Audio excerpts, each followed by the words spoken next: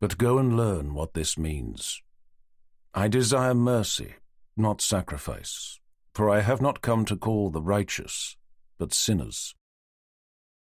Matthew chapter 9, verse 13. Prologue, Friday the 9th of June, 2006. The strap from an overstuffed holdall cut deep into James Boyd's shoulder as he staggered his way over the car park. Cradled awkwardly in his arms was a gleaming wooden rudder, its stock empty, the tiller left jutting out of the bag. Directly ahead was a narrow steel gate, hidden from casual view by a tangled mass of ivy, whose strands twisted and climbed their way through the gate's rusty wire mesh. Through dawn's early light, James could easily read the gate's sign, but he doubted he'd be able to make out the numbers stamped on the security keypad. Hoping he wouldn't be forced to dump everything down to dig out a torch, he stooped to squint at the numbers. As he suspected, they were indecipherable. But he reckoned he'd opened the gate enough times to know their position relative to each other. Recalling the sequence in his head, he pressed C to clear the locking mechanism before punching in what he hoped was 1805, a number memorable for being the year local hero Admiral Horatio Nelson led the British Royal Navy to victory during the Battle of Trafalgar, only to lose his life moments later to a French sharpshooter.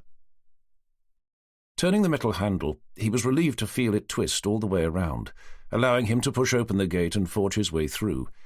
Stopping briefly to tug at the holdall, the pedestrian access too narrow for the bag to fit without snagging on the gate's frame.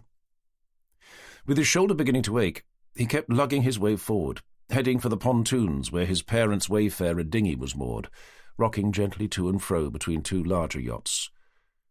Reaching the edge of the floating platform, he began rattling down its length, leaning forward to watch ripples of water spread out from underneath his feet.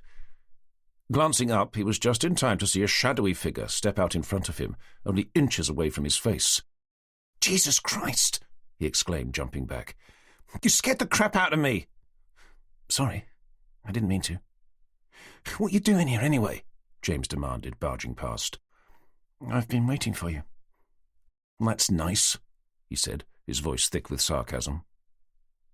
Reaching the dinghy, he let the holdall's strap slip off his shoulder, allowing the bag to fall hard onto the pontoon's grey wooden slats. "You do know who I'm taking, don't you?" "I'd heard you'd broken up."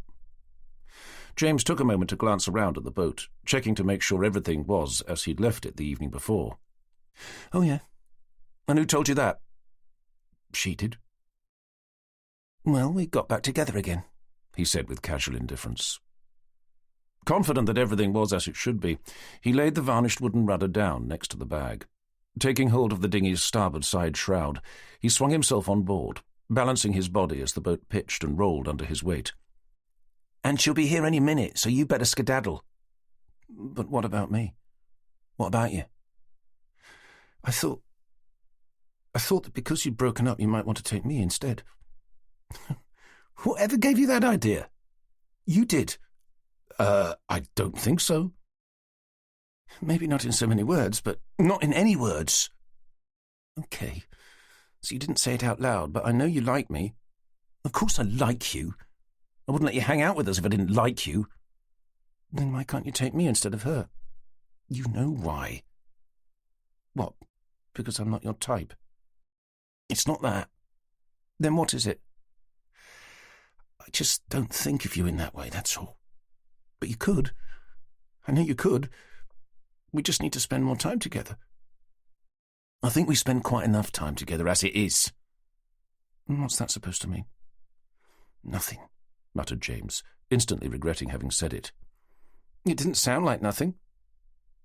Letting out an exasperated sigh, James leaned forward to grab hold of the bag, dragging it over the pontoon towards the boat. "Listen, if I'm completely honest, you've been getting a little needy recently. Always hanging about. I suppose Jelly told you to say that. Please don't call her that." "Call her what?" "You know, that." The conversation lapsed for a moment as James lifted the holdall onto one of the horizontal wooded seats. "I bet she did." "She didn't," stated James, zipping open the bag to slide out the tiller. "What do you see in her, anyway?" James shrugged. I don't know. She laughs at my jokes, I suppose. So do I. She's pretty as well, of course. You're saying I'm not. Ignoring the question, James gestured at the rudder, still lying on the pontoon. Pass me that, will you? Watching his precious rudder as it was slowly picked up from off the pontoon's floor, he thought it might be prudent to apologise for his earlier remark. Look, I'm sorry about what I said, that you're always hanging around. I do like you. I mean that. And we'll only be away for a few days. Everything was all right before she came along. She's called Jelly for a reason, you know. What? You seriously suggesting that she's jealous of us? James was unable to stop himself from snorting out a condescending laugh. Anyway, I think the break will do us good, he continued, holding his hands out for the rudder. I'm sorry, but I'm not going to let you leave. Not unless you take me with you. Giving in to his growing irritation, James blurted out, And just exactly how are you going to do that? Sit on me? I'm not fat! The comment had clearly touched a nerve. Whatever, James shrugged again. Anyway, she'll be here any minute, and I've got to get the boat ready. So if you could hand me the rudder. Instead, the rudder was held away, tears spilling down a plain, chubby face.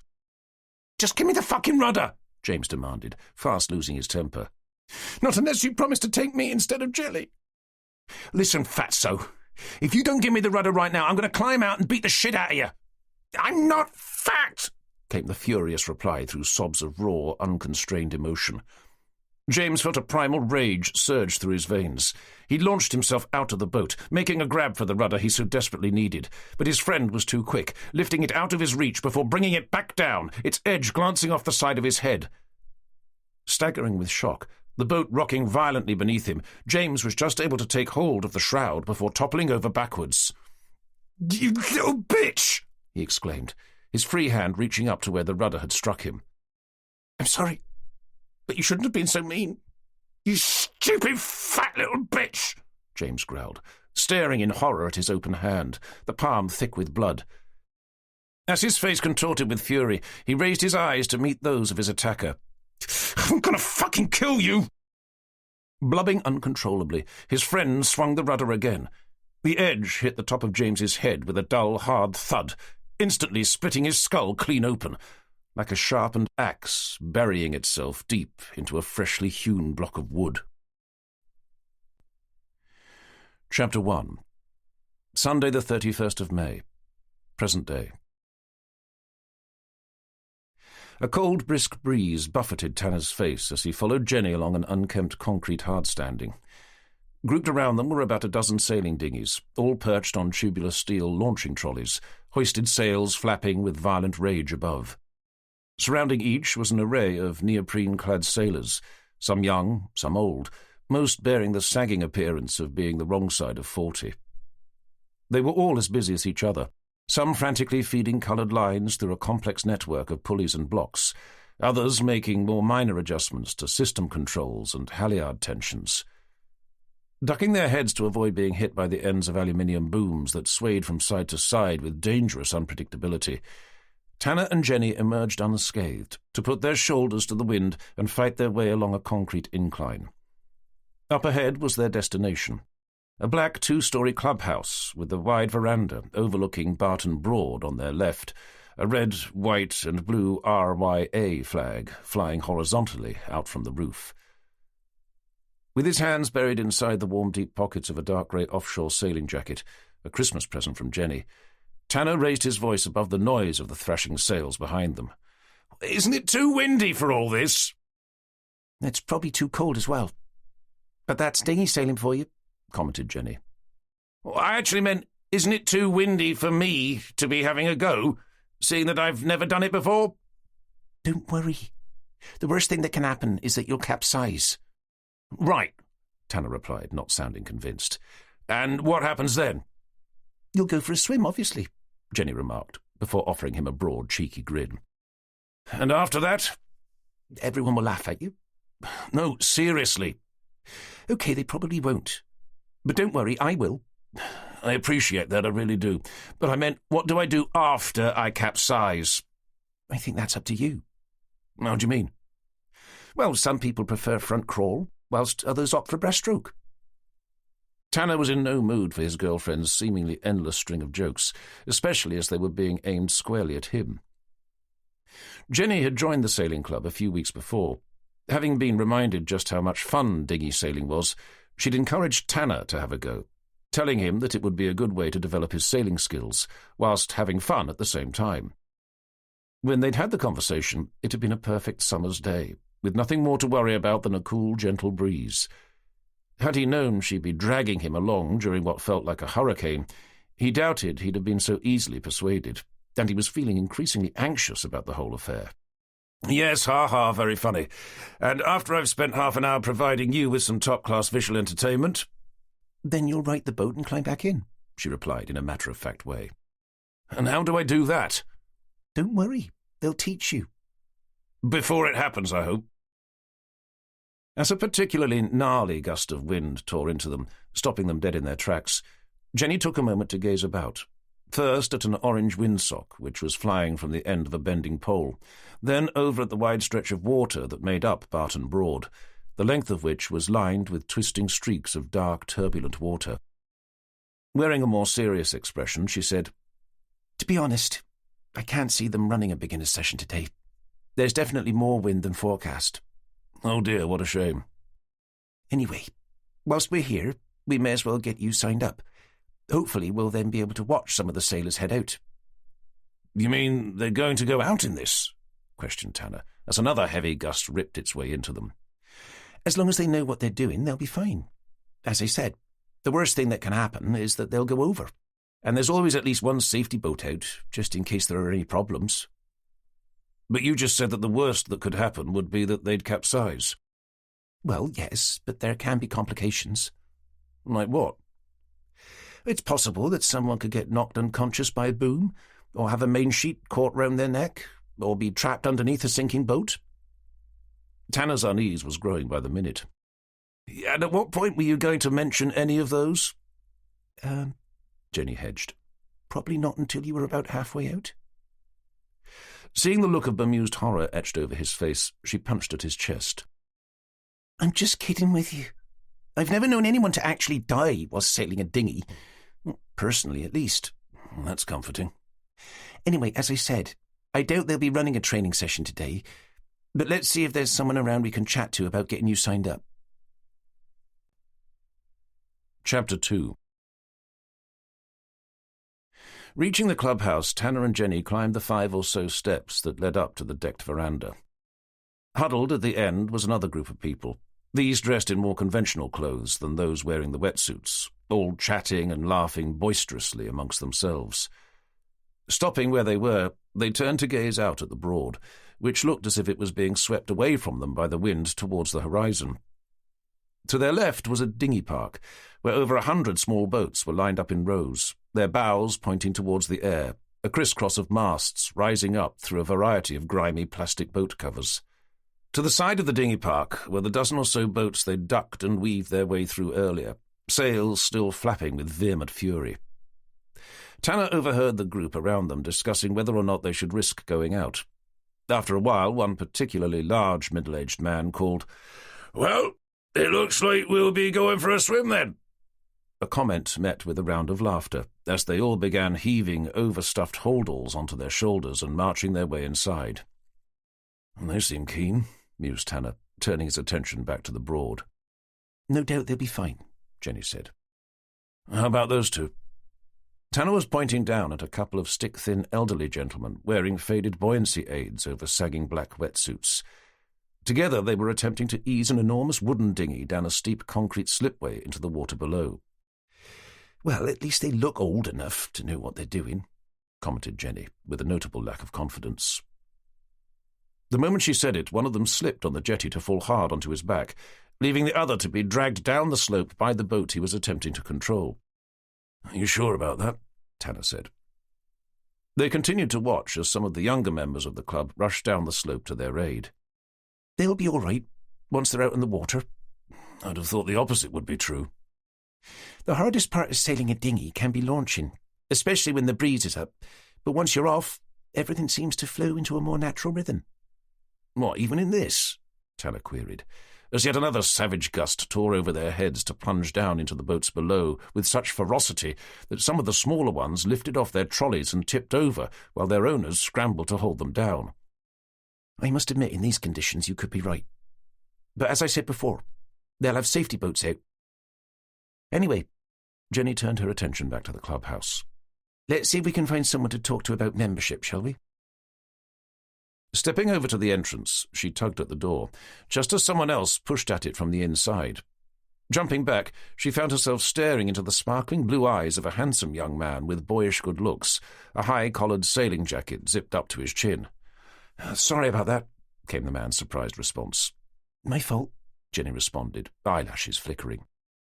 Can I be of any help? He asked, stepping to one side.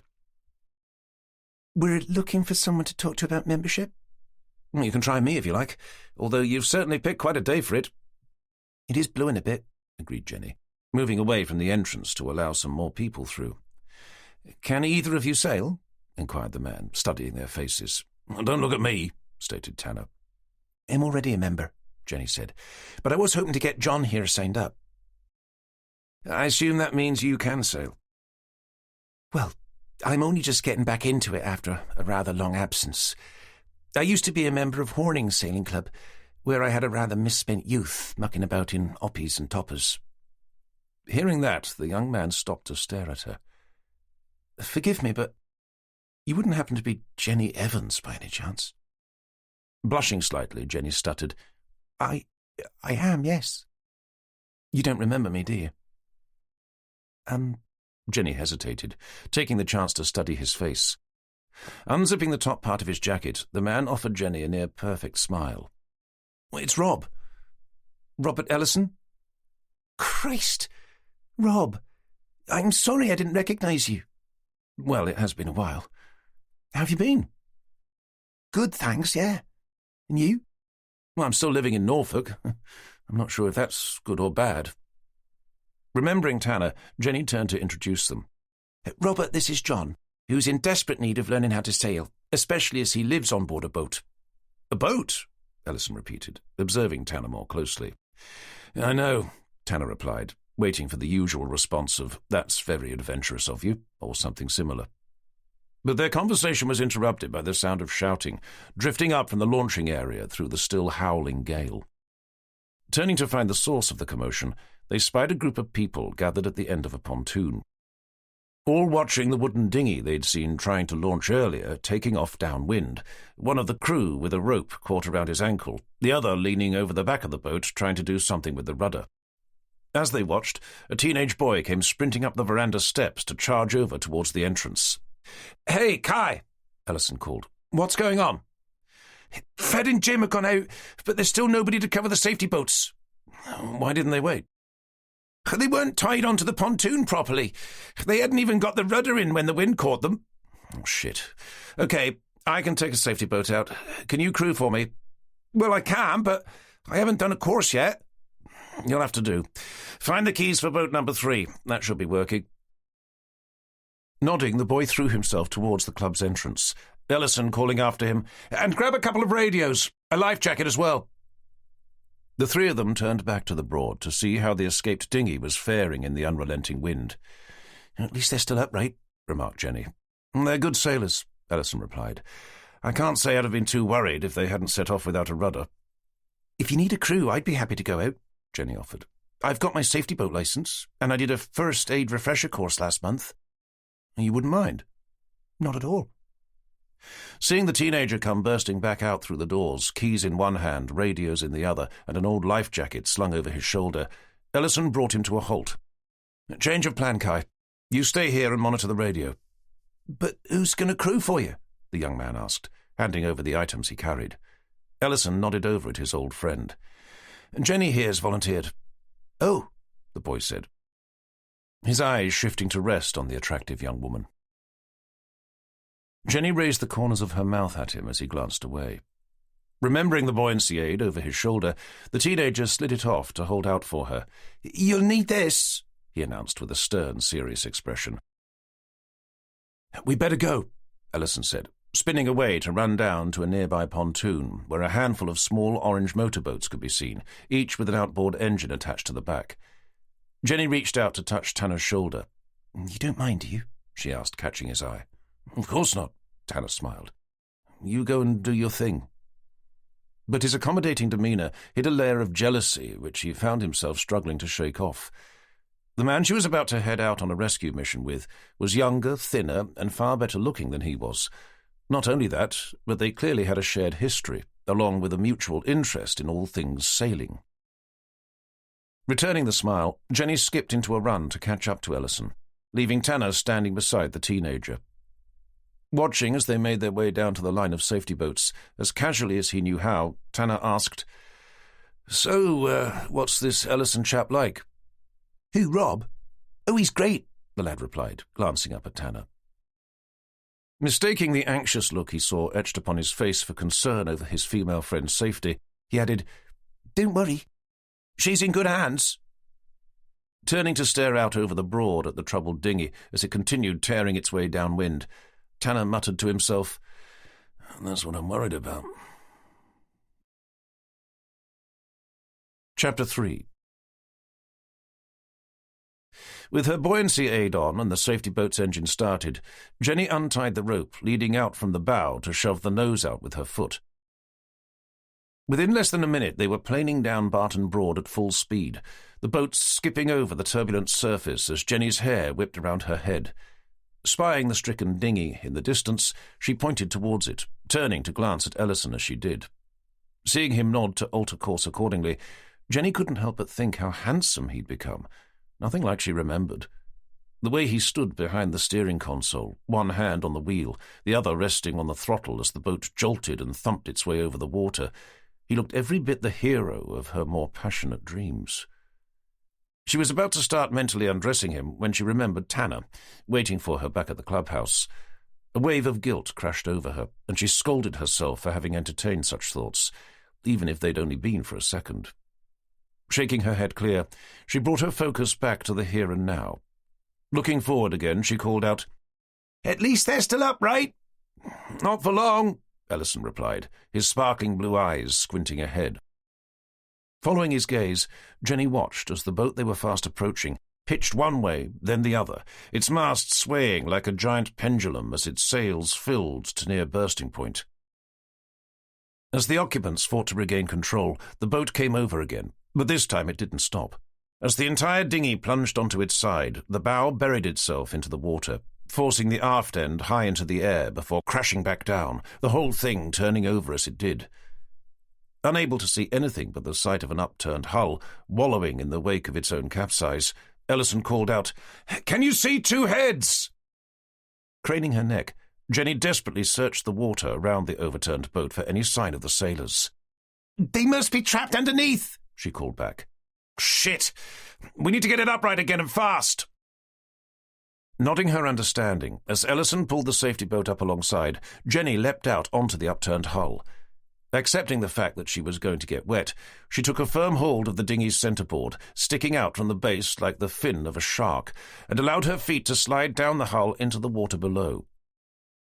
When they met the hull's narrow lip, she began heaving back on the centreboard with all her might, attempting to force the dinghy to come over. But with the sheer strength of the wind blowing over its surface and her lack of weight and strength, the dinghy remained stubbornly where it was. Feeling it sinking beneath her feet, its two elderly occupants trapped underneath, she shouted back to Ellison, "It's no use! I can't right it!" "Let me have a go," he replied, tugging out the engine's kill cord to swap places with her. Once in position, he began forcing his weight down onto the lip, heaving back on the centreboard as Jenny had done. But it still wouldn't budge. "The mast must be stuck on the bottom," he called. "Can you try bringing the bow around into the wind? That may help twist it out." Following his instructions, Jenny reversed the safety boat away before expertly easing its nose in towards the stricken dinghy's bow. The moment she was close enough, she wrenched out the kill cord to leap forward. Plunging her hands under the water, she frantically searched for the painter, tied to the dinghy's bow.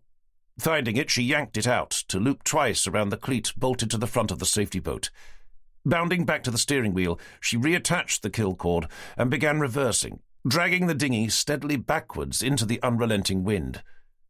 The moment its bow came round, she shouted, "Try it now!"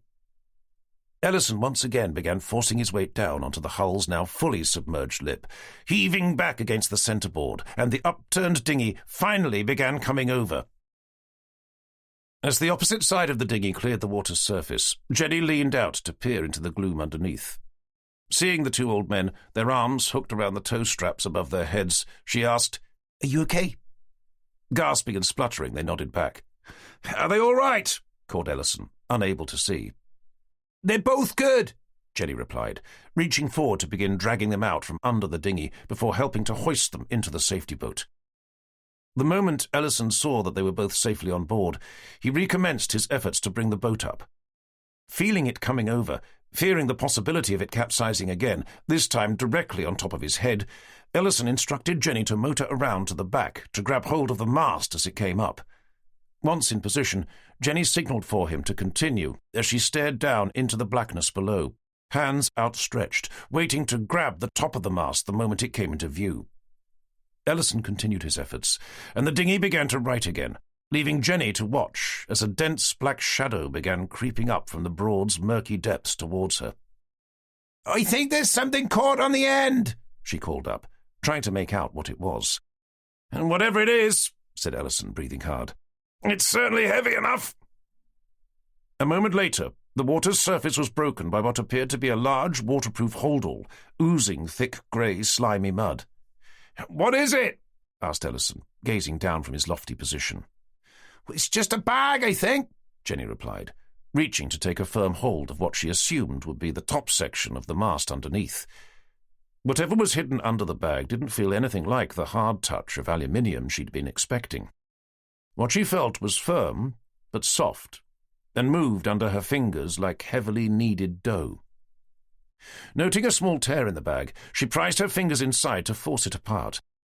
As the material ripped, from inside rose the stinking, putrefying head of a man, its skin the colour of slime, its lips like purple sludge. Jenny screamed, the sound piercing the still howling gale. Shoving herself away, she let go of the bag, together with the mast caught underneath. With Ellison still kneeling on the centreboard, his weight launched the mast into the air, leaving him to scramble up and over the side. As Jenny, Ellison, and the two rescued old men stared up, the unrelenting wind caught the bag and ripped it away, revealing the body of a man, fully clothed, the mast impaled through his chest. As the dinghy's sails flapped around it with demonic fury, they witnessed an apocalyptic vision. A fallen angel, rising up from the darkest, most terrifying corners of hell. Chapter 4. Just over an hour later, Jenny emerged from the clubhouse, one hand clutching at a foil blanket wrapped around her shoulders, the other cradling a mug of steaming hot soup. Since the rescue of the dinghy sailors and the subsequent discovery of the body hidden at the bottom of Barton Broad, the scene at the sailing club had been transformed. In place of eager, neoprene-clad sailors were police forensics officers, dressed head to toe in white. And where there had been an assortment of dinghies lined up on the hardstanding, waiting to launch, was now a fleet of emergency vehicles, including squad cars, 2 ambulances and a forensic services van. Over by a grass verge, near to where a dry-standing training dinghy sat on a fixed wooden cradle, a square white tent had been hastily erected, which swayed and shuddered in the still howling gale, like a ghostly apparition trapped inside an invisible cell. Spying Tanner at the base of the veranda steps, deep in conversation with DCI Forrester, and keen to look less like some dishevelled witness in need of sympathetic consolation and more like someone suited to her recently acquired rank of detective sergeant, Jenny removed her foil blanket and tucked it discreetly under her arm before heading over to join them. "Ah, D.S. Evans," Forrester said, seeing her approach. "How are you holding up?" With Forrester and Tanner offering her similar smiles of sympathetic concern, she returned a look of defiant resilience. "I'm fine, sir. Thank you for asking. It was just a bit of a shock, that was all." "Well, I'm hardly surprised. You're welcome to take a few days off if you like." Determined not to be treated any differently from the male officers, Jenny met his eyes. "As I said, sir, I'm fine, thank you." "Good to hear. Have you been able to give a witness statement?" "To Constable Higgins, sir, yeah." "Okay. Right then, I suggest we head over to see how Dr. Johnston has been getting along." Finding their medical examiner consulting with a forensics officer just outside the ghost-like tent, Forrester called out, "Any news?" As the forensics officer ducked inside the tent, Dr. Johnston looked over at them, pushing his glasses up the bridge of his nose. "Other than it's the putrefying remains of a human male, I'm afraid I haven't, no. Do you at least know how long he's been down there for?" "At this stage, I don't have a clue. Judging by the state of decomposition, what is clear, however, is that he must have been stored in some sort of airtight container." "What makes you think that?" "The organic breakdown has been largely anaerobic." Seeing nothing but puzzled expressions staring back, he launched into a more detailed explanation. "Anaerobic decomposition describes the way organic compounds break down within an oxygen-starved environment. This typically has a twofold effect. Firstly, decomposition is far slower. The second relates to the process by which the organic material degenerates. A human body is made up of about 70% water. Under normal conditions, this will immediately begin to evaporate into the air, leaving what's left of the carcass to begin drying out. But when left inside an airtight container, there is nowhere for the water to escape to. Of course, that doesn't stop the process of decomposition, but what it does is slow it down. And as the solid compounds are unable to become desiccated, they instead turn into what could best be described as liquid sludge." With a clearer understanding of what he'd meant, Tanner stepped in to ask, "I don't suppose there's any indication as to a cause?" "Again, too early to say. There is, however, a sizable fracture to the skull, right down the middle of his parietal lobe." "And where's that?" "About here," Johnston replied, lowering his head to run a finger along its top. "Whether it happened before or after his death, I simply don't know. To be honest, at this stage, judging by the level of decomposition, I'm not sure I ever will." "But you will at least be able to give us some idea as to a time?" "That neither, I'm afraid, not with any accuracy. I think the best I'll be able to do is give you an approximate year." As they let that sink in for a moment, Jenny entered the conversation by asking a rather obvious question, made even more so by the fact that nobody had yet thought to ask it. "Any idea as to his identity?" Taking her in, Johnston replied, "None at all, no." "No wallet, phone, jewellery?" "Just the clothes on his back, I'm afraid." Chapter 5. Arriving back at their home, a much-loved 42-foot Broads cruising yacht that they'd bought together after Tanner's original boat had been set on fire, Jenny found herself overcome by a sudden wave of exhaustion. Leaving her to get some much-needed rest down within the small but cosy confines of their cabin, Tanner was able to spend a few pleasant hours in the boat's cockpit, listening to the wind whistling through the cracks in the canvas awning whilst pushing on with his current book, an omnibus edition of C.S. Forester's classic tale, Hornblower.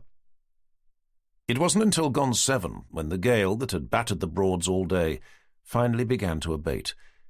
As it did, Jenny emerged from below in search of food and a drink, both of which Tanner was able to provide in the form of a quiche and a glass of wine. With the wind falling away to leave nothing more than a gentle whisper, together they rolled back the cockpit's awning to discover that the clouds had parted to reveal a fast-setting sun. There they spent the remainder of the evening, watching as it sank slowly behind Hunset Mill, before daylight faded slowly away to reveal a billion stars scattered over the midnight blue of a cloudless night's sky. Monday, the 1st of June. Come the morning, Jenny was feeling more like her normal self, the traumatic events of the previous day already beginning to slip into the darker recesses of her subconscious mind. Somewhere she was happy for them to remain. Inside Wroxham Police Station's main office, there was an unexpected buzz in the air. Instead of sitting staring at their various computer screens, hands clutched around mugs of steaming coffee, the station's staff were gathered at the far end, near the whiteboard where D.I. Cooper and D.S. Gilbert sat. "Someone's birthday?" questioned Tanner, as he and Jenny slipped their coats off and draped them over the backs of their chairs. Forrester's giant mass loomed in the middle of the group beside a pretty young girl with blonde hair and a pair of breasts Jenny would have happily died for. All the men crowding around seemed unable to keep their eyes off her. With condescending indifference, Jenny replied, "Looks more like bring your daughter to work day." "I didn't know he had one." "I didn't know he had a wife." "Maybe that is his wife." Jenny scowled at him. "Let's be serious, shall we?" As a round of deep, bulbous laughter rose up from the group, they saw Forrester glance over at them with a cheerful expression, one that was very much at odds with his usual sombre demeanour. As the group began to disperse, Tanner and Jenny remained where they were to watch Forrester place a guiding hand around the attractive blonde shoulders to direct her towards them. Giving Jenny a nudge, Tanner whispered, "Mail order bride." Jenny forced herself to keep a straight face as the odd-looking couple reached them, and Forrester made the introductions. "D.I. Tanner, D.S. Evans, I'd like you to meet my niece, Sally Beach. She's joining us today as our new D.C. As Jenny's chin fell to the floor, she watched in horror as the girl gave them each a perfect smile before batting her eyelashes up at Tanner. Holding out one of her small, delicate hands, the new girl looked up at Tanner.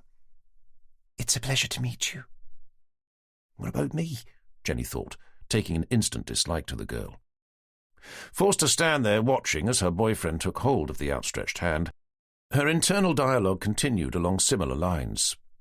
"If you say the pleasure's all mine, I'll be taking you outside to beat the shit out of you." Fortunately for Tanner, he said nothing in response, but from out of the corner of her eye she saw him smile down at the new DC, blushing slightly as he did, enough at least for her to know that he fancied her. As Tanner and the new girl shook hands, staring deep into each other's eyes for what was beginning to feel like an eternity, Jenny found herself having to fight down the primal urge to force them apart and give them both a good slap. "Sally's been working as a PC in Norwich for the last 2 years, Forrester continued. "Only 2, fumed Jenny, forcing a grin. It had taken her 5 to become a detective constable. "This is her first position as a member of CID, so I trust you'll both help to make her feel at home." "Of course," said Tanner. "Welcome on board." Jenny cringed with embarrassment. The distinctly nautical expression seemed wholly out of place, especially coming from her boyfriend in the middle of the office. It was the sort of thing she could imagine some middle-class accountant would say, whose only experience of sailing was taking his family to France on the cross-channel ferry.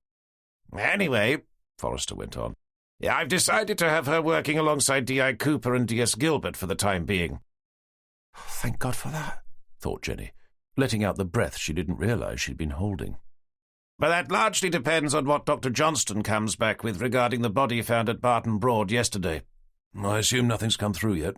asked Tanner. "Nothing yet, no," Forrester confirmed, checking his watch. "I think it's unlikely we'll hear anything back before lunch." Chapter 6. It wasn't until gone 3 o'clock when the medical examiner's report finally appeared, giving Forrester reason to invite Tanner and Jenny into his office to discuss its contents. "So, what do you think?" he eventually asked, glancing up at Tanner, who was still leafing through a printed copy. "From what I can make out, it doesn't seem to draw any conclusions as to how he died.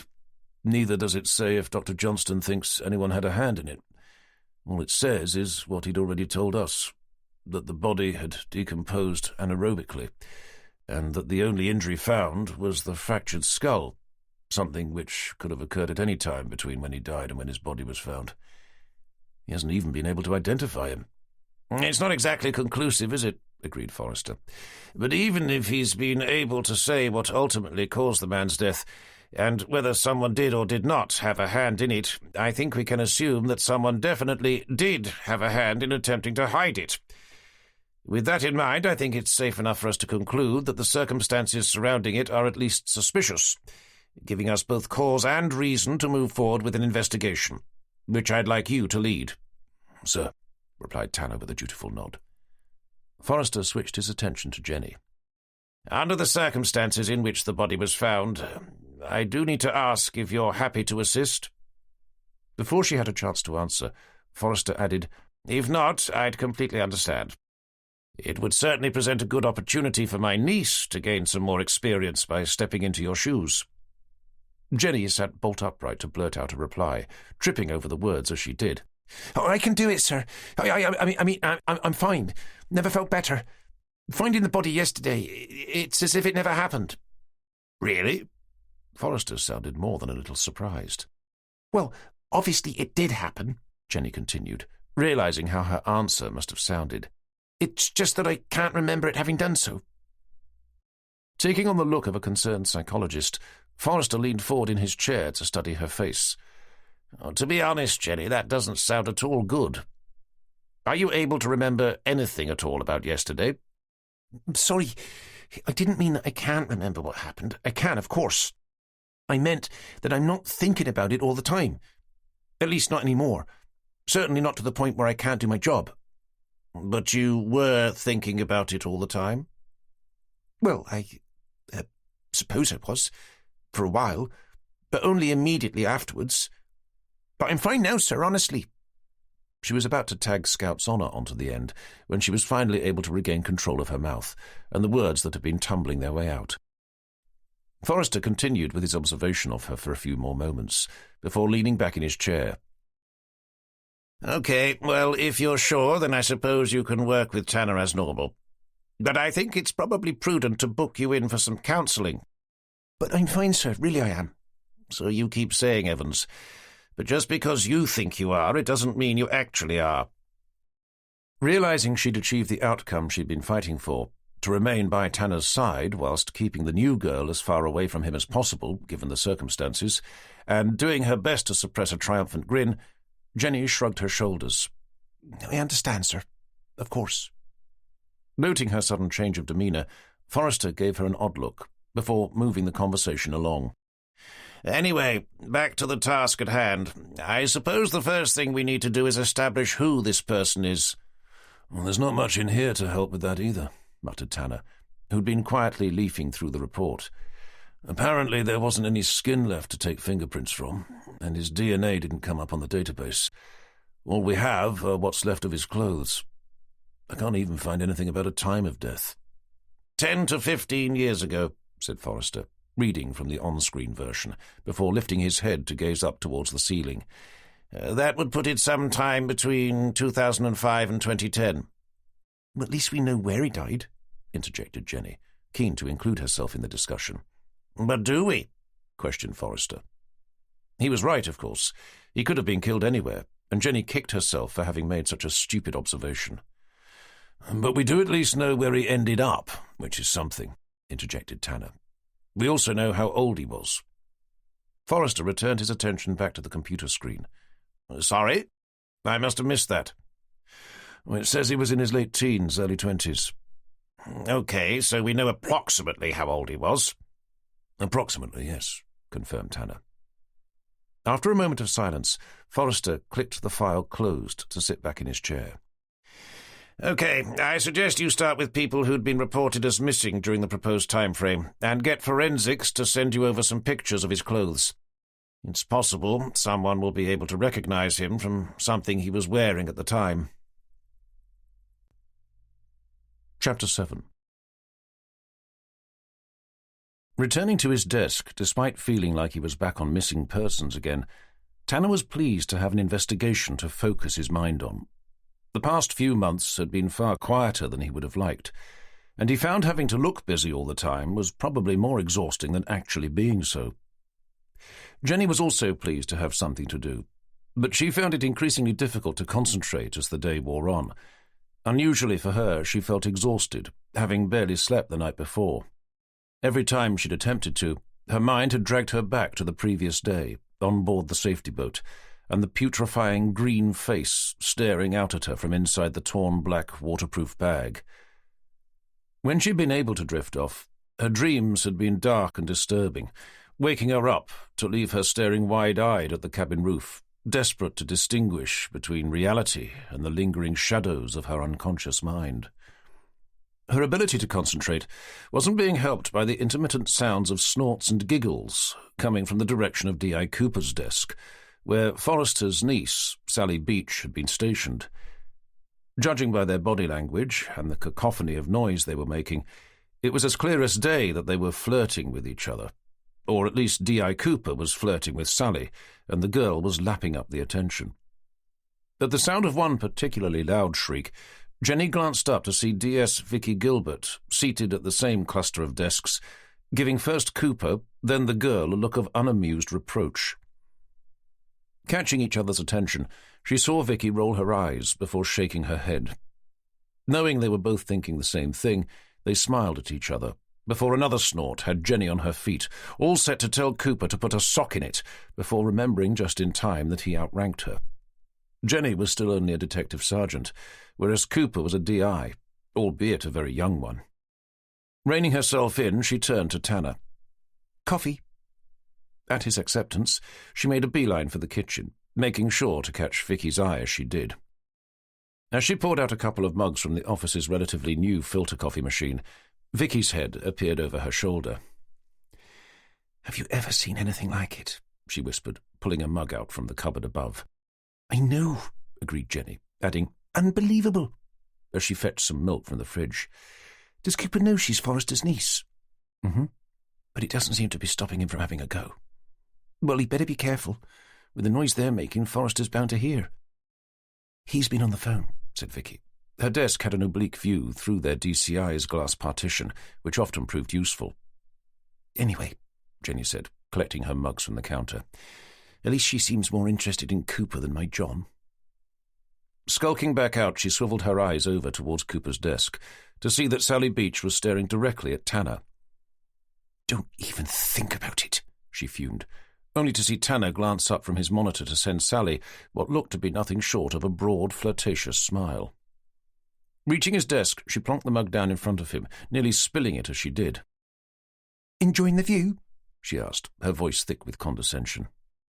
"Hmm?" Tanner replied, glancing up with a confused frown. "Nothing," she muttered, but in a way that sounded like she meant the exact opposite.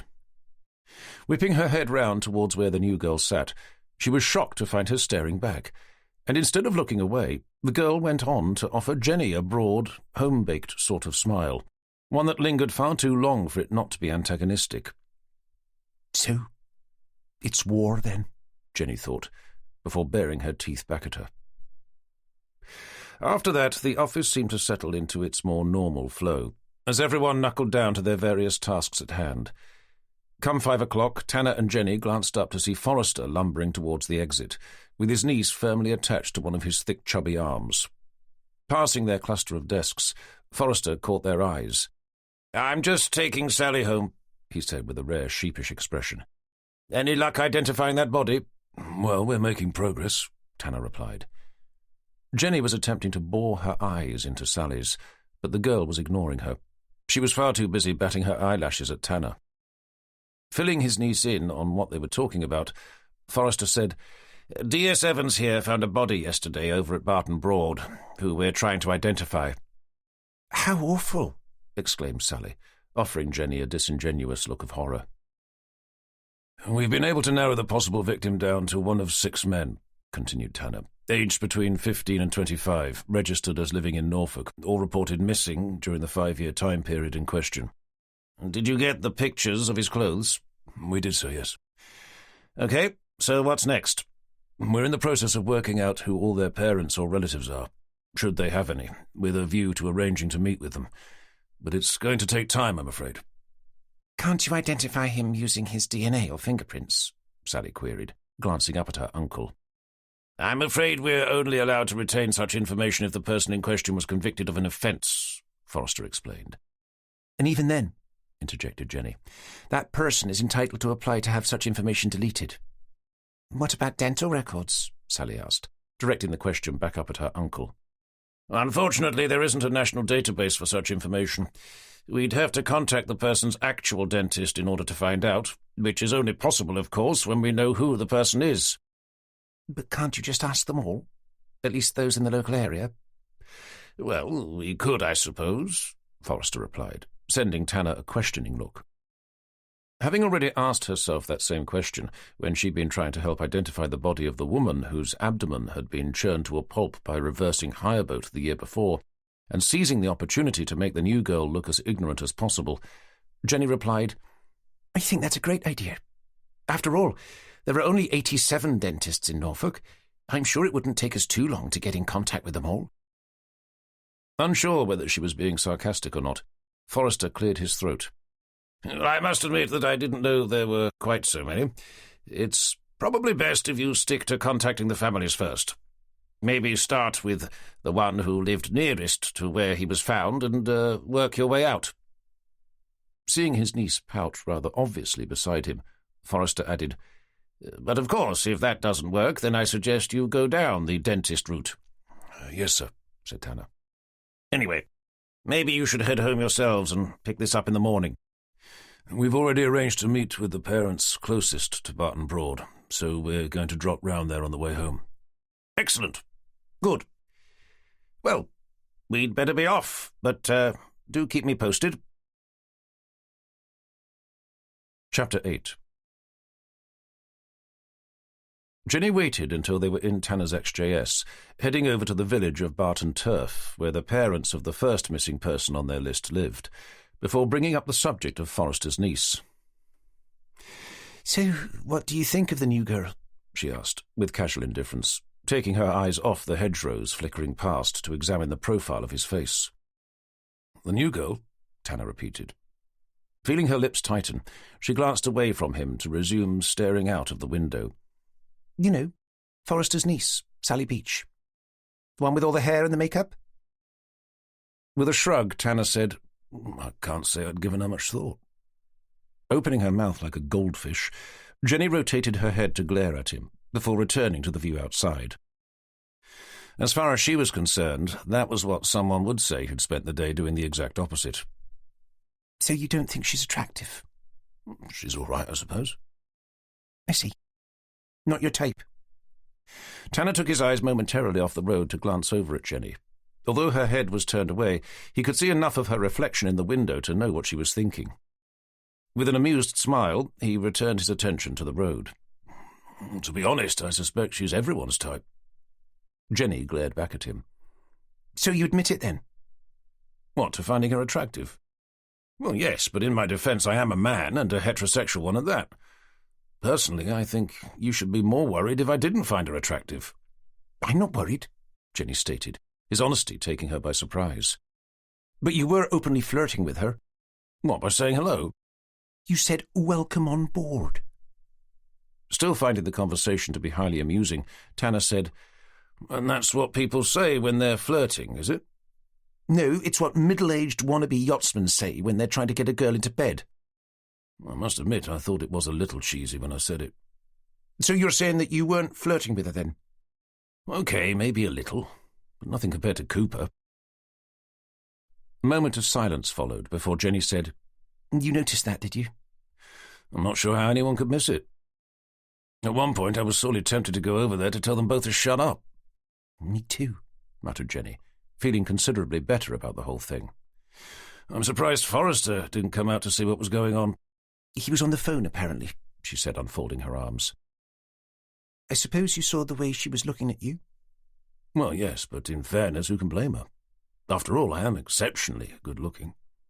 Spitting out a laugh, Jenny said, Oh, you are you? Of course. Well, I would be if I looked a little more like Brad Pitt stepping out of the shower, and a little less like Bernard Manning coming out of the toilet. Who? Jenny asked, smirking.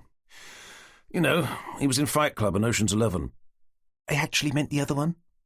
Oh, Bernard Manning. Well, yes, I suppose he was a bit before your time. Anyway, as blonde as Forrester's niece is, and oh my God, she is very blonde, she isn't a patch on you. Smiling to herself, Jenny muttered, She's got bigger breasts than me. Well, yeah, but who hasn't? Oi! Just kidding. Staring down at them, Jenny said, Well, I wouldn't mind if they were a little larger. To be honest, it's been so long since I last saw them, I'm not sure I can remember. I suppose it has been a while. Tell you what, if you find somewhere quiet to stop, I'll refresh your memory. Doing a double-take between her and the road ahead, he tried to assess whether she was joking. Remembering how she'd described herself when they'd first met, a horning girl, one who was perpetually horny, he was forced to assume she wasn't. But either way, it was probably too late to find out. "Well, sadly, we're just entering Barton Turf," Tanner announced, as hedgerows were replaced by bungalows and red brick farmhouses. "So unless you'd be happy to use someone's drive, it may be better to wait till we get back to our boat." Chapter 9. With Jenny providing him with directions, they were soon pulling into an open gravel-lined driveway, on which sat a modest modern bungalow with whitewashed walls and black-framed shuttered windows. Parked in the drive was an angular-shaped Land Rover Discovery and a large white dinghy lashed to a galvanized steel road trailer, its mast lowered in such a way that it lay over the top of the boat at an angle. "They must be members of Barton Broads Sailing Club," mused Tanner, bringing the XJS to a halt beside the Land Rover. "It's only down the road." "Possibly," Jenny replied. "But if they are, I'm not sure why they'd keep their boat here and not at the club." Stepping out, they skirted behind the Land Rover to take a closer look at the boat. "Any idea what it is?" asked Tanner out of personal curiosity. "Well, it's too small to be a wayfarer," Jenny replied. "And it's nothing modern, like an RS-200. It could be a GP-14. Having discussed the possibility of them buying something similar for themselves, Tanner asked, "How much would one of those cost?" "What, a GP-14? Oh, not much. They're not the most popular class. We could probably pick one up for $1,000, maybe $2,000. Tanner raised one of his solid dark eyebrows. "Sounds like a lot to me." "Well, yeah, but that's hardly surprising, given the fact that your car's only worth about 50p. "You mean £50, surely," Tanner rebutted. He'd given up trying to defend his car against Jenny's seemingly endless parade of jokes a long time before. Life was easier to simply go along with them. "Sorry," she replied. "I forgot that you filled up yesterday." Pretending to scowl at her, he turned to look at the bungalow. Seeing a net curtain twitch, he muttered, "We'd probably better go in before they call the police." "Now that would be funny," Jenny replied, as they began crunching their way over the drive, heading for the front door. A smaller-than-average man with greying hair and a thin, youthful face soon answered the bell. "Frank Boyd?" Tanner inquired, digging out his ID. "I am, yes." "Detective Inspector Tanner. This is my colleague, Detective Sergeant Evans, Norfolk Police." "It's not about my boat, is it?" the man inquired. "I know I haven't paid my toll fee this year, but only because we hardly ever use it." "It's not about your boat, Mr. Boyd. May we come in?" The man peered at them with suspicion. "Am I allowed to ask what it's about?" Tanner hesitated for a moment. He was never sure how best to approach such a delicate subject. If the body Jenny and her friend had discovered the day before did belong to their son, then the news was going to be a traumatic shock for him. If it didn't, they'd simply be raising false hopes that their son had at last been found. "We may have news about your son, Mr. Boyd," he said at last. "James?" His eyes widened in surprise. "Have you found him?" "That's what we'd like to talk to you about," Tanner replied, hoping such a response would have been ambiguous enough. But when his initial look of surprise turned to one of nervous anticipation, Tanner knew it hadn't worked. Gesturing for them to come in, he turned his head to look up the stairs. "Darling," he called out, "it's the police. They say they've got news about James." As footsteps thundered over their heads, Tanner attempted to correct the man. "We may have news, Mr. Boyd. We're not sure yet." "My wife will be down in a minute," he continued, making no obvious sign that he'd heard Tanner's last remark. "Please do come in." Leading them down the hall into the living room, the man stopped beside an antique coffee table set before a large floral-patterned sofa. "May I get you something to drink?" he asked, wringing his hands. "We're fine, but thank you," replied Tanner, taking the opportunity to glance around. "Right, well..." As the room fell into an awkward silence, Boyd followed Tanner's gaze for a moment before saying, "I'd better see what's keeping the wife." Watching him duck out, Jenny gave Tanner a nudge to direct his attention towards a photograph taking centre stage on a sideboard behind them. Tanner turned to stoop down and study the image of an exceptionally good-looking young man wearing a navy blue offshore sailing jacket with a distinctive yellow piping around the collar. In the background was a forest of aluminium masts, and behind those a large black building silhouetted against a low-lying sun. "That's Barton Broads Sailing Club," Jenny whispered. "The jacket looks familiar too," muttered Tanner, just as the man re-entered the room, closely followed by a small, fragile-looking woman with permed grey hair. "This is Janet, my wife," the husband announced. "And these are detectives, Detective Inspector Tanner and Detective Sergeant Evans, Norfolk Police," Tanner responded, smiling. "May we sit down?" Of course, yes. Sorry," spluttered Boyd. "Please do." "And may we get you something to drink?" offered Mrs. Boyd, not knowing he had already asked. "We're fine, but thanks again," Tanner replied, as he and Jenny perched on the edge of the sofa. Boyd stepped over to stand in front of a mantelpiece, whilst his wife sank down into an armchair to the side, her hands clasped together in her lap. "You said you had news of our son," prompted the husband, his eyes focused on Tanner. Unable to answer that question directly, Tanner replied, "We have found someone, yes, but I'm afraid that at this particular stage we can't be sure if it's your son or not." "How can you not be sure?" demanded Mrs. Boyd. "Either it is or it isn't." Bracing himself, Tanner took a deep breath. "The body of a young man was found yesterday morning. We're endeavouring to identify him." A cold, hard silence fell over the room as the couple looked at Tanner, their eyes fixed, unblinking. Taking a firm hold of the mantelpiece, Boyd eventually asked, "Is it the one they said had been found at Barton Broad?" Tanner confirmed that it was. When they seemed to run out of questions, Tanner motioned Jenny to pass him the file they'd brought with them. Placing it down on the coffee table, he rested a hand over the top of it to re-engage the attention of the people before him. Noticing how pale their faces had become, leaving his hand where it was, he said, "We're trying to establish his identity. We're hoping you may be able to help us, but only if you feel able to." With their eyes now glued to the file, Boyd croaked, "Those aren't pictures of him, are they?" "We found some items of clothing at the scene. It's those we're hoping you'll be able to take a look at." The husband and wife stared at each other, their lips pursed tight. With memories of his daughter clouding his mind, Tanner's heart went out to them. Since Jenny had brought his attention to the photograph on top of the sideboard, he was almost certain that the body that had been found was indeed their son. "You don't have to, of course," he added, almost urging them not to. "But it would help if we did," proposed the husband. Tanner paused. "It would, but only if you feel comfortable." After glancing at each other again, seeing Mrs. Boyd offer her husband the hint of a nod, the man said, "I think we should." Tentatively, Tanner half opened the file, enough for him to remove the first photograph and to position it on the table in front of them.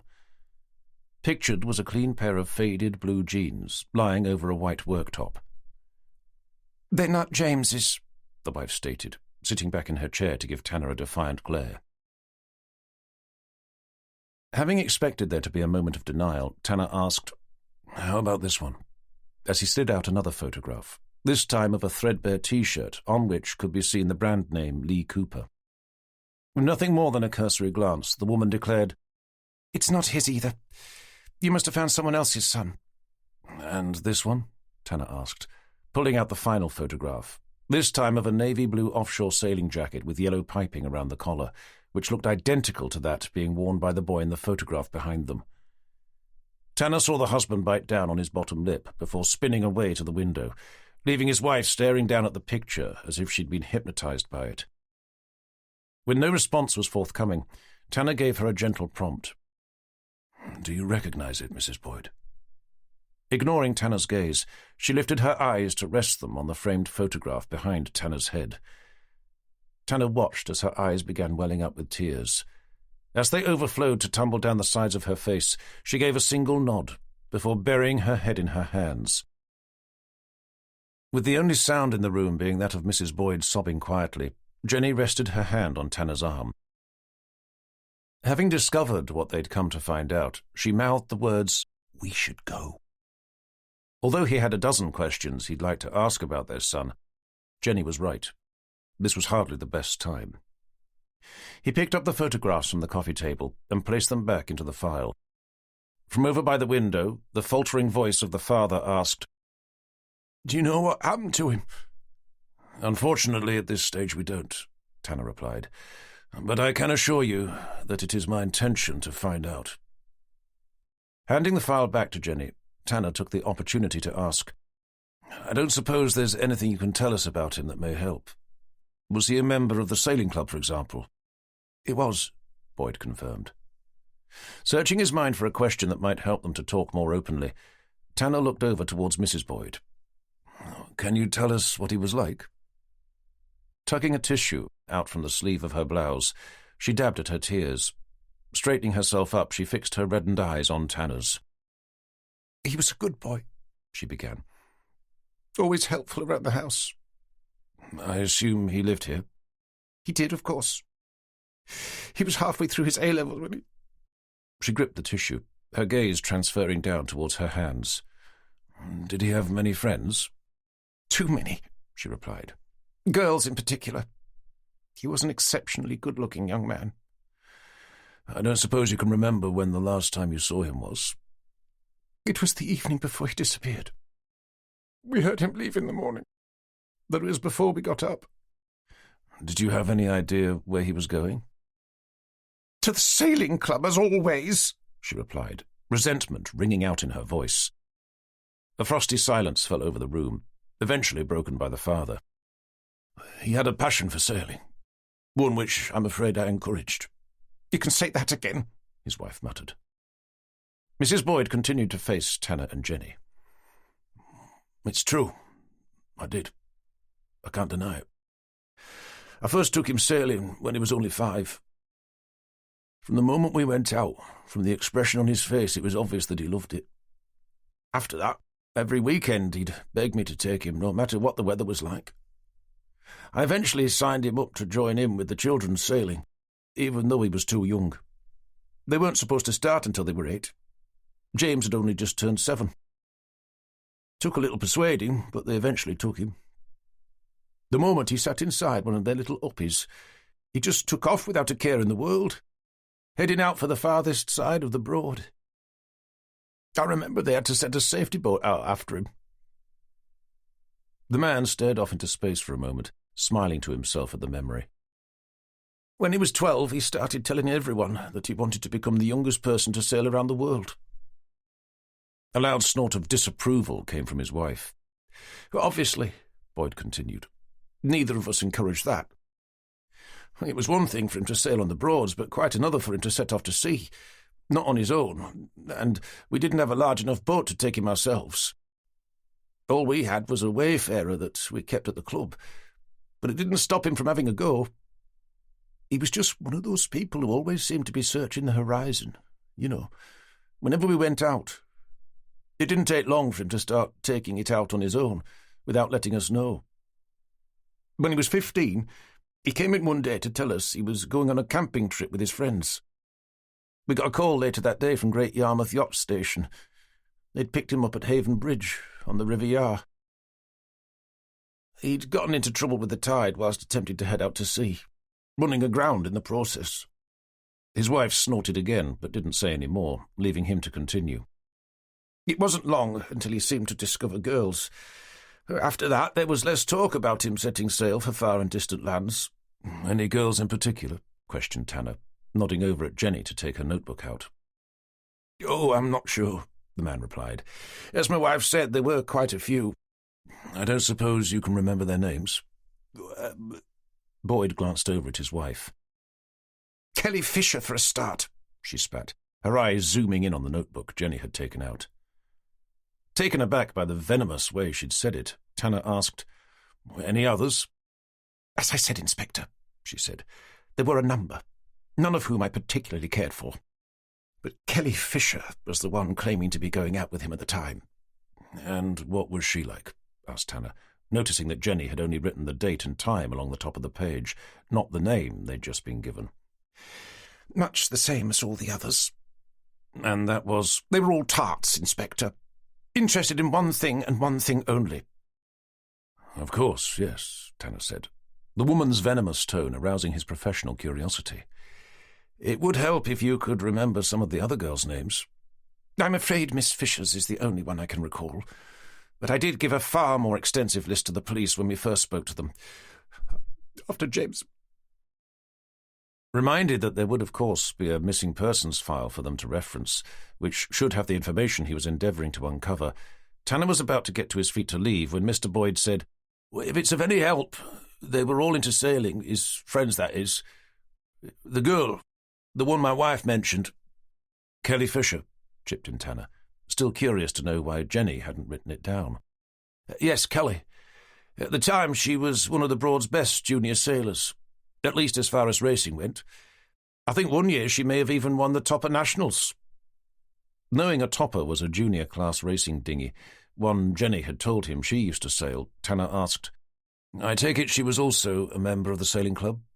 "Not our club, no. But I think that's where they met, when she came to take part in one of the club's open events." Feeling they had enough to be getting on with, Tanner pushed himself off the chair. "Mr. and Mrs. Boyd, I'd like to thank you for your time."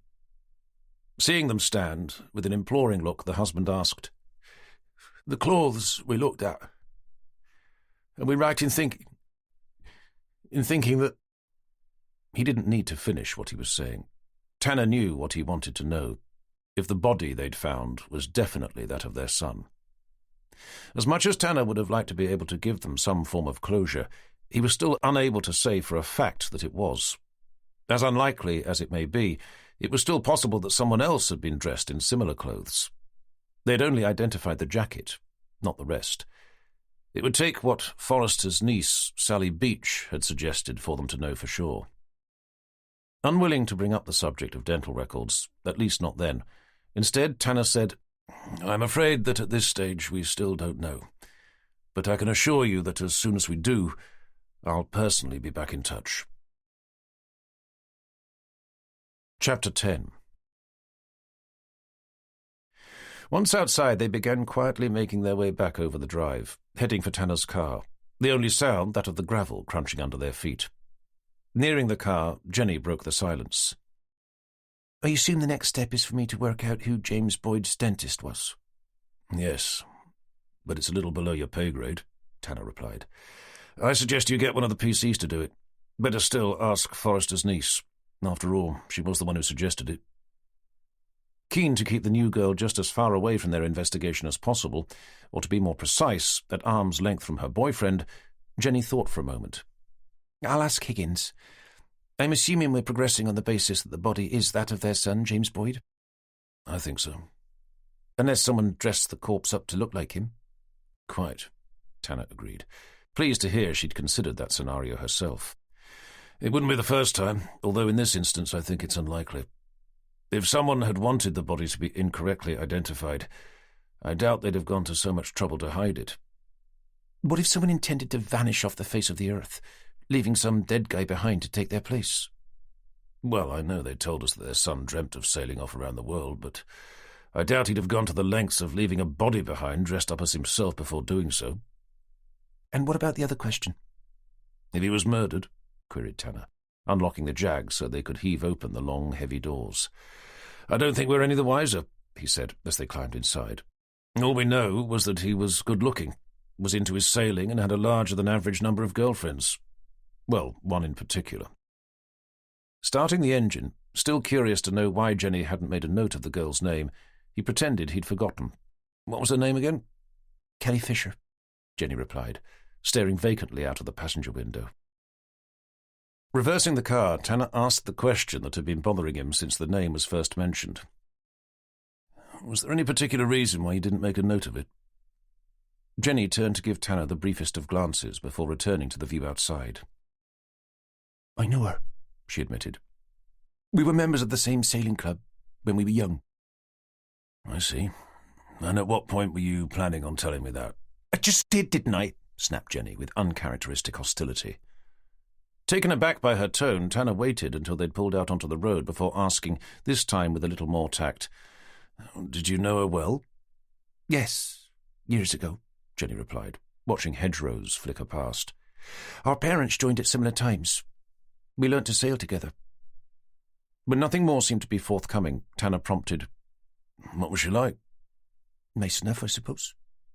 It sounds like you didn't get along. We did. Well, we did at first. We were the only two girls at the club. The only juniors, that is. So I suppose we had a lot in common. So what happened? We started racing against each other. Oh, I see, said Tanner, smirking.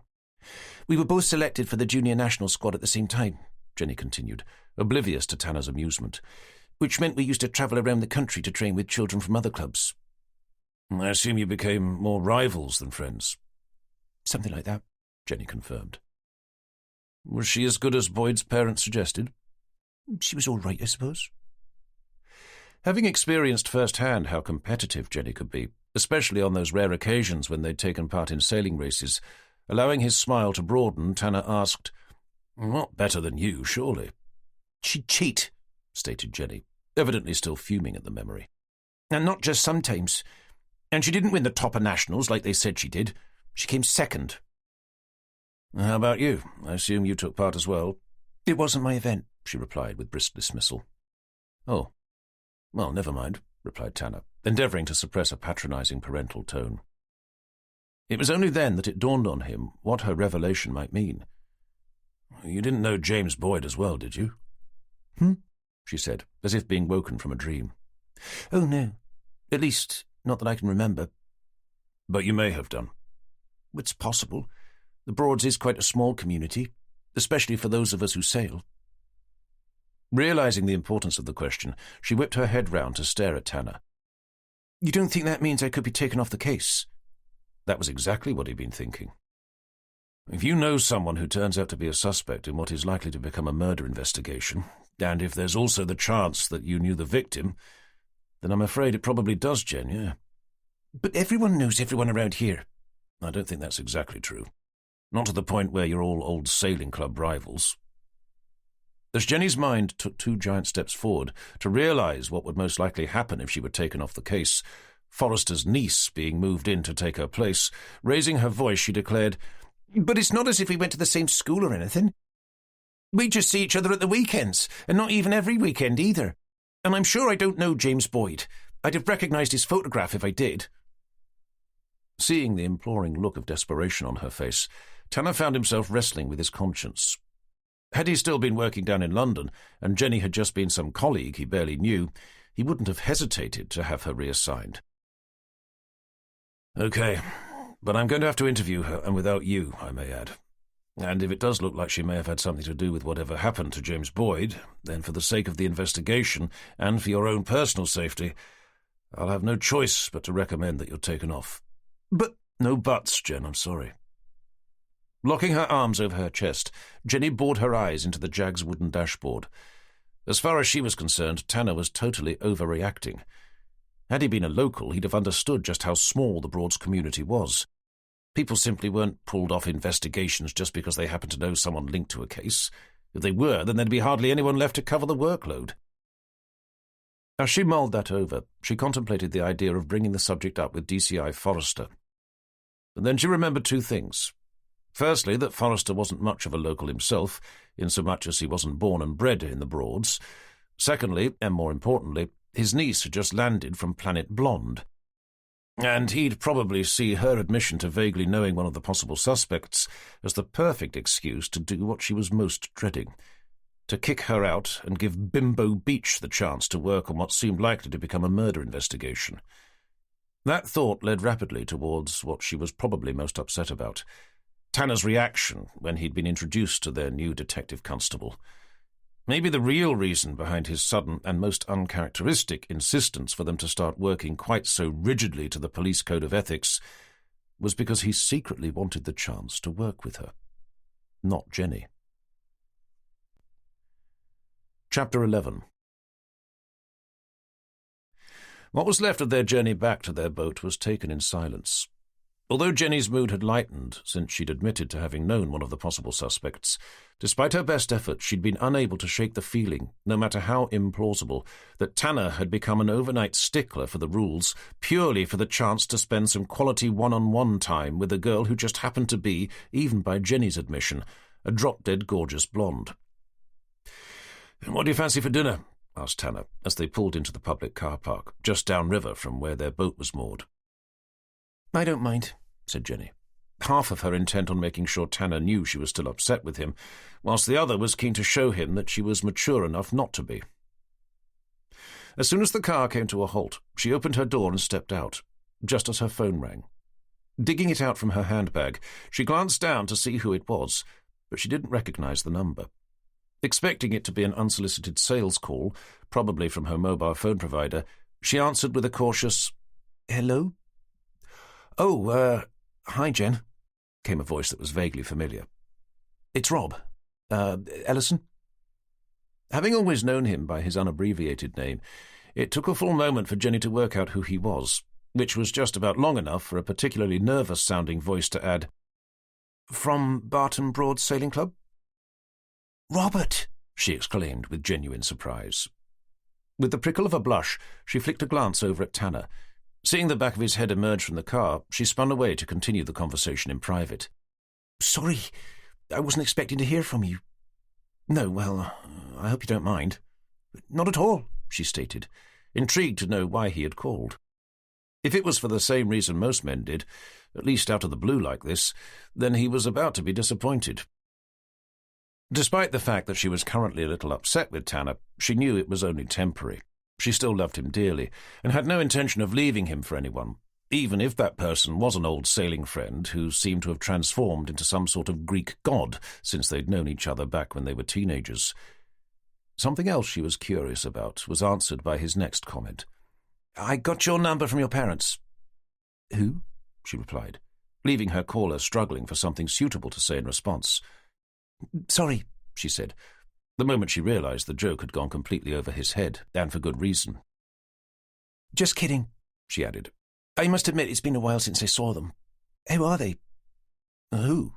Your parents?" he questioned, apparently still unable to grasp the fact that she wasn't being serious, at least not entirely. "Oh, they seem fine. I was actually calling to make sure that you were all right after what happened yesterday." "Oh," she replied, unable to help feeling a little disappointed that he'd not called to ask her out. "I'm okay. How about you?" "Well," he said, "it's not every day one finds a dead body." Jenny was sorely tempted to come back with, "You're right, it's normally every other day," but she swallowed the words to simply agree with him. "Anyway," he continued, "I was calling to see if you'd like to come out for a drink sometime." There it is, she thought with a relieved smile. She'd not been asked since Tanner had, and with her 30th birthday just around the corner, she was beginning to wonder if men still found her attractive. With her mood lifted, she found herself saying, "I thought you were calling to see how I was, after finding that dead body." I was, yes," he spluttered, "but sorry, I was only joking again." Turning to see where Tanner had got to, she asked, "When were you thinking of?" as her mind entertained the idea of accepting. She may not be even the slightest bit interested in ending her relationship with Tanner to take up with some new man, but she couldn't see the harm in having a drink with an old friend. Besides, with Sally Beach waltzing around, batting her eyelashes so obviously at Tanner, it wouldn't do any harm to remind him that she was still effectively on the market, insomuch as he'd yet to put a ring on her finger. The best he'd done so far was a bracelet, and not a particularly expensive one at that. "How about tomorrow night?" Jenny stopped where she was. In her mind, that was far too soon. If she was going to accept, she'd been thinking more along the lines of the coming weekend. "Well, unless you've got something else planned," he said. "I thought it would be good to talk about what happened, what we found yesterday, when we righted that boat." Before he said that, she'd not given a second thought to the psychological impact such a horrific discovery would have had on him. Not only him, but also the two senior sailors they'd been in the process of rescuing. "Hold on," she said, lowering her phone to wrap her hand around its base. If she was going to agree, she knew she'd have to clear it with Tanner first. Approaching their boat, she called out, "John, are you there?" "Hello," came his muffled but cheerful response from somewhere deep within the cabin. "I've got Robert Ellison on the phone. You know, the guy we met at the sailing club yesterday?" When there was no reply, she added, "The one who was driving the safety boat?" "Uh-huh." "He'd like to go out for a drink with me tomorrow night. It sounds like he needs to talk about what happened." "Okay, no problem." "You sure?" Tanner emerged into the cockpit, his head appearing from behind the white canvas awning that was still waiting to be rolled back. Offering her a warm, benevolent smile, he said, "It's not a problem, Jen. You hardly ever go out, and I've got more than enough to keep me busy." That was a lie. He hadn't. He'd nearly finished his current book and didn't have another to start on, but he didn't want to give her the impression that he'd be jealous of her going out with some old friend who was far better looking than him, and of most concern, at least 15 years younger. Chapter 12. Tuesday the 2nd of June. The following morning, after arranging to meet Kelly Fisher, the girl they'd been told had been James Boyd's girlfriend at the time of his disappearance, and having flicked through the original missing persons report, Tanner drove his XJS over to the Norwich-based recruitment agency where she worked. Despite Jenny's renewed protests, Tanner had left her at the station to help Constable Higgins track down Boyd's dentist, enabling them to formally identify his remains, and then to go through the missing persons report in more detail. Waiting in one of the agency's small meeting rooms, it wasn't long before he was joined by an attractive, immaculately dressed woman with mesmerizing green eyes and dark red hair, scraped back into a ponytail. "You must be Detective Inspector Tanner," she said, entering the room with a distinct air of confidence. "I am," Tanner confirmed, pushing himself up from the modern armchair he'd been sitting in to present her with his ID. "I assume you're Kelly Fisher?" The woman nodded. "You mentioned on the phone that you wanted to talk about James Boyd?" "That's correct," Tanner replied, exchanging his ID for his little-used notebook.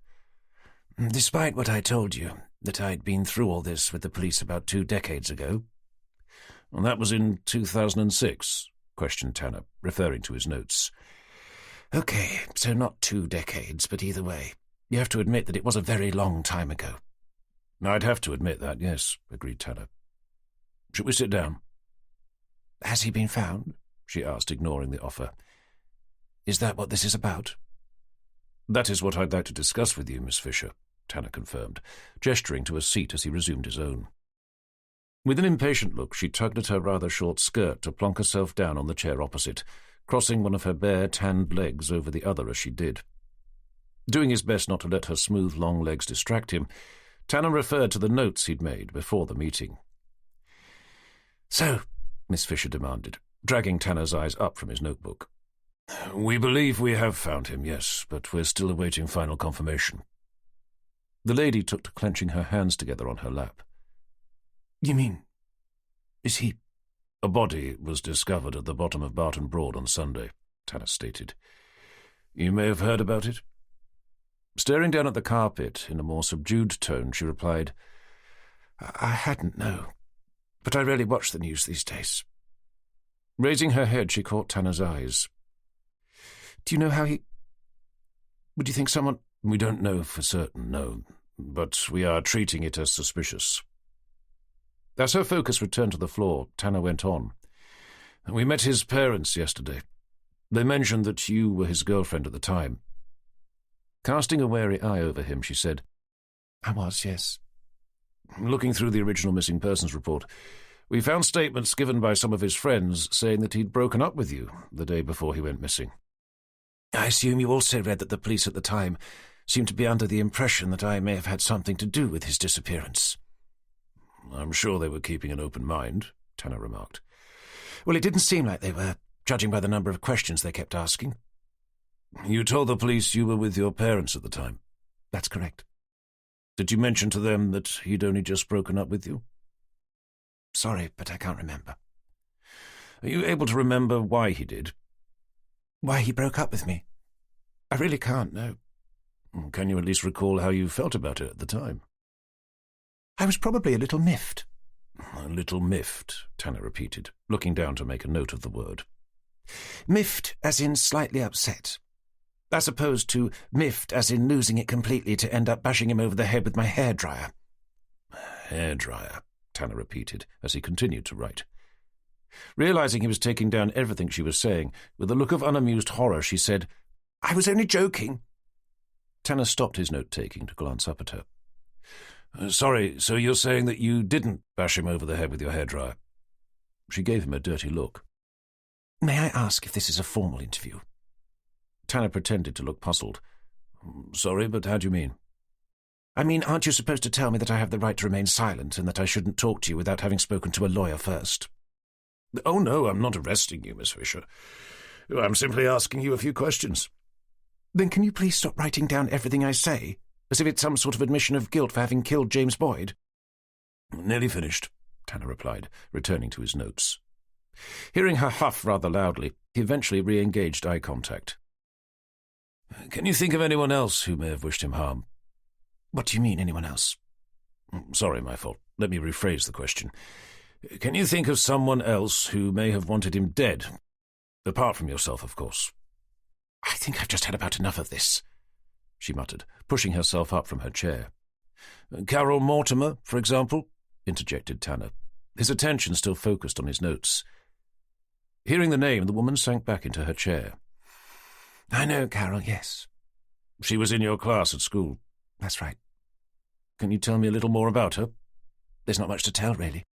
According to her statement, Tanner said, looking up to catch her eyes, she was also going out with James at the time of his disappearance. What utter rubbish! So it's not true, then? Of course it isn't. He raised an eyebrow. But why would she lie about something like that? Because she fancied the pants off him, just like all the other girls. She'd have given anything to have actually gone out with him. I assume that when you use the term going out, you actually mean having sexual intercourse? Miss Fisher didn't answer, but instead gave Tanner a look of disdain. Referring back to his notes, Tanner continued. His parents seemed to think that he had a string of girlfriends. Girlfriends, maybe. But I was the only one he was going out with. You mean having sex with? The woman shifted uncomfortably in her chair. I could be wrong, Inspector, but I believe the act of making love does form part of most adult relationships. Yes, of course. Which reminds me, how old were you at the time? I was 16, Inspector, which I believe may be legally old enough. So you weren't aware that he was sleeping with someone behind your back? He wasn't, Fisher insisted, fixing her eyes on Tanner's, as if trying to convince him. If you say so, Tanner replied. But had he been, and you'd found out, I suppose you'd have been... What was that word you used again? Oh, yes, that's right, a little miffed. No doubt I would have been. But he wasn't. Despite what this Carol Mortimer said. Mm-hmm. I see. May I ask what makes you so sure that she wasn't? She shrugged. Women's intuition, I suppose. Tanner offered her a thin smile. I understand James was a keen sailor. You could say that. As were you. At the time. Not anymore? Not since I graduated, no. Well, that's a shame. I've been told you were quite good. I was okay. Weren't you in the junior national squad? I was, yes, she replied with a surprised look. And one year you won the Topper Nationals? I came second, she corrected, looking none too pleased to be reminded. Still, that's very good, though, isn't it? My father didn't seem to think so, but there we go. Yes, well, I suppose parents can be a little over-demanding sometimes. Sometimes, yes, she replied, in a way that gave the impression that hers had always been. Did you ever go sailing together, you and James? Occasionally, but he was more into cruising. I did try to get him interested in racing, but it just wasn't his thing. According to his parents, he left very early on the morning of his disappearance. Do you have any idea where he was going? The plan had been that he was going to take me to the Isle of Wight festival in his parents' boat. But that was before we broke up. Do you know if he was going to take anyone else instead? I've no idea. Carol Mortimer, perhaps? She shrugged a response. Was there anyone else he may have considered going with? Not that I'm aware of. But he must have had other friends who were into sailing. I suppose. With Jenny in mind, Tanner went on. What about the other members of the junior national squad? I understand there were one or two who came from around here. There were quite a few, yes. But we didn't know each other all that well. I don't think any of us went to the same school or anything. Did any of them know James? I've no idea. But if you're thinking that any of them were going out with him behind my back, then you're barking up the wrong tree. Why's that? They were all men, Inspector. Well, boys back then. All of them? Well, there was one girl. And who was that? Jenny Evans. Deliberately keeping her name out of his notes, Tanner asked, And this Jenny Evans, did she know James? I would have been surprised if she didn't. Having had Jenny tell him the exact opposite, with an uneasy feeling, Tanner asked, "And what makes you say that?" Because everyone knew James. At least all the girls did. Did you ever talk about him with this Jenny Evans girl? I must have done. Can you remember specifically if you did? I can't specifically remember, no. But he was always a key talking point. So again, I'd have been surprised if I hadn't. Chapter 13. When the meeting was over, as he headed back to Wroxham Police Station, there was only one thing dominating Tanner's mind, and it wasn't the investigation, at least not directly. Assuming James Boyd had been killed intentionally or otherwise, as far as Tanner was concerned, Kelly Fisher was most definitely going to have to remain a suspect. Her alibi, that she'd been at home during the morning of his disappearance, could only be corroborated by her parents, hardly the most impartial of witnesses. More importantly, if what Boyd's mother had said at the time was true, as corroborated by Carol Mortimer, that her son had been seeing more than one girl, and if Fisher had somehow found out, then she had motive. In Tanner's experience, crimes of passion were by far the most common causes of murder. She'd openly admitted to having had a fight with him the night before. But despite it having led to James Boyd ending the relationship, it was remarkably odd that she couldn't remember what it had been about. Had she been a boy, then maybe. They didn't tend to take those sorts of things quite so seriously. But if Miss Fisher had been anything like his daughter, then she'd probably have been able to play back the argument in her head almost word for word, even 15 years later. As interesting as all that was, it wasn't the problem Tanner's mind was wrestling with. He was trying to decide what to do about Jenny. She knew the suspect. There was no question about that. And even though she didn't seem keen to admit it, or possibly she simply couldn't remember, there was an above-average chance that she knew the victim as well. Under such circumstances, as the senior investigating officer, he had a duty to put in a formal request to his superior that she be transferred to another investigation. But in this case, it wasn't quite that straightforward. Not when they were going out with each other. If he did, he knew what she'd say, and it wouldn't be, "Thank you." He wasn't even sure if Jenny was incorrect in her assertion that personal knowledge of those involved in an investigation wasn't as significant as it was in the Met. He knew that Wroxham, for example, had a population of less than 2,000, most of whom had been born and bred there. So it was hardly surprising that everyone seemed to know each other. The question was, should he tell Forrester? And what would be his reaction if he did? If he ordered Jenny to be reassigned, what would she say to him when they got back to their boat? "How'd it go?" asked Jenny, as Tanner nudged his way past her chair to his desk. "Oh, fine," he replied, his dilemma still unresolved. "Do you think she had anything to do with it?" "I'm not sure," he replied, dropping his coat over the back of his chair. Keen to change the subject, he asked, "Have you been getting on?" "I've just finished going through the original missing persons investigation, but I couldn't find anything else, at least nothing that stood out." "Did you get a chance to ask Higgins to ring round the local dentists?" "I did, yes. He's already found the right one. He emailed Boyd's x-rays over to them about half an hour ago. Hopefully we'll hear back any minute." Tanner glanced down at his watch. "Okay, well, I suppose I'd better give Forrester an update." "Do you want me to come?" Jenny asked, attaching a look of hopeful expectation. "No, you're okay," Tanner replied with casual dismissiveness. He may not have decided if he should tell Forrester about Jenny's relationship with one of the suspects, but he did at least know that he didn't want her included in the discussion, were he to start one. "Could you look up that other girl, the one who also said she was seeing James Boyd?" "Carol Mortimer?" "That's the one.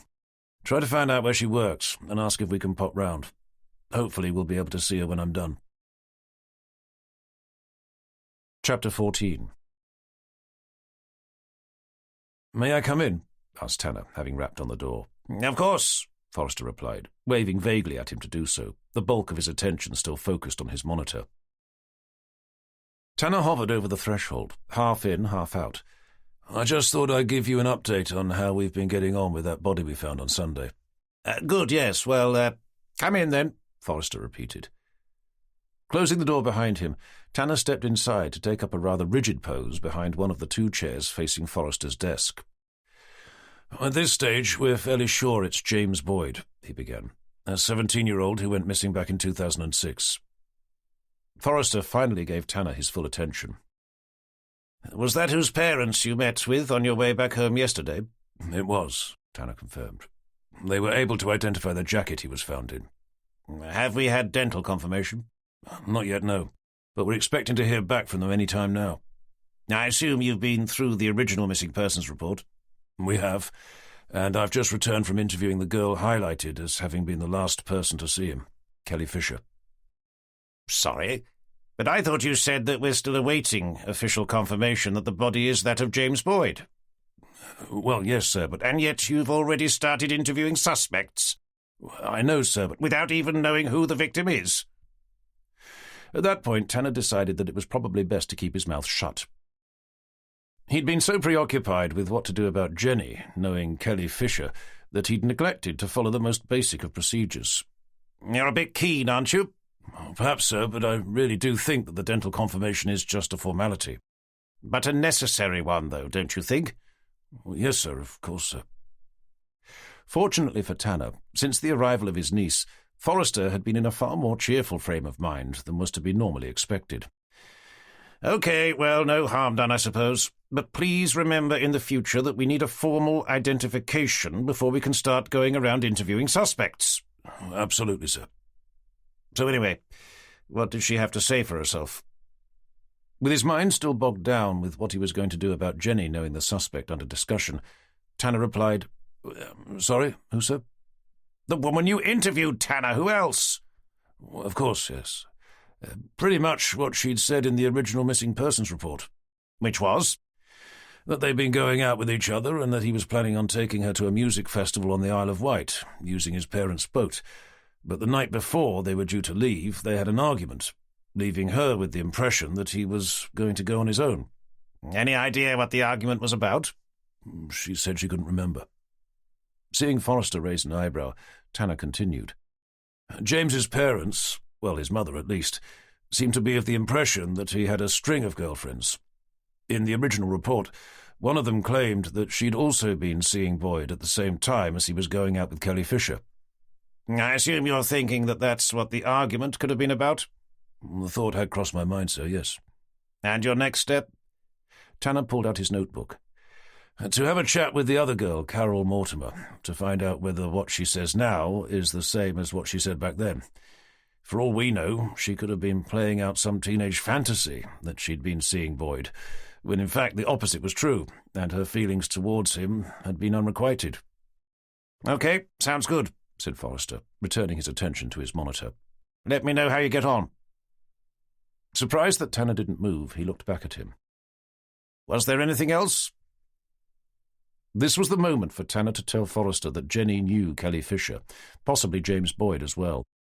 But now that the time had come, he found himself hesitating, his mind re-engaging itself in the same back-and-forth discussion. Did it really matter that she did? And how much damage would it do to their relationship if he asked for her to be removed from the investigation, which was effectively what he'd be doing if he told Forrester? With his DCI boring holes into his face, Tanner plumped for the easiest option, which was simply not to bother. After all, what possible difference could it make? Already regretting his decision, Tanner said, "Sorry, nothing, sir. I'll let you know how we get on with Carol Mortimer." With Tanner heading for the door, Forrester called out, "But not before you've had official confirmation back from the dentist." Chapter 15. "So, what's the verdict?" asked Jenny, watching Tanner sit down behind his desk. "The verdict," Tanner replied, logging into his computer with a pretense of nonchalant ambivalence. "I assume you told him that I knew one of the suspects. That was why you went in there, wasn't it?" "Oh, that. I'm sure it won't be a problem." "What? So you didn't tell him?" "It didn't come up in the conversation, no." Her face displayed both confusion and surprise. "But don't you think it should have?" With a bemused look, Tanner turned to say, "Sorry, I didn't think you wanted to be taken off the investigation." "Well, no, but even so, I think it would have been prudent to have told him, don't you? With mounting frustration, Tanner said, "Well, it's too late now." You can go back in, can't you? What, and say, "Sorry, sir, but I forgot to mention that D.S. Evans just happens to know the prime suspect, seeing that they used to sail together when they were young?" Yes. And why not? "Because he's going to be mighty curious to know why I didn't think to mention it before." Then you should have told him, shouldn't you? "Unbelievable," muttered Tanner under his breath, just as P.C. Higgins approached. "Sorry, am I disturbing you?" he asked, exchanging concerned glances between the two officers. Tanner forced a smile. "Not at all, Higgins. How can we help?" "News back from the dentist, sir. They've confirmed that the records we sent over to them do belong to James Boyd." "Well, that's something, at least." "Yes, sir," replied the young uniformed officer, standing to attention as if waiting to be dismissed. "Whilst you're there," Tanner said, "can you do me a favour and pop in to tell DCI Forrester?" Watching him turn to do so, Tanner mumbled to himself, "At least that will keep him off my back about that." Pleased that at least one burden had been lifted from his shoulders, he turned to offer Jenny a calming smile. "Listen, let's not worry about you knowing Miss Fisher, for now at least. I can always bring it up with Forrester later." "But how will you explain to him why you didn't tell him before?" Shrugging his shoulders, Tanner replied, "Hopefully it won't come up." "And if it does?" "Then I'll just tell him that you simply didn't realise that it was the same person. It does happen. After all, it was a long time ago. Anyway, now we definitely know who the body is. We need to arrange to meet up with Carol Mortimer. Were you able to track her down?" "I was, yes. She's a veterinary assistant in Hoveton, just down the road." "Okay, great. Give them a call, ask if she's in, and if we'd be able to have a quick chat." Chapter 16. Parking nearby, they were soon stepping into the quiet reception area of a small veterinary practice with a tiled grey floor and cute paw-print design wallpaper. Behind the desk sat a young girl, grinning at them. "Hello," she called out with near sycophantic cheerfulness. Noticing an elderly woman to the left, occupying the middle of 3 fixed plastic seats with a cat basket parked on her lap, Tanner stepped up to the desk to lean over the counter with his ID. "Is Carol Mortimer in?" he asked, keeping his voice low. "We called earlier?" "I'll just check for you," the girl replied, the smile remaining fixed in place. Pushing herself away from the desk, she crossed to one of 2 doors behind her. After poking her head around the nearest one, she returned a moment later. "She'll be out in a minute. Would you like to take a seat?" With the choice to sit each side of the old lady or to remain standing, Tanner replied, "We'll wait over here," before drifting away with Jenny to spend the time taking in a series of pet photographs scattered over one side of the wall, each one with an odd sort of name scrawled underneath. A less cheerful woman soon emerged through one of the doors, her skin as white as her ill-fitting lab coat, both of which were in stark contrast to her jet-black hair. "You wanted to see me?" she asked, fixing Tanner and Jenny with a look of professional intent. "We do," Tanner replied. "Is there somewhere we can talk?" Glancing over to the receptionist, she said, "I'll be outside for a moment," and led Tanner and Jenny back through the entrance. Out on the high street, with the vet's door firmly closed, Tanner made the formal introductions. "I'm Detective Inspector Tanner. This is my colleague, Detective Sergeant Evans, Norfolk Police." "Yes. And?" she said, studying the 2 IDs. "I take it you are Carol Mortimer?" With narrowing eyes, as if selecting each word with deliberate consideration, she replied, "I am. Why? What's this about?" "We understand you used to know someone by the name of James Boyd." Her eyes widened as her weight shifted from one foot to the other. "I did, yes, but that was back at school, before he disappeared." "I'm sorry to have to tell you that a body was found at the weekend." Is it him?" she asked, her mouth left hanging open, waiting for a response. "We've officially identified it as being him, yes," confirmed Tanner. The woman looked away, blinking at the appearance of unexpected tears. "I'm sorry," she apologized, wiping at them with her lab coat's oversized sleeves.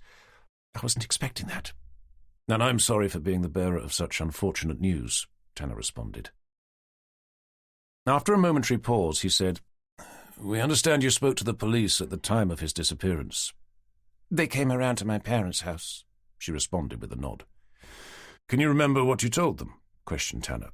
looking to find out if she'd be able to confirm what she'd said back then, that she'd been in a relationship with the deceased.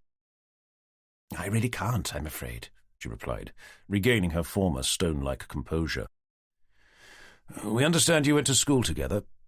"We were in the same year, yes." "Did you know him well?" "Better than most." "Would you be able to describe your relationship?" "We were seeing each other, if that's what you mean."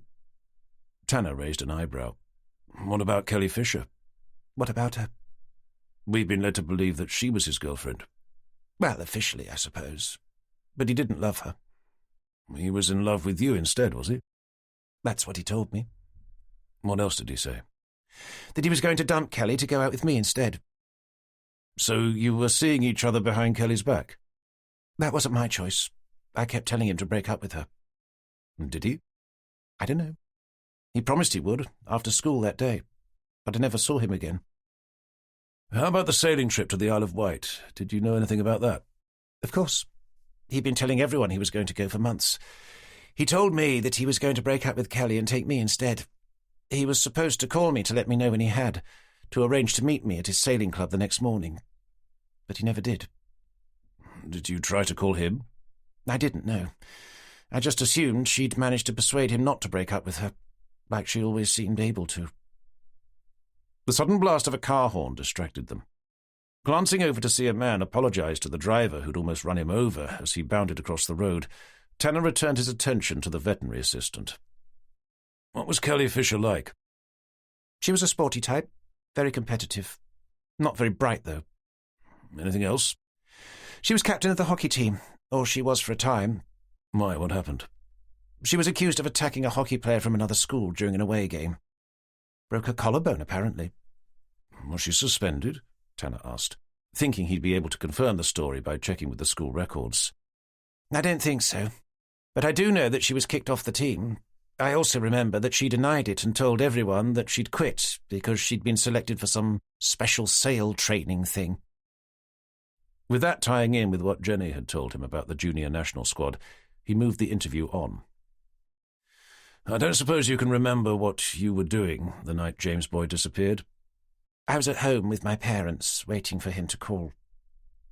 As that also corroborated her original statement, Tanner decided to bring the conversation to a close. "Miss Mortimer, thank you for your time," he said, digging out his card and handing it to her. "If you remember anything else that you think may be of help, please feel free to give either myself or DS Evans here a call." "No problem," she replied, taking it out of his hand to read what it said. "But I can't imagine what that would be." "Well, you never know."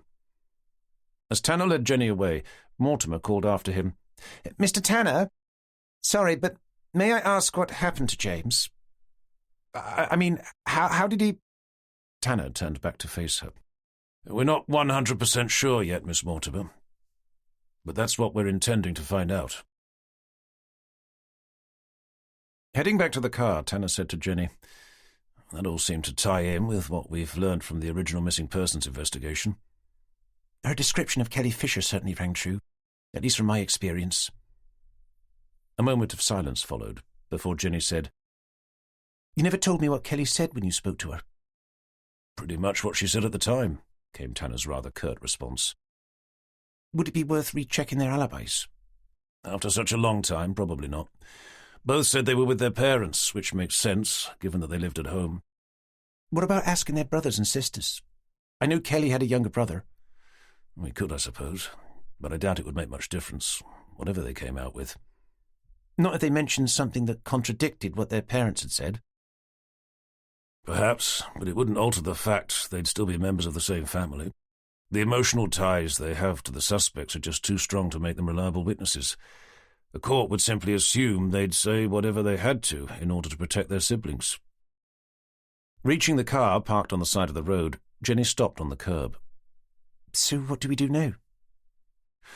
"I think we're just going to have to keep ploughing our way through the original list of people interviewed at the time, and hope that someone comes out with something that doesn't correspond with their original testimony."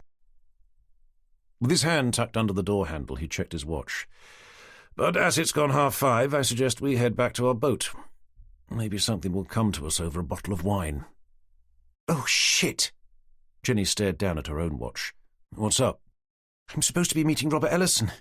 I'd forgotten all about it. What time? We said we'd meet at the Red Lion at 8. The one just down the road? Okay, well, no problem, Tanner replied with deliberate nonchalance. Plenty of time for us to get back for something to eat before you go. Chapter 17.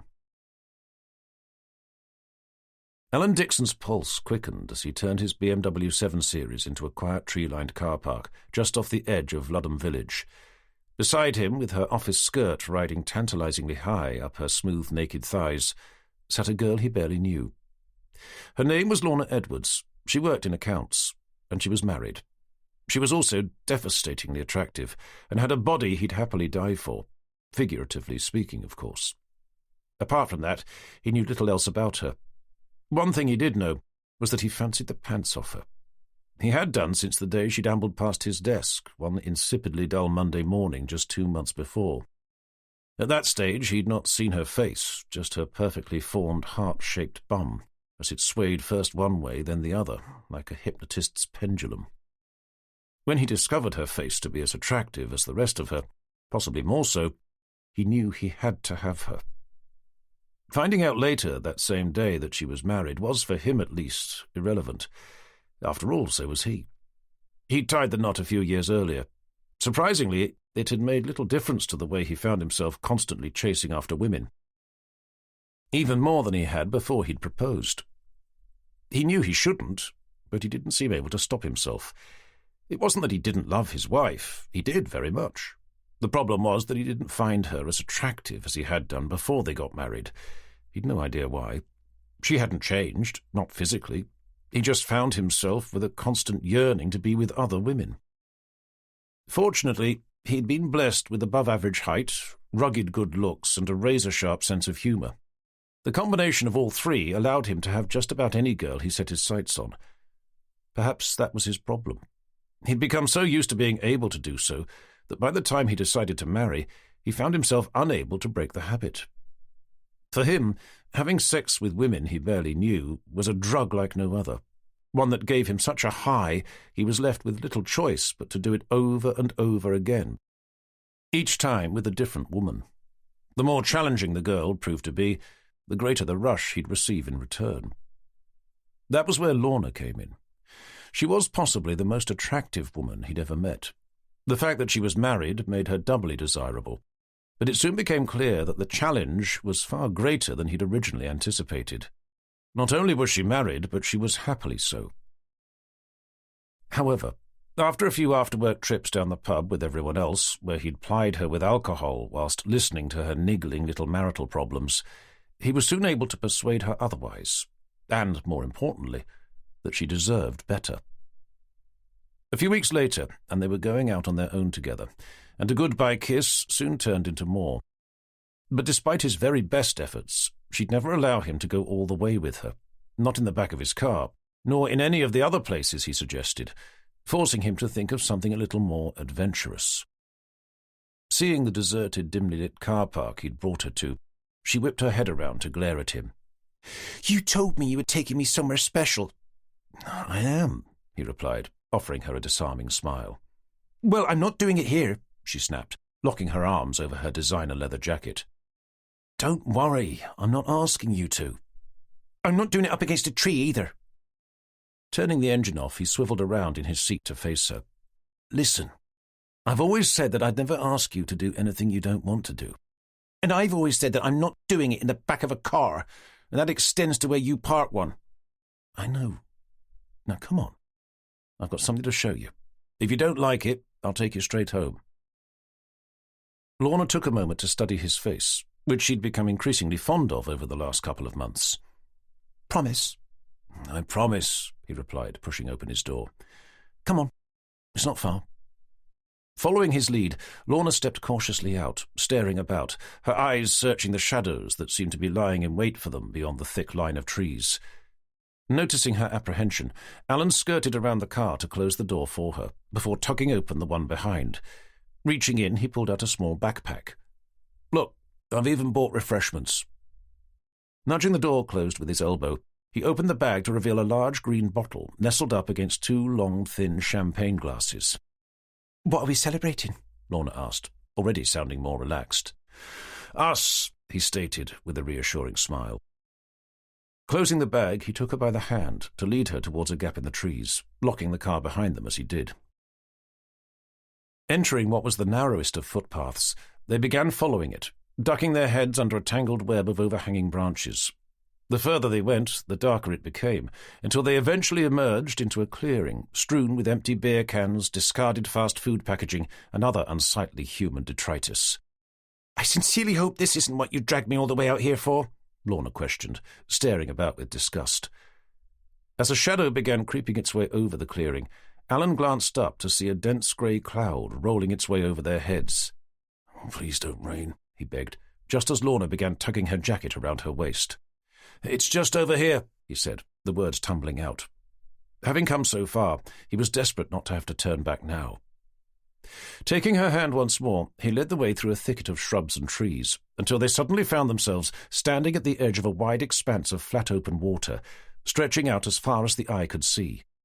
There they stopped, to stare out towards the horizon beyond, where a dazzling array of orange and red exploded out from a fast-setting sun like an atom bomb, scorching the sky above.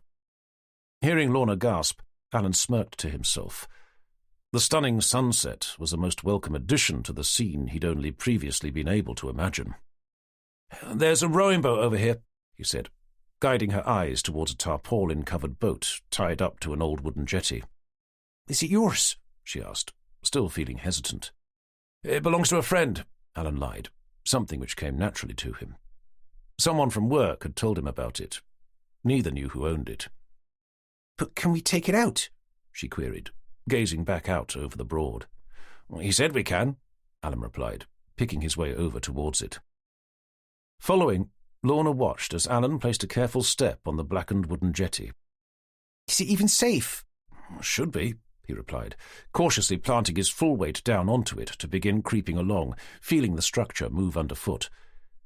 As much as his body yearned to be inside the girl standing just a few steps behind him, his mind was beginning to have serious doubts about this being the best method to go about it. He'd never so much as set foot on a boat before, let alone a small rowing-type one. But how hard could it be? Realizing Lorna had stopped where she was, he called back, "Well, it's quite safe." "It doesn't look safe," she replied, placing a tentative step onto the dilapidated structure. Endeavouring to take her mind off the fragility of the jetty on which they were both now standing, looking down at the boat, Alan said, "If you can untie it, I'll unhook the cover." Lorna turned her attention to the rope she could see leading from the boat to the post nearest to her. The entire length was covered in green slime, and the knot around the post looked like it had grown there. "I'm not touching that," she stated, sending Alan a mutinous look. Doing his best to suppress a world-weary sigh, Alan replied, "I tell you what, if you unhook the cover, I'll try to undo the ropes." Crouching down to have a go, Lorna muttered to herself, "This better be worth it." Overhearing, Alan's heart picked up a beat. As far as he was concerned, her remark meant that she'd finally agreed to have sex with him, on the condition that he be able to get the boat out. He wasn't concerned by the same remark's veiled threat. He knew he wouldn't be able to perform to a satisfactory standard. Not the first time, but it would hardly matter. From experience, he knew the hardest part was the initial persuasion. After that, it would be easy enough. All he'd have to do would be to whisper a time and place into her ear whilst passing her in a corridor, or when making themselves a coffee. "I can't undo these stupid hooks either," Lorna complained, standing up to fold her arms in protest at having to do anything that could be seen to be helping Alan to have his way with her. Having undone the first of 2 mooring lines, Alan crouched down to start unclipping a series of elasticated hoops from half a dozen metal hooks embedded along the top of the hull, just beneath the lip of the boat. With the side nearest to him done, he reached over to begin removing the first few on the other side, placing his free hand on the edge of the boat in order to do so. With the whole thing tilting precariously towards him under his weight, hoping Lorna wasn't losing her patience, along with her mood, he called out, "Nearly there!" in a cheerful, overly optimistic tone. With the first few far side hooks unclipped, he heaved back a section of the tarpaulin to clamber on board, using his feet to shove what he assumed to be oars underneath over to the side. Kneeling on one of the bench seats, he stretched himself out over the rest of the boat to unclip the last of the hooks before finally being able to pull the cover off. There, underneath, lay the body of a man. His eyes closed, his skin deathly white, the tip of a tongue protruding out through thin purple lips. The shock of seeing him there sent Alan staggering back, rocking the boat violently beneath him as he frantically clambered out.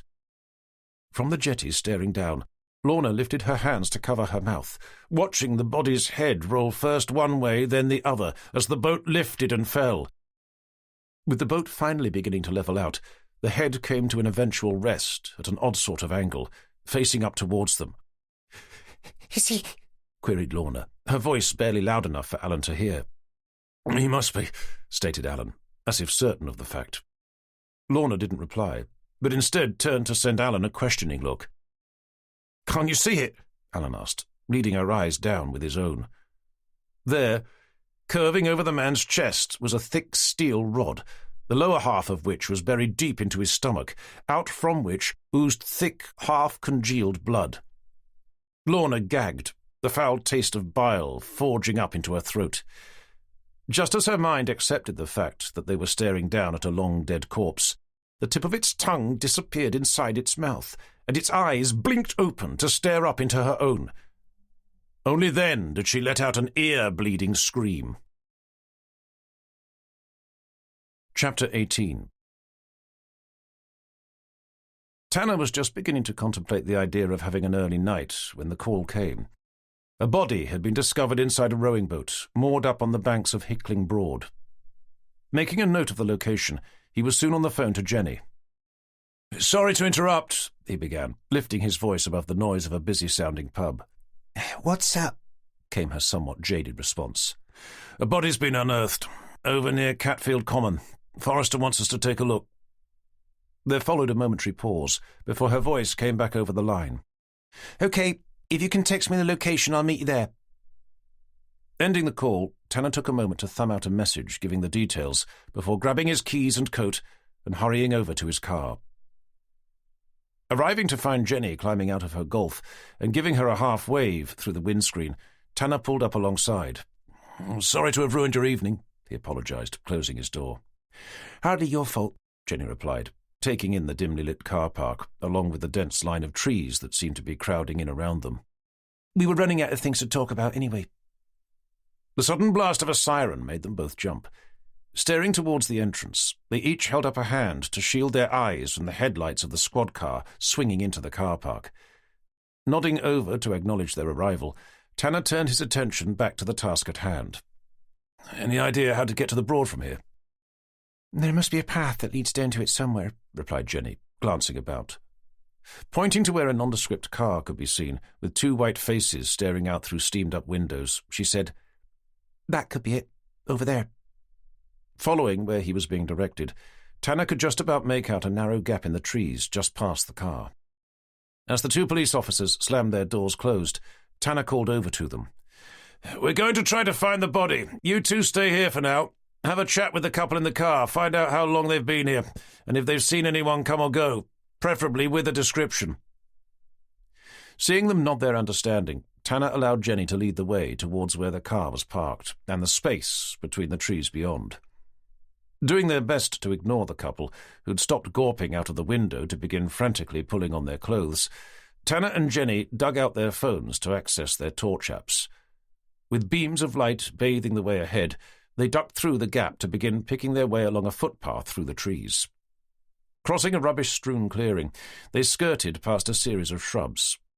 A moment later, Hickling Broad loomed into view, its gently rippled surface glistening in the afterglow from the long-set sun. Scanning the area with their torchlights, it was Jenny who saw the small wooden rowing boat with its cover thrown back, most of which lay half submerged in the surrounding water. "It must be in there," she called back to Tanner, a few feet behind.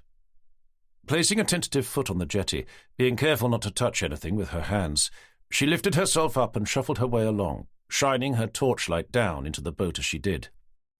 "It's here all right," she said, glancing over her shoulder to watch Tanner approach. Returning her gaze to take in the man's face, her breath caught in her throat. Christ, John, she muttered, barely loud enough to be heard. Raising her hand to her open mouth, she added, I think I know him. What was that?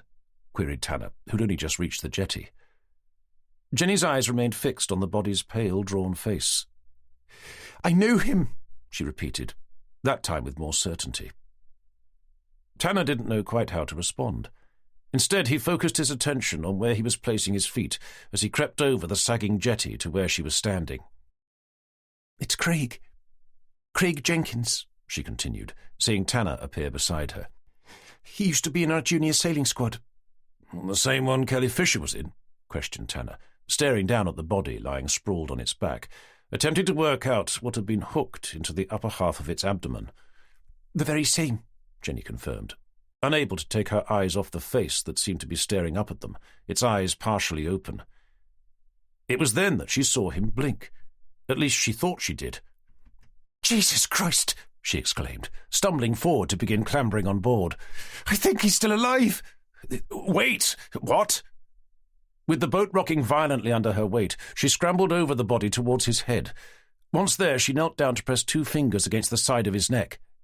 It's faint, but I think there's a pulse. With the same hand, she peeled back the eyelids to shine her phone's torchlight down into them. And his pupils are dilating. He's definitely alive. Can you make sure an ambulance is on its way? Then head back to get a medical kit from the squad car. But he can't be, came Tanner's somewhat delayed response. Realizing he'd still not moved, Jenny whipped her head around to glare at him. For Christ's sake, John, now! Chapter 19. About half an hour later, Tanner was standing beside Jenny back in the car park, a comforting arm wrapped around her thin, narrow shoulders. Emerging through the gap in the trees, they saw their medical examiner, Dr. Johnston, the dull glow from an overhanging lamp lighting his face. Jenny opened her mouth, about to call over a question to him, but seeing his drawn, morbid expression, she snapped it closed again. The answer was obvious enough. "I'm sorry," he said, coming to a halt in front of them. "I'm afraid there was nothing anyone could do." Jenny returned a single nod of solemn acceptance. "But at least we have a fair amount to go on with this one," he continued in a more upbeat tone of voice, "especially as the murder weapon was left in place." Tanner spoke up. "Am I correct in thinking that it's a rond hook?" "I believe it is," Johnston confirmed, pushing his glasses up the bridge of his nose. "From my initial observation, it looks to have been driven through the victim's stomach, possibly piercing his liver as well. Neither injury was immediately fatal. The fact that it was left in place meant that it effectively plugged the wound, which would go a long way to explain how he was able to last as long as he did." The headlights from a car sliding into the car park made them all glance around. Seeing it was DCI Forrester's BMW, Johnston apologized once again, as if the man's death was somehow his fault. "I'll aim to have a report over to you by tomorrow lunchtime." With that, he sent Jenny a kind smile before turning to make his way back to where a group of overall-clad officers appeared to be waiting for him. Removing his arm from Jenny's shoulders, Tanner stood a little taller as they shuffled around to face the lights of their DCI's incoming car. Whilst waiting for him to park, Tanner leaned in towards her to ask, "How are you holding up?" "I'm okay," Jenny replied, her voice level, if a little stilted. It was clear that he was going to have to tell Forrester about Jenny knowing the victim, and that he'd been a member of her junior sailing squad, the same one as Kelly Fisher. "Are you absolutely sure it was your old friend Craig Jenkins?" "About as sure as I can be." "I assume he knew Kelly Fisher." Jenny nodded her response, as they watched Forrester reverse his car into a narrow space between the forensics van and an ambulance. "I don't suppose you know if they were seeing each other back then?" "Who? Craig and Kelly?" queried Jenny, as if appalled by the very idea. "May I take that as a no?" "Well, if they were, nobody told me about it." "Do you have any idea if Craig Jenkins knew James Boyd?" "I don't think so, but I can't be sure."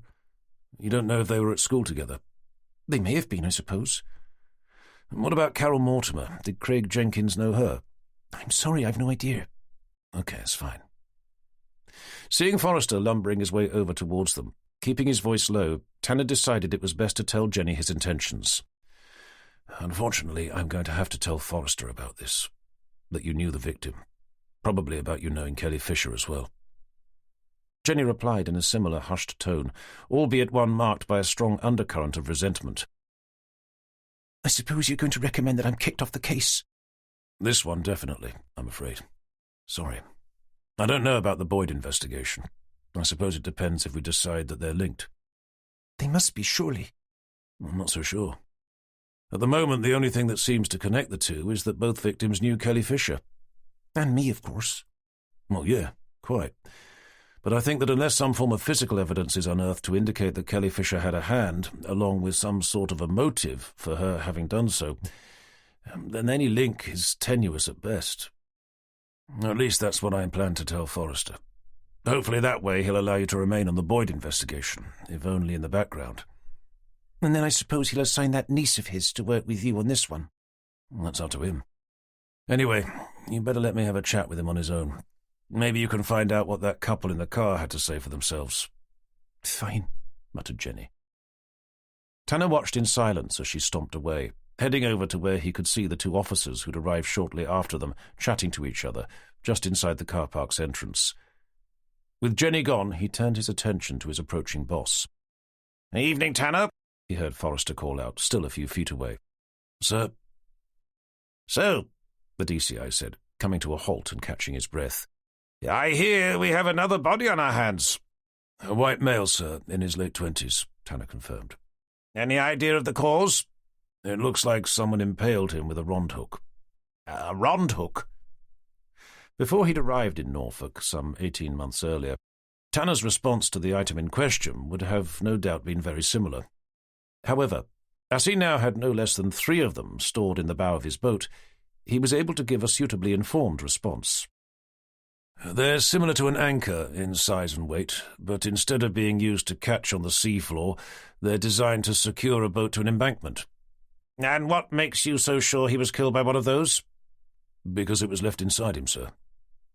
"Fair enough," Forrester replied, glancing over Tanner's shoulder, as if searching for the body to be able to confirm what Tanner had said. "Time of death?" Tanner looked down at his watch. "I'd have to check with Johnston, but I'd say it was probably only about 10 to 15 minutes ago." Seeing Forrester raise a curious eyebrow, Tanner sought to clarify his comment. "He was alive when we found him, although barely." "Any theories as to why the murder weapon was left behind?" "Well, it's possible that it may have been to deliberately extend the time it took for him to die, as it effectively helped plug the wound. The only other alternative I can think of is that whoever stabbed him with it was unable to take it out afterwards." Forrester cast his eyes around the car park whilst massaging the heavy jowls of his jaw. "Which could indicate that it was a woman," postulated Tanner, "lacking the strength to take it out. Or whoever did it just didn't care." "I don't suppose there's any indication if he was attacked where he was found?" "Nothing so far. Forensics are going over the scene as we speak." "Do we know who he is yet?" "Actually, sir, I need to talk to you about that." Forrester turned his head to glare over at Tanner. "Please don't tell me he's someone famous." "Nothing like that, no." "Well, thank God for that." "It's Jenny Evans, sir. She thinks she knows the victim." "Thinks she knows?" "She seems confident that she does know him, sir." "Not a family member, I hope?" "No, sir. She's fairly sure it's someone from her old junior sailing squad. Craig Jenkins." "Well, then it's probably best if she gives this one a miss." "Probably, sir, yes," Tanner agreed. "Which leads me on to something else." "Go on." "Kelly Fisher, sir." "The suspect in the James Boyd case?" Tanner nodded before continuing. "I'm afraid she was in the same junior sailing squad." "The same one as Jenny?" "And the victim here as well, sir, yes." Forrester took to boring his round little eyes into Tanner's face. "I see. And just exactly when were you intending to tell me that?" Tanner shifted uneasily from one foot to another. "Well, sir, she wasn't sure at first. After all, it was a long time ago." "It wasn't that long ago, Tanner." "Perhaps not." After glaring at him for a moment longer, Forrester turned to look away. "I suppose this means that we're going to lose her from both investigations." "Well, that's if they are 2 investigations, sir." Forrester returned to cast a wary eye over him. "Let me guess, Tanner. You're about to tell me that they're linked. I was only going to suggest that it was a possibility. The connection being this Kelly Fisher girl, I suppose. And Jenny as well, I'm afraid. Forrester returned to massaging his jowls. The problem is, Tanner, that this isn't London. I am aware of that, sir. It's the Norfolk Broads, Forrester continued, the population of which is far smaller. Which means that half the time everyone seems to know everyone else. Well, that's not exactly true, sir, is it? Of course it isn't, Tanner, but you get my point. I understand that the Broads is a much smaller community, if that's what you mean, sir, yes. It's also far less transient, in that people have a tendency to neither leave nor to move here. Present company excepted, of course.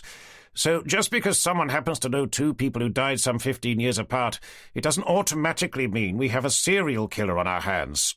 I completely agree, sir. After doing a double-take between Tanner's face and the space he'd been staring at whilst making his case, Forrester took Tanner's words in with some caution. You do? Well, absolutely, sir. Which was why I said that it was only a possibility. Okay. Good, Forrester replied, relaxing his stance. We've had enough serial killer investigations around here recently to last us a lifetime.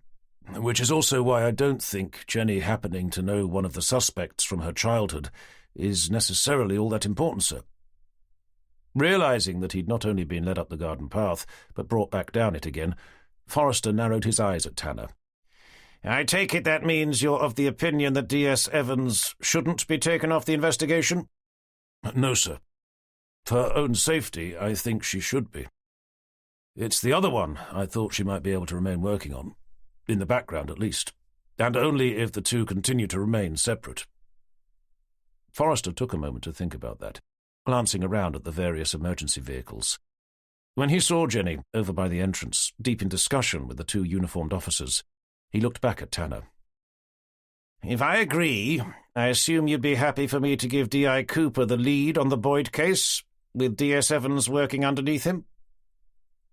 Tanner had failed to consider that scenario as being a possibility, and found himself immediately fighting back against the idea. He'd grown used to working with Jenny. The idea of her being assigned to someone else jarred against his system, especially as every fibre of his being told him it was a murder investigation, one that was now to be led by someone as young and inexperienced as Cooper. Under such circumstances, how would he be able to keep an eye on her? She'd had enough close calls already, and that was when he'd been about. Then he remembered what had happened to his former counterpart, D.I. Burgess, the Easter before, stabbed to death in some godforsaken windmill. To be honest, sir, I'm not sure that would be a good idea. And why is that, may I ask? It's Cooper, sir. He doesn't have enough experience to lead a murder investigation. I wasn't aware we'd reached the conclusion that James Boyd had been murdered. Well, no, sir, but you know what I mean. Unfortunately, Tanner, I don't. Besides, even if it is murder, Cooper needs the experience, and as it's effectively a cold case, I think it would be an excellent place for him to start. Tanner now regretted persuading his DCI to keep Jenny on either investigation, but unable to give Forrester the real reason for him not wanting Jenny to work under anyone else but him, that he didn't trust Cooper to take proper care of her, he was left with no choice but to simply say, "Yes, sir." The best he could do now was to prove that the two cases were one and the same. That way, he'd at least be able to get her off both. Meanwhile, continued Forrester, beginning to look decidedly pleased with himself, I'm going to assign Vicky to work with you on this one. Sally as well. Of course, sir. Tanner's shoulders slumped as his face visibly sagged. Jenny will be delighted, he thought, already dreading the fallout. Well, that's settled then, declared Forrester, as if he'd just won a landmark case in court. And whilst you're at it, you may as well swap desks with Cooper. Swap desks? Tanner repeated, his mouth falling open. Of course, the DCI continued, seemingly oblivious to the bombshell he'd just dropped. Well, there's hardly much point in working alongside Vicky and Sally if you're stuck all the way over on the other side of the office now, is there? Chapter 20. Wednesday the 3rd of June. Tanner was right to have worried about Jenny's reaction to the news that she'd been reassigned to work with Cooper. But it was nothing to how she reacted when told that Sally Beach would be working underneath Tanner. And that was before he told her that Forrester had ordered him to swap desks with the junior DI, which meant that not only would Tanner be working with Sally, but he'd be sitting right next to her as well. Telling Jenny that he was convinced Forrester had done it more to keep Cooper away from his niece than him away from Jenny did little to lighten her mood. She spent the rest of the evening making sure Tanner knew exactly how she felt about the whole situation, by saying as little to him as was humanly possible. Come the morning, the atmosphere between them remained frosty, with Jenny being unable to shake the feeling that Forrester hadn't split them up to get Cooper away from his niece, but more to get his niece wedged up alongside Tanner, no doubt at her request. After all, a girl like Sally wouldn't be interested in the junior DI, not if there was the chance for her to have the senior one instead. And she could imagine Forrester jumping at the chance for his niece to get between them. He'd never liked the fact that they'd been seeing each other. For all she knew, he'd been searching for just such an opportunity to break them up, ever since he'd found out that they were an item. If Jenny wasn't happy with the situation, it was obvious D.I. Cooper wasn't too pleased about it either.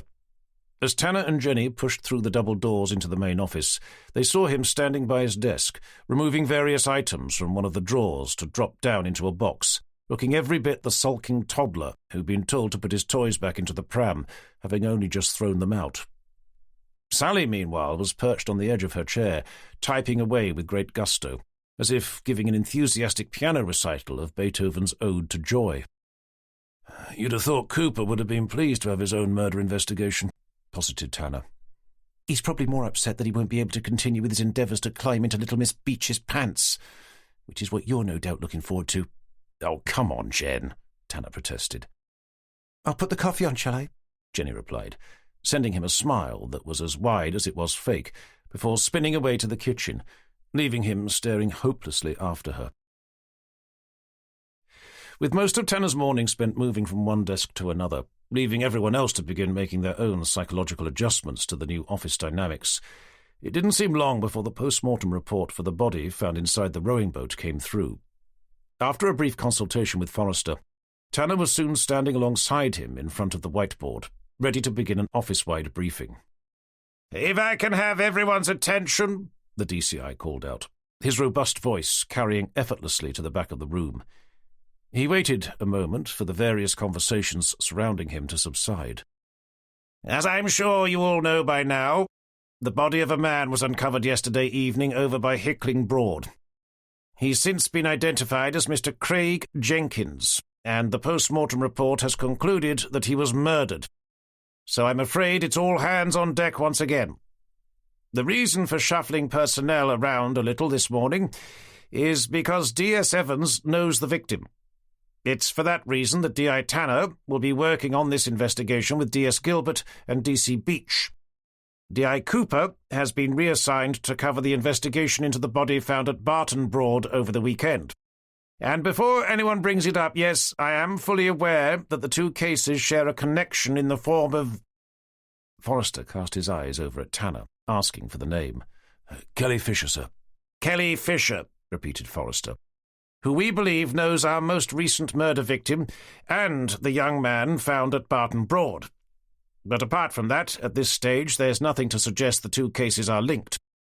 So, for the time being at least, D.I. Cooper is continuing the investigation into what happened to James Boyd with the support of D.S. Evans. Everyone else will be focusing on the murder of Craig Jenkins." Seeing his niece raise her hand, Forrester hesitated for the briefest of moments before saying, "You have a question, D.C. Beach?"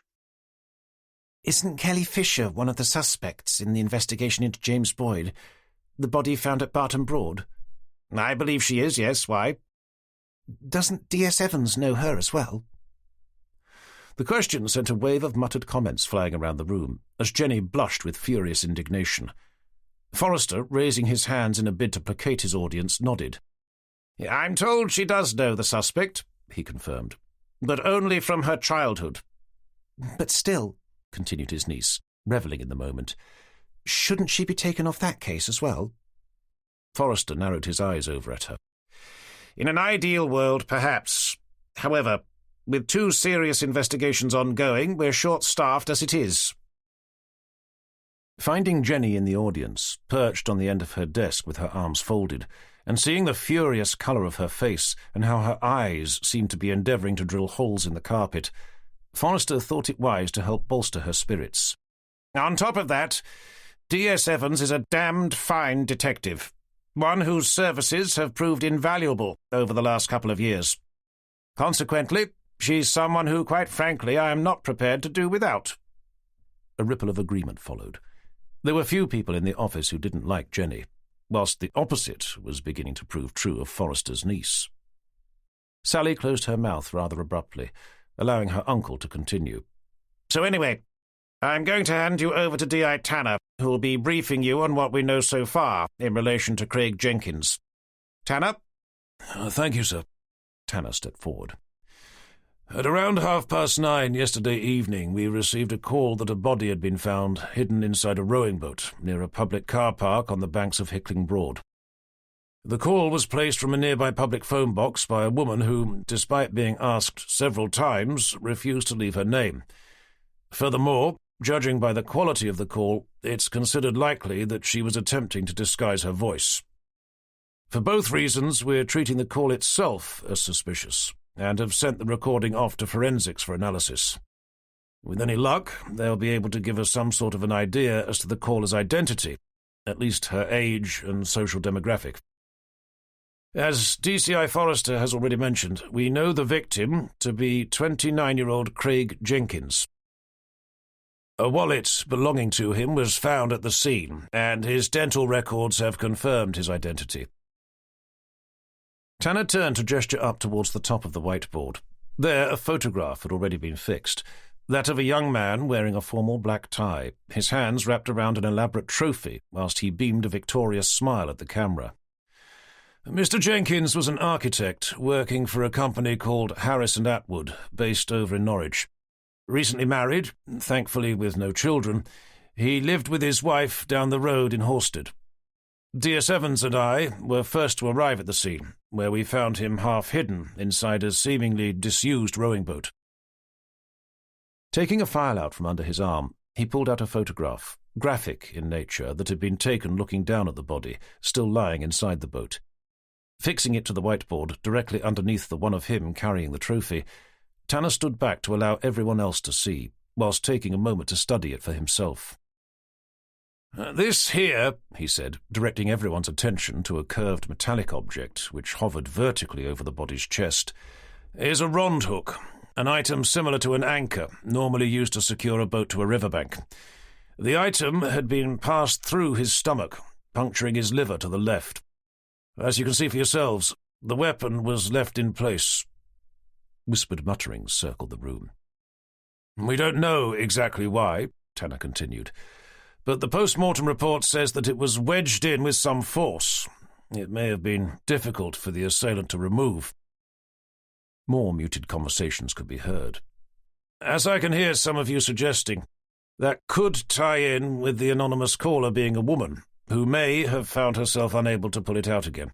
However, at this stage, such ideas are pure speculation. It could equally have been left there for a purpose, which leads to my next point. Tanner purposefully paused for a moment, allowing the room to fall silent again. Despite the seriousness of the injuries, when D.S. Evans and myself arrived at the scene, he was still alive. An audible gasp rose up from the floor. The post-mortem concludes that the weapon, having been left inside him, effectively plugged the wound, and as it punctured neither his heart nor lungs, or any major arteries, it is believed he could have been there for several hours before succumbing to his injuries. Whether or not the assailant had that in mind is at this stage unknown. If they did, then it's possible the killer had enough medical knowledge to know how to inflict such an injury, and that leaving the weapon where it was would allow him to remain alive long enough to be found. Again, that could tie in with the anonymous phone call. However, it could equally be that the killer had no particular idea what they were doing, and, as mentioned before, was simply unable to remove the weapon. We've yet to hear back from forensics, but hopefully they'll be able to give us more of an idea about that. We also don't yet know if he was attacked where we found him or somewhere else, but forensics should be able to throw some light on that as well. Seeing Constable Higgins raise his hand, Tanner gestured over at him. "You have a question?" "I was just curious to know if the car park near where he was found was the one at Catfield Common." Tanner glanced over towards Jenny, seeking confirmation. Realizing she wasn't paying attention, but had taken to scrolling through some application on her phone, he returned to the young constable. "I believe it was, yes." "It's just that the car park does have a certain reputation, sir." "So I've been told." "So I was just wondering if it could have been sexually motivated, sir." "As in?" "Well, as in Craig Jenkins may have lured a girl there to forcibly have his way with her, and she fought back." "With a rond hook?" questioned Tanner, doing his best not to belittle what he considered to be a possibility bordering on the ridiculous. "Well," continued the young constable, going decidedly pink around the edges as everyone began turning to look over at him, "maybe the man had one in the back of his car, and that was what came to hand. It would at least explain why the call from the girl was anonymous." Realizing it wasn't as stupid as he'd first thought, Tanner raised an eyebrow. "You know, that's really not a bad idea." Out of habit, he glanced back over at Jenny, hoping she'd be making a note of it, before remembering she wasn't working with him anymore, making it unlikely that she would have done. Judging by the way she was staring at her phone, he wasn't even sure she'd heard it. Unable to find Vicky, his eyes fell on Sally Beach instead, hoping that catching her attention would be enough for her to know that he wanted her to write Higgins's suggestion down. But all it did was to earn him another of her now all too familiar flirtatious smiles. Tanner looked back at Higgins. "Well, maybe you could make a note of that for me, Constable." A surprised look followed, after which the young constable began scrabbling around for his notebook. Leaving him to it, Tanner turned his attention back to his audience, at least those within it who were listening. "So, whilst we wait to hear back from forensics, I want us to find out all we can about our victim, in particular what he was doing near the car park. Did he drive himself? If so, where's his car? If not, who did?" Finally, seeing Vicky's face, he caught her attention to say, "D.S. Gilbert, I want you to work with Uniform to find out who his family and friends were. Then you need to arrange to speak to them all. At least those he'd been in contact with during the last few days. D.C. Beach, start a background check on the victim, maybe with Higgins's help," he added, wondering if she even knew what a background check was. "We need access to his phone, mobile, email, social media, and financial accounts. Meanwhile, I have the joyful task of telling his wife, and I don't need to remind you all to keep your mouths shut, especially to the press. Okay, that's it for now." As if doing the opposite of what he'd just asked them to do, a cacophony of noise erupted from the floor, as everyone began talking freely amongst themselves whilst making their way back to their desks. Turning around to face the whiteboard, Tanner folded his arms to rest his hands on his chin. A gentle tap on his shoulder had him spinning around to find Sally Beach standing behind him, all lipstick and teeth. "I was just wondering if you wanted me to come with you," she asked, peeling a perfect blonde curl away from one of her incandescent blue eyes. "To speak to the victim's wife." "Oh, Tanner began, only to see Jenny glaring over at him as she sat down at her desk. "Thanks, but I think it would probably be more beneficial if you were to stay here to crack on with that background check." As if from nowhere, Forrester appeared at his other shoulder. "Ah, Tanner, I assume you're taking Sally with you to visit the wife?" Feeling like he'd been caught between a rock and a hard place, almost literally, shifting his gaze from the uncle to the niece and back again, he said, "I was actually thinking D.C. Beach should stay here, sir, to push on with the background check into Craig Jenkins." "I think Higgins can handle that. Besides, Sally could do with the experience." With Tanner unable to come up with any other reason for Sally not to come with him, he heard Forrester say, "Excellent. Right then. Let me know how you get on," before marching off, leaving Tanner wondering what Jenny was going to say to him when they got back home, after she'd watched him stroll out of the office with the new girl no doubt endeavouring to attach herself to his arm. Chapter 21. "Is this your car?" Sally asked in a surprised tone, as she followed Tanner over the car park. Suppressing the burning desire to tell her that it wasn't, and that he'd stolen it on his way into work, Tanner bit his tongue. "It is, yes," he replied instead, leaving him curious to know what she'd say in response. After all, he couldn't imagine it was the sort of thing she'd like. "It's—" she began, her eyes dancing erratically over the bodywork, as if unable to rest themselves on any one part. "It's beautiful," she eventually announced, before turning to look over at him, as if her complimentary remark deserved some sort of special prize. The words may not have stuck in Sally's throat, but they certainly jarred in Tanner's mind. He'd heard the occasional flattering comment made with regards to his car over the years, but nobody had ever been quite so generous to describe it as beautiful before. "Really?" he asked, the word coated in doubt. "I had a boyfriend once who had a Jag," Sally continued. "But it wasn't as nice as this." Unlocking it, Tanner replied with casual indifference, "Is that so?" "To be honest, I think I prefer yours," she added, sending Tanner a sugar-coated smile. Attempting to grimace something similar back, Tanner tugged open the driver's door to climb inside. Sally may be exceptionally pretty, but he knew her type, and it wasn't his. She was a trophy-seeker, one desperate for attention, the sort of girl who used her looks to entrap men of financial means or social status, before discarding them underfoot the moment another came into view. Her interest wasn't in him as much as being able to prove to Jenny and everyone else in the office that she could have him, should she so choose. Having spent the first part of the journey inquiring into Sally's professional experience, which was virtually non-existent, Tanner used the remaining time to brief her as to how best to relay the news to someone that a loved one had died. During the discussion, he briefly touched on what psychologists termed the 5 stages of grief, which such distressing news had a tendency to evoke, after which he outlined what he expected of her. Arriving at their destination, a quiet cul-de-sac on the outskirts of Norwich, Tanner found somewhere suitable to park and climbed out. Regretting not having Jenny alongside him, Tanner reminded Sally of her duties as they made their way over towards the door. "So just to recap, should we be able to get to a stage where we can ask her some questions, if you could be ready to take notes, that would be useful." "And what if she's too upset?" "Then we simply tell her how sorry we are and make our excuses. Our main objective is to let her know about her husband."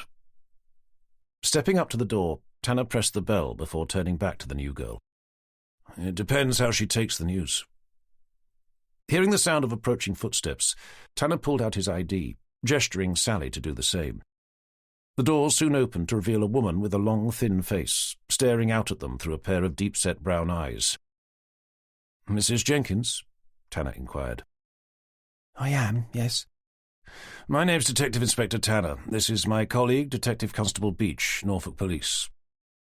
Clinging to the edge of the door, Mrs. Jenkins took a moment to examine their respective IDs. "We were wondering if we could come in." "Is it about my husband?" "It is." The woman looked directly into Tanner's eyes. "Is he okay?" "If we could come in." "Of course. Sorry."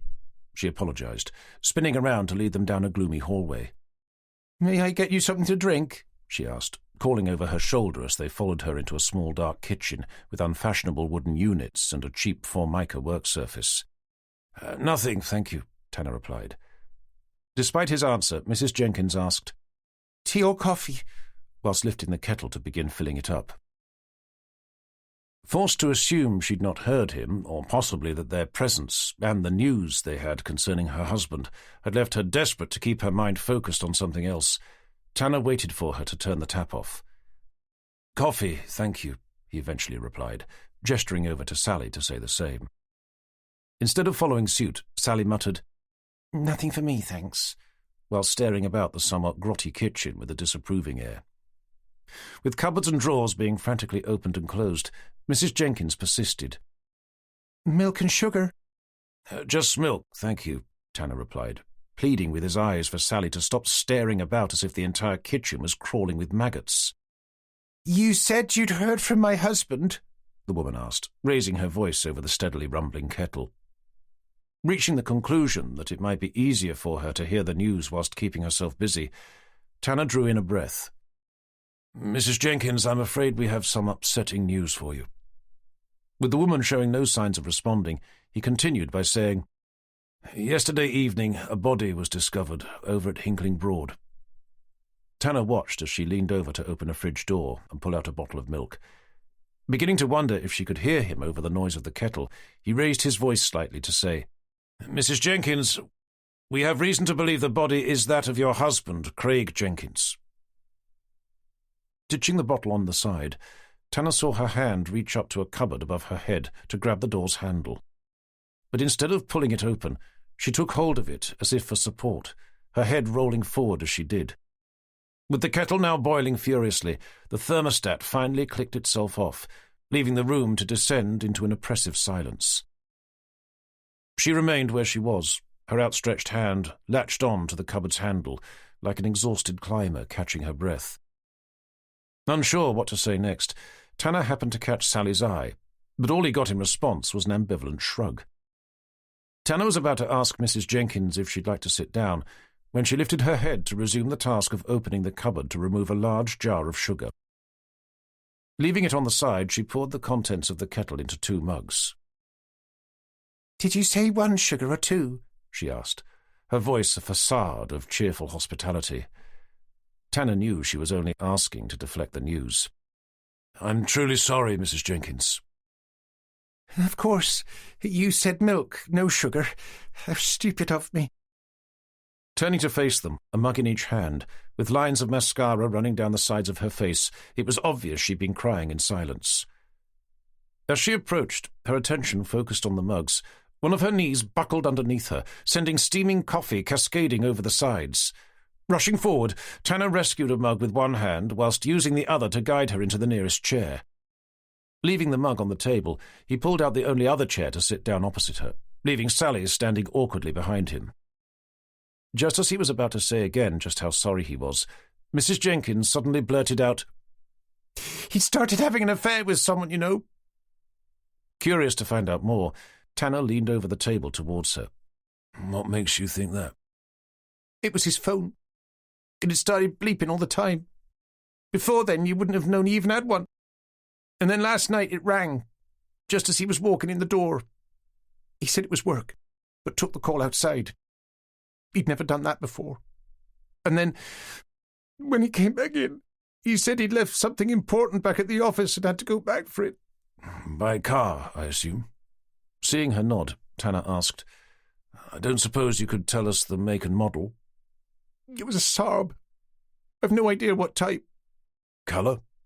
Tanner glanced up at Sally, hoping to see her taking notes. Seeing she was doing nothing more productive than craning her neck to peer out of the kitchen window, he fished out his own notebook, shaking his head as he did.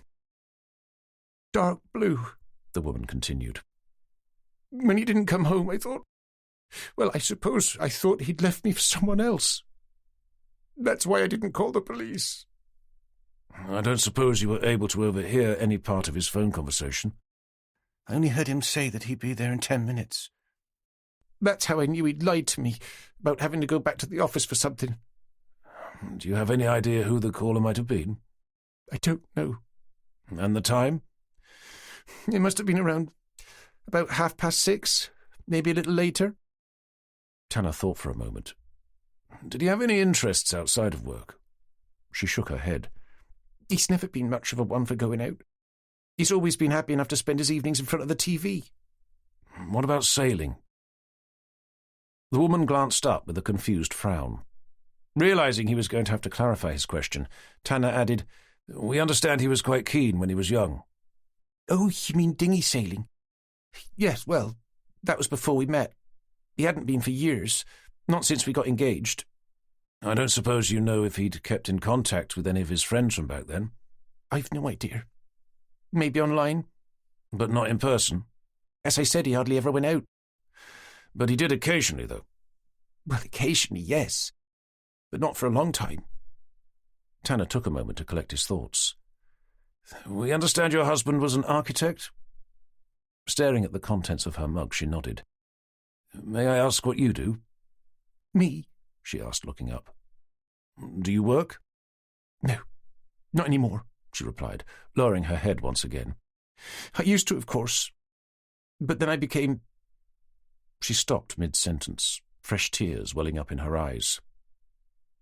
"Our circumstances changed," she eventually continued, wiping them away with the back of her hand. and I was forced to leave. When it came time to return, the company I worked for had gone into administration. I've not been able to find anything since. Nothing suitable anyway. I'm sorry to hear that. Don't be. I never much cared for what I did. May I ask what that was? I was a legal secretary, she replied. Incredibly dull. I suppose I'll have to start thinking about it, she said, her voice trailing away with her eyes over to the far side of the table, where sat a pile of mostly unopened letters. Chapter 22. Back outside the house, as Tanner made a beeline for his car, his thoughts were interrupted by Sally, calling out behind him, "Do you think it was her?" "Do I think it was who?" "The wife, Mrs. Jenkins." Feeling it should be obvious to anyone with half a brain that she wasn't a suspect, he replied, "I really don't know." "Why not?" Realizing he'd forgotten what he'd been thinking about, reaching the car, he let out a heavy sigh. "Because she doesn't have a motive for a start." "What about the affair he was having?" "She thought he was having," Tanner corrected. "Yes, well, in my experience, women are normally right about such things." "In your experience," mused Tanner, but only to himself. "And she certainly seemed upset about something, other than having just been told that her husband was dead." Tanner was about to tell Sally the reason he thought the lady had been emotionally compromised, when he remembered what he'd been thinking about before she'd opened her mouth. "I need to call the office," he announced, hoping to bring what he felt to be a pointless conversation to a rapid close. Feeling that her thoughts weren't being sufficiently appreciated, Sally went on. "And she didn't seem too keen to go back to work either." Deciding to humour her, Tanner stopped to ask, "And why should that make her suddenly want to murder him?" "Maybe he'd been going on at her to get a job, and she just got sick of it." "Maybe, yes," agreed Tanner, turning his head away whilst rolling his eyes, digging out his phone as he did. "Maybe they were having money troubles," Sally continued, apparently unperturbed, "and she'd taken out a life insurance policy on him." "So you're saying she did it for the money?" queried Tanner, working hard to keep a straight face. "Exactly," exclaimed Sally with triumphant glee. Tanner pulled open the car door for her. "Hold that thought," he said, gesturing for her to climb inside. "I have to give the office a quick call, but we can continue this on the way back to the station." Waiting for her to climb in, he closed the door before stepping away to make the call, without being overheard doing so. After dialing the number, it wasn't long before he was put through to the person he was hoping to speak to. "Vicky, it's Tanner. We've just finished talking to Craig Jenkins' wife." "How'd it go?" "About average, I suppose. Listen, she said someone had been in frequent contact with him in the days leading up to his murder." "Does she know who?" "No, but the way he was behaving, she assumed it was the start of some sort of affair. Anyway, the night he went missing, he got a phone call, just as he walked in the door from work. Afterwards, he told his wife he'd left something behind and had to go back, but she'd already overheard him saying that he'd meet whoever had called him 10 minutes later." "So you're thinking that whoever called is the one who killed him?" "I'd have thought it likely, yeah. Even if it wasn't, we need to find out who it was. Can you make it a priority to dig up his phone records? The last call was made at around 6:30 yesterday evening." "Okay, got it." "Another thing. She said he drove off. As his car wasn't where we found him, it's looking increasingly likely that whoever killed him took the vehicle away and dumped it somewhere." "Couldn't they have met somewhere else and the murderer drove him there?" "It's possible. But if that was the case, then I think we'd have found his car keys on him. After all, why leave his wallet but take his keys? If that is what happened, and the killer did drive his car away, then his or her DNA could be all over it." "I'll have a chat with the council to ask them to keep an eye out for it. Do you know what it is?" "It's a Saab, dark blue. We'll need to contact the DVLA for its registration." Tanner paused, giving her a chance to make a note of all that, before going on to ask, "I don't suppose there's been any news from forensics?" "Nothing yet, no." "Okay. Well, hopefully they won't be too much longer." Tanner thought for a moment. "Is Jenny around?" There was a short silence from the other end of the line. "I can't see her. Shall I ask her to call you?" "No, don't worry. We're on our way back now anyway." Chapter 23. Arriving back at the station, Tanner caught Vicky's attention at the far end of the office before scanning the room, searching for Jenny. Despite seeing D.I. Cooper sitting behind what had been Tanner's desk just the day before, she was nowhere to be seen. He was about to ask Cooper if he knew where she was, when he saw her emerge from the kitchen, a steaming mug held in each of her hands. Catching her eye, he smiled at her. It wasn't reciprocated. Intercepting her before she reached her desk, trying to be discreet, Tanner asked, "Can I have a quick word?" Stopping in front of him, she caught his eyes to say, "Sorry, I'm a bit busy at the moment." "It's about the investigation. I mean your investigation. I have a small favour to ask." "Can't you ask Cooper?" "I'd rather not." "Oh, go on then. Let me dump these, then we can talk in the kitchen." A minute or so later, Jenny joined Tanner beside the coffee machine as he poured himself a drink. "Right, what's up?" she asked, leaning against the fridge with folded arms. "I just wanted to ask if you've accessed Kelly Fisher's phone records yet." "We have, yes. Why?" "If I gave you a phone number, would you be able to check it against her outgoing calls?" "I assume you want to know if she's been in contact with Craig Jenkins?" "Well, I've just got back from speaking with his wife." "And not just you, either," Jenny interjected, driving home her veiled accusation through a thin smile. Ignoring the remark, Tanner pushed on. "She mentioned that someone had been making regular contact with her husband in the days leading up to his murder. Also that someone had called him that night, who she overheard him say he'd meet in 10 minutes. If it was Kelly Fisher, then we have ourselves a prime suspect. That would also suggest the two investigations are one and the same, which would mean we'd be able to get back to working together again." "Okay, I'll take a look." "Great, thanks. I'll email the number over to you." "Anything else?" she asked, pushing herself off the fridge. "There was one more thing." "Well, hurry up, my coffee's getting cold." "I was hoping you'd be able to give me a list of all the people who were in your junior national sailing squad. Those from around here, at least." "And why would you want to know that?" "To see if it was any of them who'd been in contact with Craig Jenkins." Jenny thought for a moment. "I'll have to see what I can find out." "Can't you remember off the top of your head?" questioned Tanner, thinking that there couldn't have been all that many. "There were a few," Jenny replied, glancing over at her desk. Unconvinced that she wouldn't be able to remember them all there and then, Tanner pushed her by asking, "Okay, who can you recall for now?" Jenny returned to look at him. "Well, there was Kelly Fisher and Craig Jenkins." "Anyone else?" "A guy called Marcus Hall." Tanner fished out his notebook. "And which club was he from?" "I've no idea." "Was that it?" "Another guy called Chris Street. He was from Norfolk Broads Sailing Club. I think that was all, from around here at least. Apart from me, obviously. And Rob, of course." Tanner stopped to stare at her, his pen poised over his notepad. "You mean Rob as in Robert Ellison?" he eventually asked. "Your friend from Barton Broad?" "That's the one. But I'd already told you that." I don't think you had." Yes, I definitely did. When we first met him at the sailing club." "You said you used to sail together when you were young. You never said anything about him being in the same sailing squad as Kelly Fisher and Craig Jenkins." "Well, anyway, he was only in it for a while." "Do you have any idea why he left?" "He probably got kicked out. He was never all that good." "What was his sailing club?" "I've no idea." "Is there any chance he knew James Boyd?" "I doubt it." "But it's possible, though." "Of course. But as I've said before, just about everyone around here..." "Knows everyone else," finished Tanner. "Well, they do," Jenny concluded with an ambivalent shrug. Tanner took a moment to make a note of his name. As he did, somewhat absently, he added, "Anyway, you won't be able to see him again." "I beg your pardon?" challenged Jenny, planting her hands firmly down on her hips. "Robert Ellison," Tanner repeated, glancing up with a bemused frown.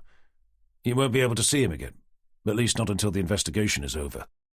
"How dare you tell me who I can and cannot see?" fumed Jenny, her face and neck flushing with blood. I'm sorry, Jen, but he's a suspect in a murder investigation." "Since when?" "Since the body of Craig Jenkins turned up in a rowing boat with a rond hook sticking out of him." "Oh, I see. So I suppose everyone living on planet Earth who just happens to know Craig Jenkins has suddenly become a suspect in his murder?" "If they were in your national sailing squad, then I'd have to say yes, they are." "And it's got nothing to do with the fact that he's an exceptionally good-looking man who's recently asked me out and who just happens to share my interest in sailing?" "Don't be stupid." The moment he said it, he knew he shouldn't have. "What did you say?" Jenny demanded. "Sorry," Tanner said. "You know I didn't mean that." "Please, don't be. After all, I must be for going out with you all these months." "Jen, And if I want to see Rob again, there's not a damn thing you can do about it. To be perfectly honest, at this precise moment, I'd far rather be hanging out with him than you. At least he doesn't go around calling me stupid all the time." "I'm not disturbing anything, am I?" came Vicky's hesitant voice, just outside the kitchen's entrance. "Literally nothing, no," stated Jenny, spinning around to storm out, her head facing the floor to prevent Vicky from seeing just how upset she'd become. Vicky faced Tanner. "I can come back." "No, it's fine," he replied, his face pale and drawn. "What's up?" "It's just that I found out where the call came from. The one that was made to Craig Jenkins' mobile before he went missing." With his mind already busy replaying the argument he just had, only half listening, he said, "Go on." "It was from a public phone box." "Mm-hmm." He looked over Vicky's shoulder to watch Jenny plonk herself down behind her desk. Endeavouring to garner a little more of his attention, Vicky added, "It was the same one used to call in about the body of Craig Jenkins." "The same what?" asked Tanner, his full attention finally turning to the detective sergeant standing before him. "The same public phone box."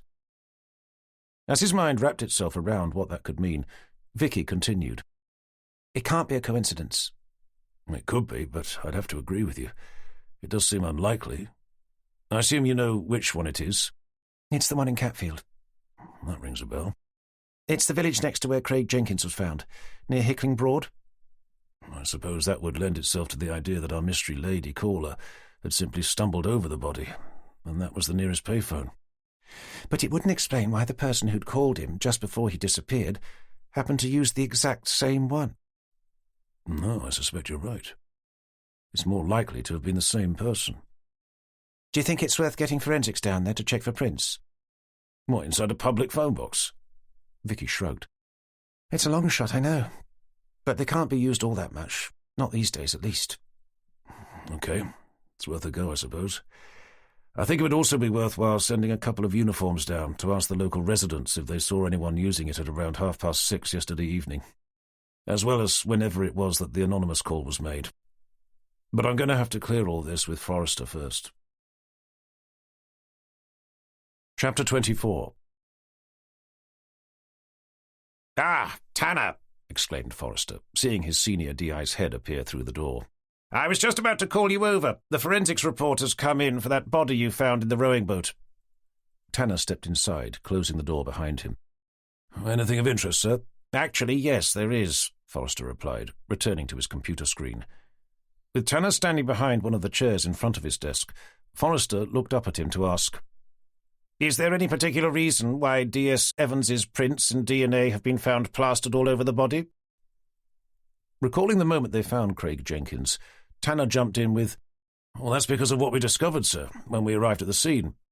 "I think you're going to have to clarify that statement, Tanner." "Well, if you remember, sir, he was still alive." "I see. And that explains why her prints and DNA were found all over him, does it?" "Well, it does. And it doesn't." Forrester looked at him, awaiting clarification. Tanner thought for a moment as he tried to think of how best to describe what happened, in a way that would keep the blame off Jenny, along with himself for that matter. "Go on," prompted Forrester, with a look of growing impatience. "Well, sir, when we arrived, Jenny thought she recognized him. And when we realized he wasn't dead, she climbed on board the boat to try and help him." Forrester glanced back at his computer screen.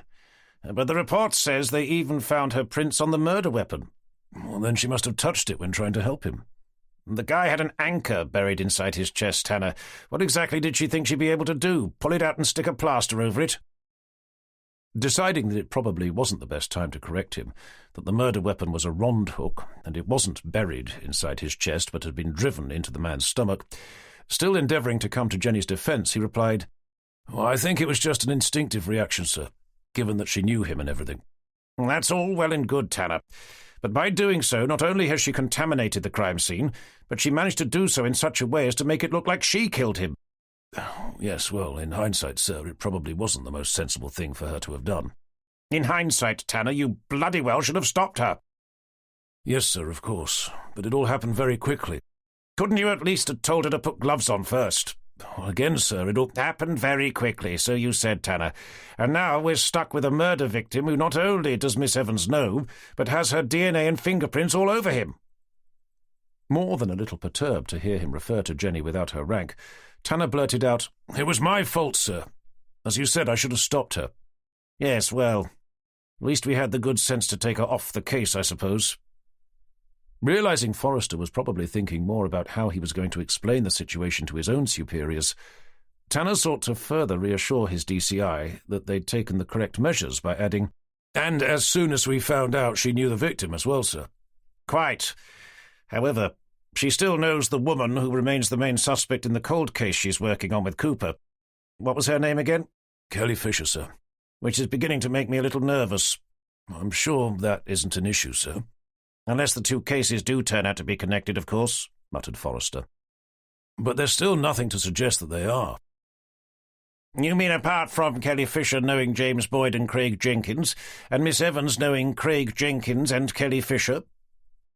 The time had come for Tanner to tell Forrester what he'd found out just a few minutes earlier. That Jenny also knew another man he felt compelled to consider as being a suspect in the investigation into the murder of Craig Jenkins, the oh-so-handsome Robert Ellison. But against his better judgment, instead of doing so, he found himself saying, "I think if Jenny had known James Boyd as well, sir, then I'd probably have to agree with you. But as things stand, the connection remains tenuous at best." "Okay. Well, I hope you're right for all our sakes." Tanner kicked himself. There was a voice inside his head screaming at him that the opposite was true, in that the two cases were one and the same, and that Jenny was stuck in the middle of both.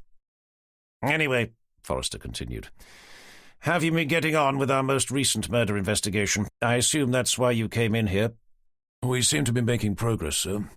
Vicky's just found out that the anonymous caller who phoned in about finding the body of Craig Jenkins used the same public phone box as whoever it was who called him the evening he went missing." "Well, that sounds encouraging. Whereabouts is the phone box?" "Catfield, sir. So I was hoping to be able to send a couple of uniforms over there to ask some of the locals if they saw anyone using it at the times in question." "Makes sense." "I was hoping to be able to send a forensics team down there as well, sir, to give the phone box the quick once-over." "A public phone box?" queried Forrester, without sounding convinced. "Well, yes, sir, but in this day and age it's unlikely to have been used much since then, if at all." Forrester considered that for a moment, before reaching a similar conclusion. "Okay. Let's hope you're right. Otherwise, all we're going to get is about 50 years' worth of fingerprints from just about everyone who's ever stepped foot inside the bloody thing." "Yes, sir." "And what about suspects?" "Sorry, what about them?" "Do we have any?" Forrester demanded, glaring over at Tanner. With his mind turning to Kelly Fisher, he replied, "It's a little too soon, sir." "There must be someone you have in mind. How about his wife?" "She seemed to lack motive, sir," Tanner replied, wondering if his niece had been talking to him. "I've been told otherwise." With his suspicions confirmed, Tanner asked, "Would that have been D.C. Beach, by any chance?" Forrester shifted uncomfortably in his chair. "She did mention something to me about it, yes." "Well, sir, if I'm correct, Sally's theory is that she murdered her normally stay-at-home husband because they were having money troubles, fueled by her suspicions that he'd started an affair. So she took out a life insurance policy against him, drove to the public phone box in the middle of Catfield, somehow managed to persuade him to meet her at the car park next to Hickling Broad, plunged a rond hook into his stomach before hiding his body inside a rowing boat, returned to the same public phone box to let everyone know what she'd done, and then drove home to await our call. None of which is the most likely explanation I can think of, sir." "That's as may be, Tanner, but Sally said she thought Mrs. Jenkins was hiding something important, and that there were a pile of unopened letters on the kitchen table which she thought looked like unpaid bills." "I think that was about her baby, sir." "Her baby?" "Yes, sir. I suspect she'd lost it, either during or shortly after its birth.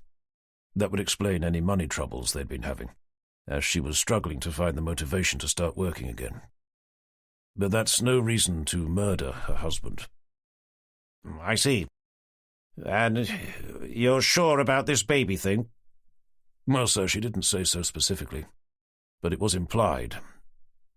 In fairness, had Sally not spent the entire interview staring out of their kitchen window instead of taking notes as I'd asked her to, she'd have probably picked up on it as well, sir. Speechless for once, Forrester did nothing but glower. So, in answer to your question, Tanner continued, no, I don't think Mrs. Jenkins murdered her husband. Well, fair enough, but you still haven't answered my original question. Sorry, sir, what was that again? Who did Tanner? Well, as I said before, sir, it's too early to tell. But you must have some idea. Tanner's mind returned to Kelly Fisher and the list of people Jenny had just given him. That was where he intended to start. But if he told Forrester that, he'd no doubt start going on about how the two murder cases must therefore be linked, and that Jenny should subsequently be taken off both. I need to do a little more digging, sir, he stated, before I'm willing to draw up a list of suspects. Forrester let out a heavy sigh. Then you'd better get on with it, hadn't you? He said, before returning his attention to his computer screen. Chapter 25. Back in the main office, seeing Sally Beach sitting opposite Vicky Gilbert, doing nothing more productive than her nails, Tanner stepped over to catch Sally's eye. I don't suppose you could make me a coffee, he asked, attaching an amorous smile onto the end. Looking surprised to have been asked, Sally jumped up, saying, Of course, before slinking her way over to the kitchen. I thought you didn't like the way she made your coffee, Vicky commented. I don't, but I can't trust her not to go telling her uncle everything I say and do. So from this point forward, I want her kept out of the loop, as best we can at any rate. Fine by me, agreed Vicky, suppressing a smirk. The moment Sally disappeared inside the kitchen, Tanner took his seat to begin whispering to Vicky. Okay, first up. Forrester's agreed for us to send forensics over to that public phone box, and for a couple of uniforms to start asking the locals if they saw anyone using it at the times we know it was. Easily done.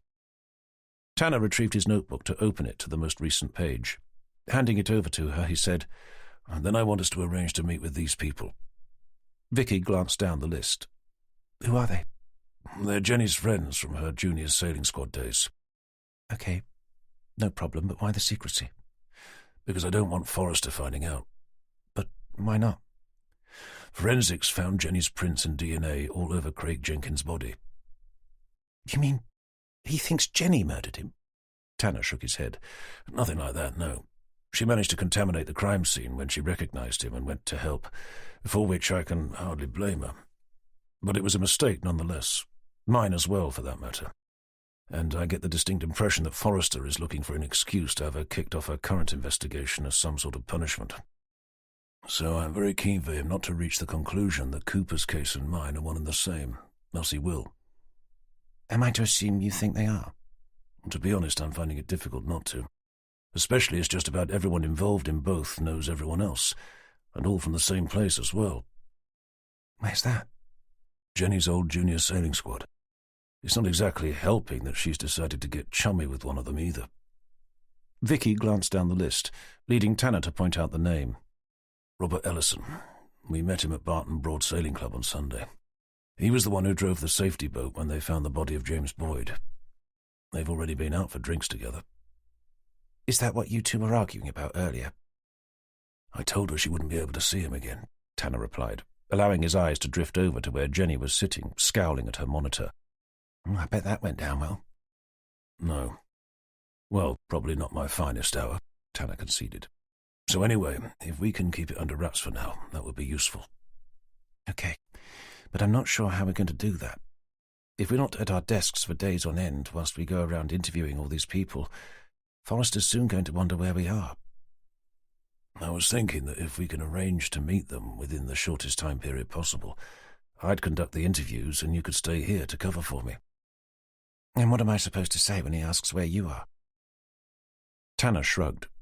Just tell him I've broken down somewhere, judging by the poor opinion everyone around here has of my car. I suspect that would be believable enough. Seeing Sally tottering her way back towards them, a steaming mug clasped in each hand, Vicky nodded towards her. What about little Miss Beach? I suggest we send her down to the phone box in Catfield to oversee forensics and help with the door-to-door inquiries. That'll keep her out of the way for now, at least. Here you are, Sally announced, reaching Tanner's desk. Just the way you like it. Peering down his nose at it as she placed it on the desk in front of him, Tanner replied, "Oh, looks great. Thanks, Sally." As she took her seat, he asked, "How are you getting on with the background check into our victim?" "Craig Jenkins?" she asked, as if having to remind herself. "That's the one," Tanner replied, doing his best to keep any hint of sarcastic condescension from his voice. "I've just been given access to his email and social media accounts, but I'm still awaiting his phone records." "Okay. Well, let me know when you have. Then I've got a little job for you." Chapter 26. With Beach being kept busy in Catfield, Gilbert took over the job of conducting Craig Jenkins' background check, leaving Tanner free to drive over to Norwich to meet with one of the people from Jenny's list, Marcus Hall. "Thanks for taking the time to see me," said Tanner, on being invited into a large empty boardroom. "Not a problem," replied the tall, gaunt, balding man, holding the door open for him. "It's not often we get the police in here." "I'd have thought, being a divorce lawyer, you'd have them in every other week." "Our clients rarely become that emotional," Hall chuckled, closing the door. "Anyway, how can I help?" "Last night we found the body of someone who we believe you may know." Raising an intrigued eyebrow, the man gestured for Tanner to take a seat. Doing so, Tanner waited for his host to follow suit. "His name was Craig Jenkins." "Good God! I've not heard that name in a while." "I understand you used to sail together when you were young." "Well, we were in the same squad, if that's what you mean. Separate boats, mind. But that was years ago." "I don't suppose you can remember when you saw him last?" asked Tanner, digging out his notebook. "Crikey, I'm not sure. Not recently, I know that much. Probably not since the training. I can't remember seeing him after that." "How did you two get along?" "Oh, okay, I guess. We didn't know each other all that well. We only saw each other when we were sailing." "And how often was that?" "Most weekends. Even if there wasn't an official training event, we'd often meet up, as we both lived in the Broads area." "I understand there were others in the squad who came from around here." "There were, yes." "Can you remember who they were?" Gazing up at the ceiling, the man thought for a moment. "From memory, Craig Jenkins, Chris Street, Robert Ellison, Jenny Evans and Kelly Fisher." "How about James Boyd?" "James Boyd," he repeated, turning the name over in his mind. "I can't say I've ever heard the name before. He certainly wasn't in our squad. Not in my time." "You mentioned Kelly Fisher. Can you tell me what she was like?" "Much like the rest of us, I suppose." "We've been told she could be quite aggressive." "On the water, perhaps, but then again I think we all were to a degree." "And how did you all get on when you weren't on the water?" "Oh, fine," Hall replied with a dismissive shrug. "No fights or arguments?" "Only about incidents that took place during the racing." "How about relationships?" "Sorry? How do you mean?" "If there were 4 boys and 2 girls, there must have been something going on between some of you." "Oh, that. Well, I suppose we did occasionally talk about Jenny and Kelly in that way, as boys have a tendency to. I've no idea if they did the same." "But there was nothing going on between any of you?" "Not that I was aware of." Taking a moment to make a note of that, Tanner asked, "I don't suppose you happen to stay in contact with any of them?" "Not since I stopped sailing, no." "And when was that?" "When I went to university." "So you haven't seen any of them since?" "Not in so many words." Tanner glanced up from his notes. "Does that mean you have?" "Well, I thought I saw one of them recently, a few times, actually." Poised with his pen, Tanner leaned over the table. "And which one was that?" "Jenny." "Jenny as in Jenny Evans?" queried Tanner, unable to hide his surprise. "Well, it looked like her." "And when was that?" "On 2 or 3 occasions over the last couple of weeks, when I was out in the evening." "But you didn't speak to her?" "To be honest, I wasn't sure if it was her, after all these years. And each time I saw her, I was too far away to say hello." "Far away as in?" "She'd be sitting on the other side of whichever pub I happened to be in, and when I thought I might wander over, she'd gone." "But if she was that far away, how did you know it was her?" "Because she was staring at me, as if she knew who I was." "Well, maybe she didn't know who you were, but was simply a girl trying to catch your eye." "I'd be so lucky," the man smiled, revealing a row of misaligned, stained teeth. "Even if that was so, the same girl? 3 times at 3 different places? Are you suggesting she's been following you? I'd not thought of it like that, but thinking back it was a little odd.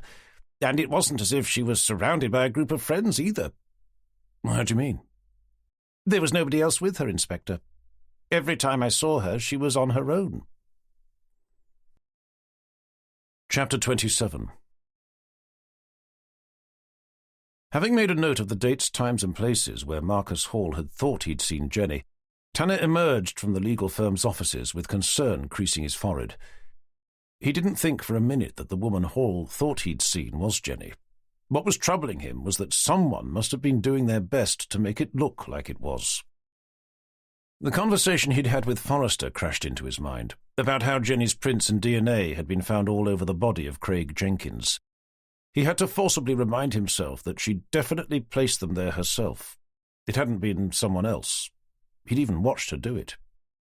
Heading towards his car, he wondered who could have been pretending to be Jenny. Retrieving his notebook to check the address of the next suspect on his list, he glanced down at his watch. The person lived on the other side of the Broads, on the outskirts of Great Yarmouth. With it approaching rush hour, it was going to take him a while to get there, but at least the journey home would be shorter. He contemplated calling Jenny to let her know what he was up to and what time he might be back, but thought better of it. She'd only ask him who he was going to see, and at that stage he wasn't prepared to tell her. He didn't particularly want to call Vicky either, not if it meant having to say that the man he'd just spoken to seemed to be under the impression that he was being stalked by Jenny. Nevertheless, he felt he had to touch base with her, just in case Forrester had been asking after him. But also to find out if there'd been any news from Sally Beach over in Catfield. Swapping his notebook for his phone, he leaned against his car to call the office. "Vicky, it's Tanner." "Hi, Tanner. How'd you get on with Marcus Hall?" "Okay, I guess. I'm about to head over to Chris Street's house, but he lives near Great Yarmouth, so I could be a while." "No problem. I can't see myself leaving any time soon." "Has Forrester been asking after me?" "Not yet, but I've seen him look this way a few times." "How about DC Beach? Any news?" "She's on her way back now." "What, already?" "She said she had to leave at 5. "Then she clearly doesn't understand how this job works." "Well, no, but that's hardly surprising." "Did she say anything?" "Only that forensics have finished with the phone box, and that they were able to dig up a couple of witnesses who saw it being used at the given times." "Description?" "Neither got a good look, but both said something similar." "And what was that?" "That it was a young woman with shoulder-length dark hair, blue jeans, and a brown leather jacket." "What, both times?" "Both times, yes." "Shit," cursed Tanner under his breath. "Why? What's up?" "Oh, nothing," he replied, his earlier concern mutating into more of a feeling of anxious dread. "Is Jenny there?" "She is, yes. Do you want a word?" "No, it's all right. Can you just tell her that I might be back a little late?" "I assume you don't want me to tell her where you are?" "I'm not sure that would be a great idea, no." "Okay, no problem." "And how about you? Anything of interest cropping up from Craig Jenkins's background check?" "Only that he didn't seem to have much of a life."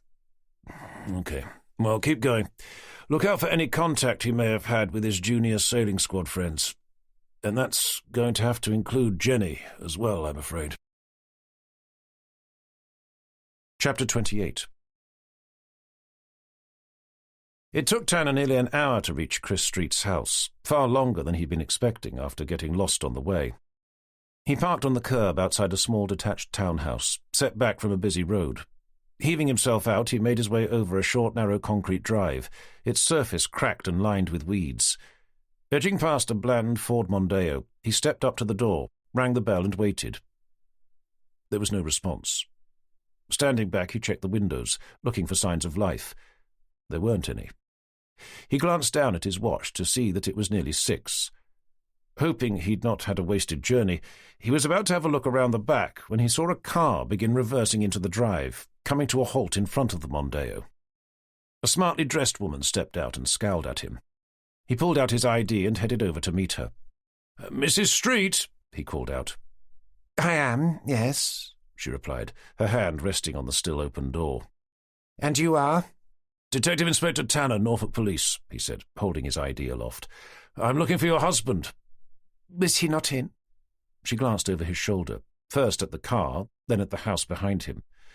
There was no answer, no. Closing the car door, she narrowed her eyes at him. What's it about, anyway? Nothing to worry about. I just had a few questions for him. Any idea where he might be? He's probably taking the dog for a walk. And how long does that normally take? About an hour. I don't suppose you could give him a call for me to let him know I'm here. With a frown of disapproval, Mrs. Street dug her phone out from the depths of her handbag. She waited for a few moments with the phone pressed to her ear. He's not picking up. I'll have to leave him a message. What did you say your name was again? Detective Inspector Tanner, Norfolk Police. Chapter 29. Leaving the woman his card, Tanner made his way back to his car. There he waited for a few minutes, hoping Mr. Street wouldn't be long.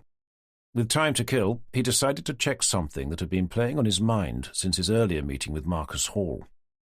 Fishing out his phone and his notebook, he found the dates and times the divorce lawyer had told him he'd seen Jenny, or someone he thought looked like her, watching him. He then opened up the calendar on his phone.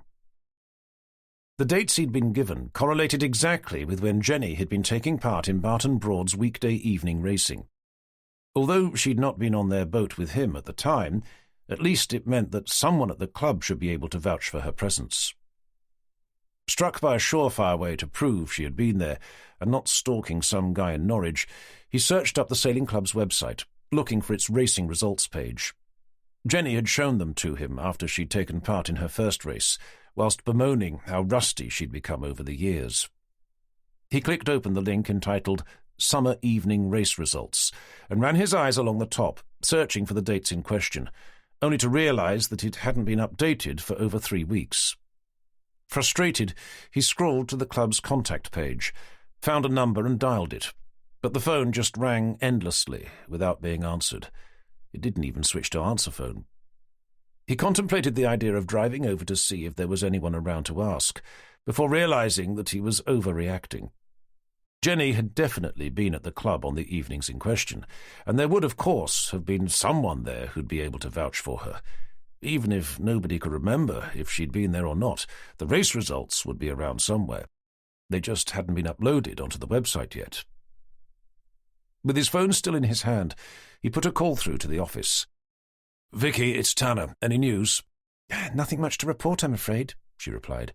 "I've just finished going through Craig Jenkins' social media and email accounts, but haven't found any sign of him being in contact with anyone from the junior sailing squad." "What about his phone records?" "I've not started on those yet." "Finances?" "I'm still awaiting access." "I don't suppose forensics have come back with anything from that public phone box?" Not yet, but in fairness, they only finished there a couple of hours ago." "Of course, yes, sorry. How about Forrester? Has he been asking after me?" "He did, but only on his way out the door. I just told him you were chasing a possible lead." "Okay, good." Tanner paused for a moment. "I don't suppose Jenny's still there?" "Cooper gave her a lift home about an hour ago." "Well, fair enough," Tanner replied, checking the time on his dashboard to see that it was gone 7 o'clock. "How about you?" Vicky inquired. "Mr. Street wasn't in, but his wife says he should be back soon, so I'm waiting in the car for him to appear. I suggest you call it a day, and I'll see you first thing tomorrow." As he ended the call, something caught his eye in his side view mirror. In the early evening light, he could clearly see a man charging up the road behind him, desperately holding on to a large dog on the end of a straining lead. Remaining where he was, Tanner watched as the man was dragged past his car.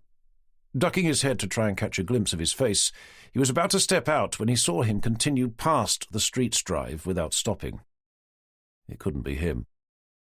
Coming to the conclusion that he could end up waiting there half the night, he gave up, started the engine, pulled his seatbelt on, and indicated to start making his way home.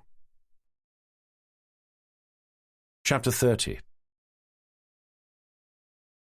Leaving his car in the public car park, near to where his boat was moored, Tanner continued on foot, his mind consumed with thoughts about Jenny, the most immediate being how she was going to react to seeing him again. They'd not spoken since their argument in the office earlier that day, and he was expecting an icy reception. Taking a moment to enjoy the view of his boat, with Hunset Mill beyond, silhouetted against a warm evening sun, he heard Jenny's voice call out from inside the cockpit. "Hello, stranger. Fancy seeing you here." Relieved to hear her sounding like her normal cheerful self, Tanner did his best to respond in a similar amicable vein. "Hey, Jen. Good to hear you, even if I can't actually see you." "Sorry," her voice came again, closely followed by her head, poking out through the closed canvas doorway. "I've only just put the awning back on." "Having an early night?" "I was actually about to head off to the club." "What, sailing?" Tanner questioned, stopping where he was. "No, rock climbing," Jenny replied in her familiar, sarcastic tone. "Apparently Norfolk's famous for it." Tanner scowled.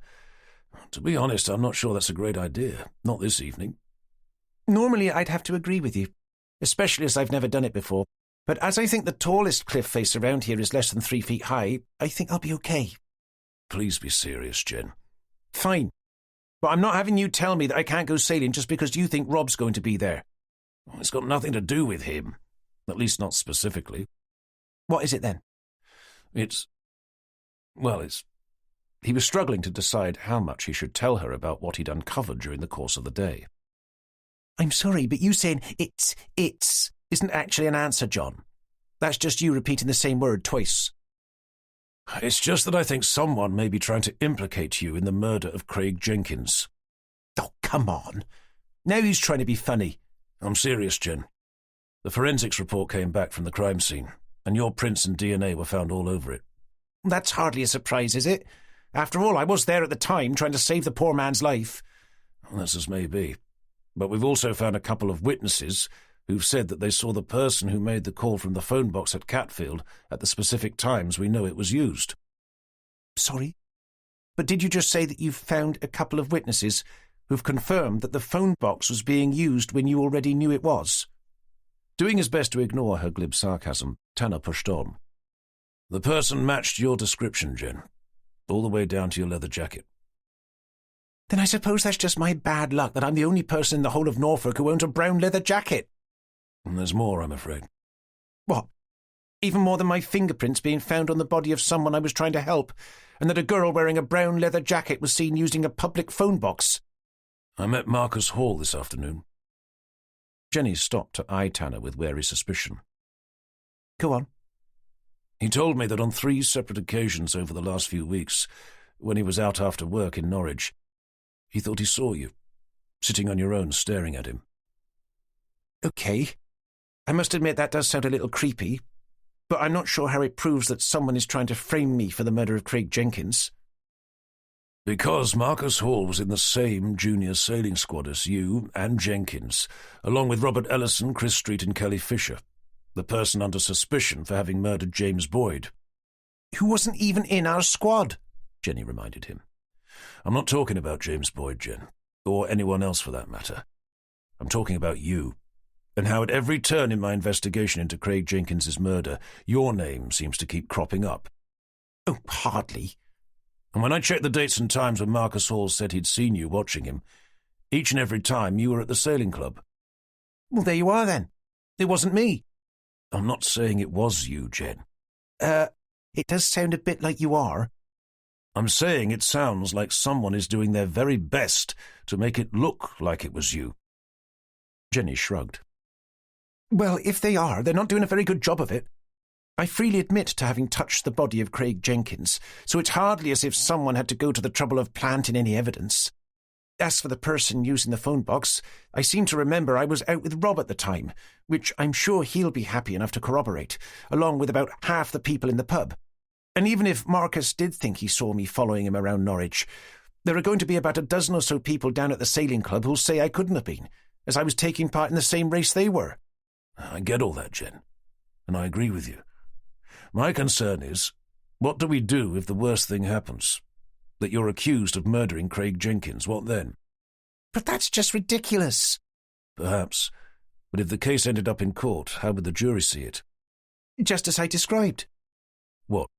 That you personally know everyone involved, your prints and DNA were all over the crime scene, you were seen using the phone the victim was called from before he was killed, and then afterwards alerting the police, and that you've been seen stalking another member of the same junior sailing squad?"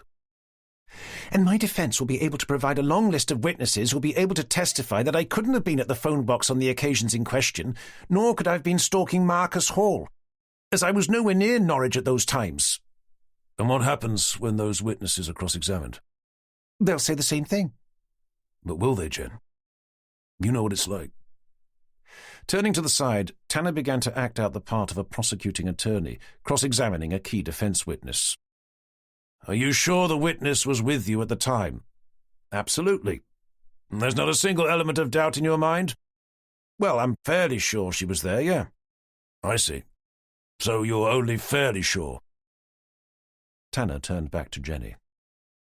If your innocence comes down to whether or not someone only thought you were at the same place as them at the time, then your case will come crashing down around your ears, especially when the prosecuting attorney shows them a picture of a rond hook embedded inside the stomach of one of your old sailing chums, one that has your fingerprints plastered all over it.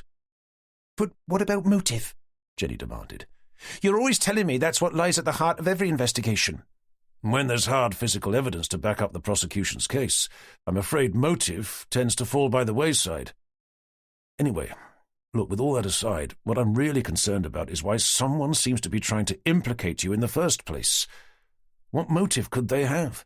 And to what lengths are they prepared to go?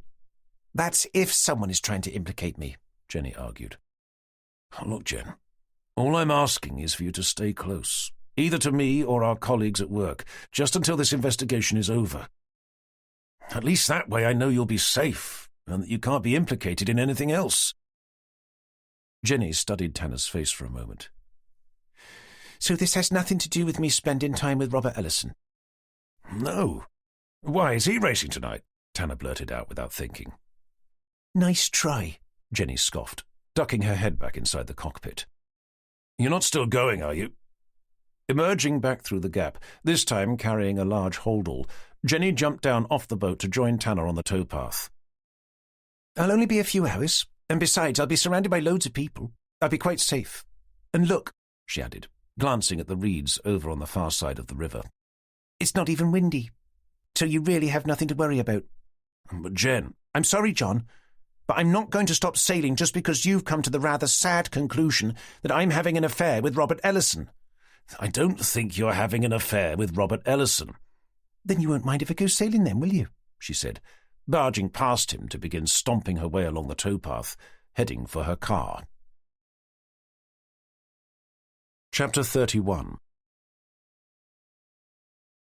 Tanner was relaxing on the bench seat in his cabin cruiser's open cockpit, a book in one hand, a glass of wine in the other, when his phone rang on the table beside him. With the sun sinking fast and Jenny still not back, he automatically assumed it was her, letting him know that she was going to be late. Exchanging the glass of wine for his phone, he raised an eyebrow when he saw that it wasn't Jenny calling, but D.S. Gilbert. With an unsettling feeling in the pit of his stomach, he answered the call. Hi, Vicky, what's up? Sorry to disturb you so late, but I've just had Forrester on the phone. Another body's turned up. Where?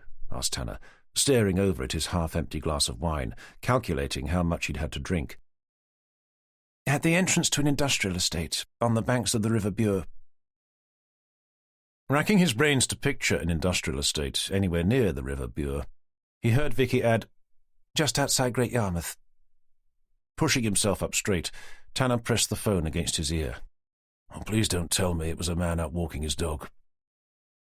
It was a man, yes, and a dog has been found at the scene. How did you know? Police intuition, Tanner sighed. Has he been identified yet? Not as far as I know. And I suppose Forrester wants me to head over there. He's asked us both to go. Okay, if you can text me the location, I'll meet you there. Ending the call, he stood up, turned his book over to leave it upside down on the table, and called Jenny's mobile.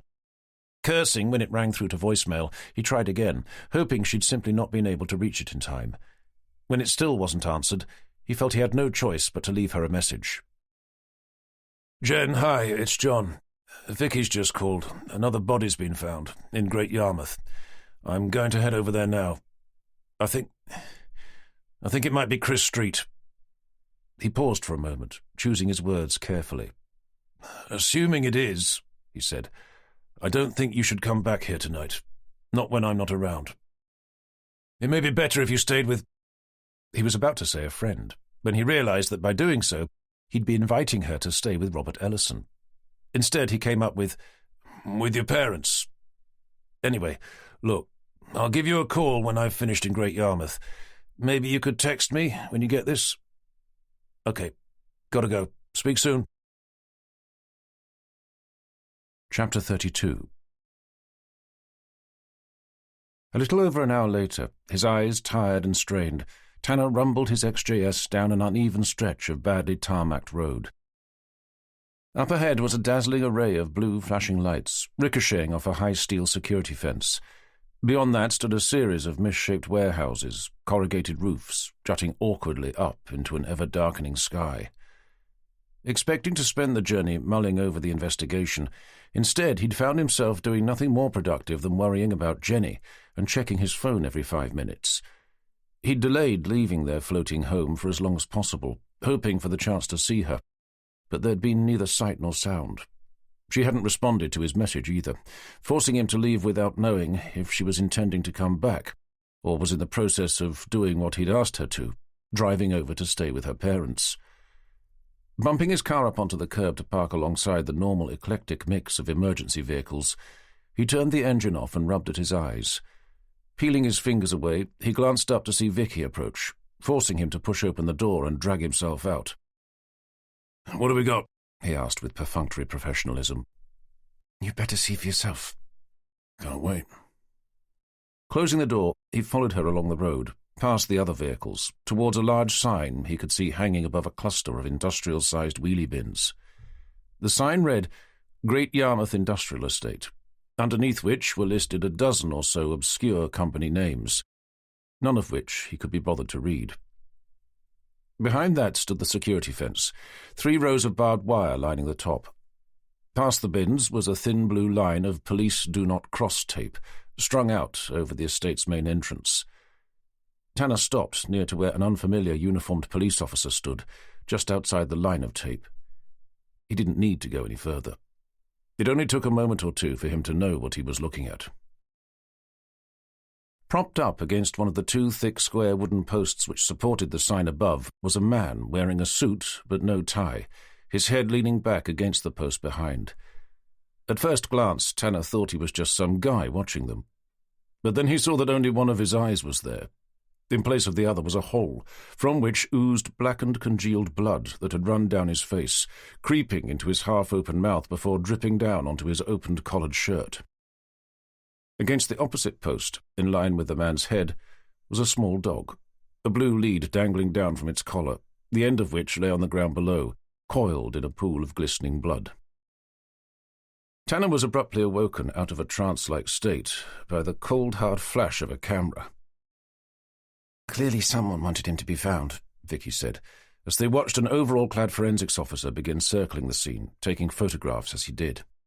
"Else they'd have dumped him in one of the wheelie bins, or better still, shoved him into the river." Tanner didn't answer. Her remarks were obvious enough.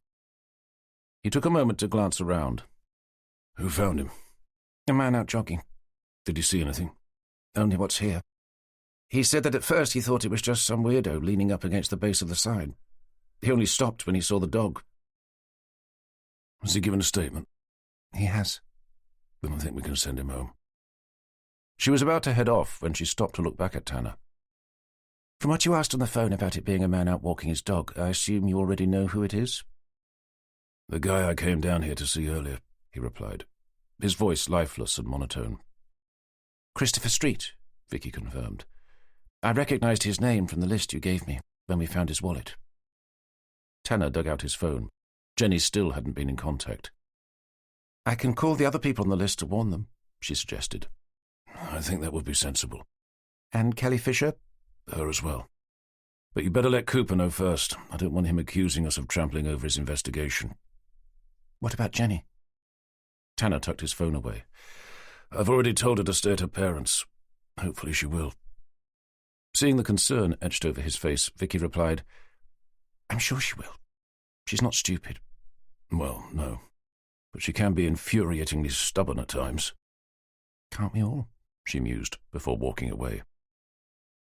Spying a familiar face near to where the body of the dog hung, Tanner exchanged his phone for his ID, holding it up for the police constable to see. Ducking under the tape, he turned back to call after Vicky. "When you speak to those people, don't give away too much. Just tell them that it may be prudent for them to stay at home for a few days, ideally with family or friends. Meanwhile, I'm going to have a quick chat with our medical examiner."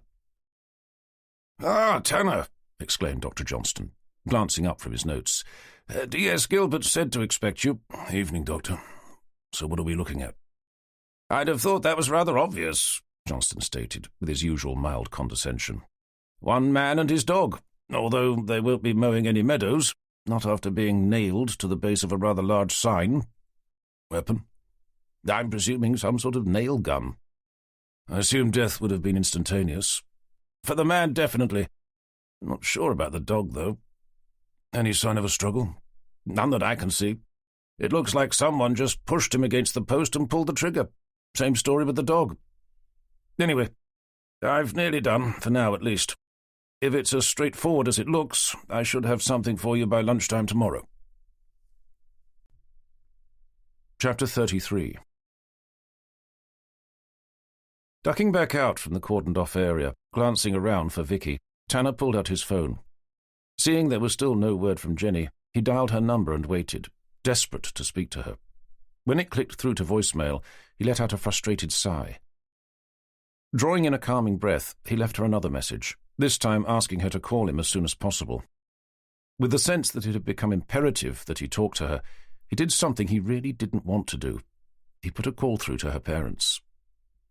After only a couple of rings, Tanner heard Jenny's mother answer, leaving him clearing his throat to say, "Hi, Mary, it's John Tanner." "Oh, hello, John. We were only just talking about you." Relieved to hear Jenny was there, he asked, "I don't suppose I could have a word with her?" "Have a word with who, my dear?" Jenny?" "Oh, Jenny's not here. I was speaking about you with Fred. We were wondering when the two of you were going to come over to see us again." "Jenny's not there," he repeated, the knot in his stomach tightening. "No? Why? Were you expecting her to be?" Not wishing to worry them, he spluttered, "Oh, no, well, sort of, but not really. She said she might pop by, that was all. Not to worry, I'll give her a call on her mobile." "I would do if I were you. So, anyway, what do you think?" With his mind racing, Tanner asked, "Think about what?" "When you're going to come over. It would be lovely to see the two of you." "Oh, he said, keen to end the call. "I'd better ask Jenny. Can I get back to you on that?" "How about for lunch on Sunday?" Yes, okay, sounds good. But I'll need to check with her first. Anyway, I'd better go.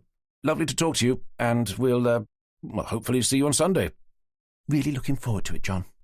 "Great, me too." "And you don't need to bring anything. We'll do all the cooking." "That's very kind. So, see you then." "Yes, bye for now. And give my love to Jenny." "Will do." Before she had the chance to say goodbye again, he ended the call.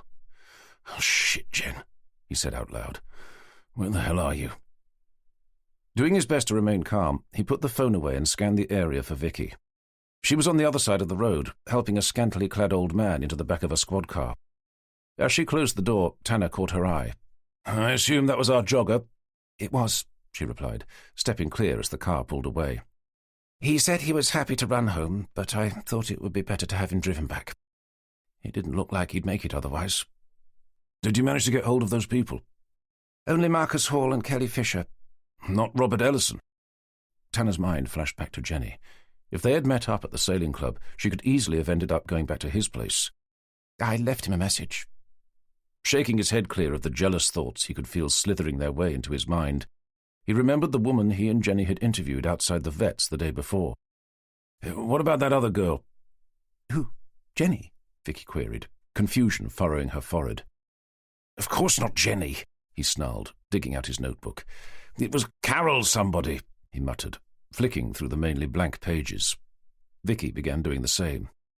"I don't have anything about a Carol."